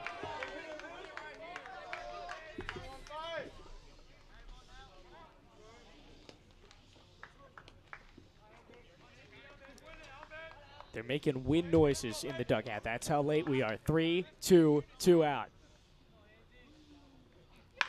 Line drive. Fair ball left field, and it kicks into the corner. One run is in. Winning run is going to come home. There will be no throw. Phoenix College on a walk-off in the 13th. Let's go home. 15-14, the Bears beat the Lopes. Are you kidding me? Phoenix College, 15 runs on 12 hits, 1 error. GCU, 14 runs on, I believe that says 11 hits with 4 errors. There's not much more to say. I'm hungry. I'd like to go home, but I was very thankful to be here. And we will see you again tomorrow doubleheader. Phoenix College versus Eastern Arizona in softball just across the way. We can see the softball field from here. First pitch of Game 1 is at 1 p.m. First pitch of Game 2 is at 3 p.m., and then we will be back with these guys noon on Saturday. So, for our entire crew, Jaden Taylor, our executive producer, I'm Aiden Blanc saying so long. PC wins it.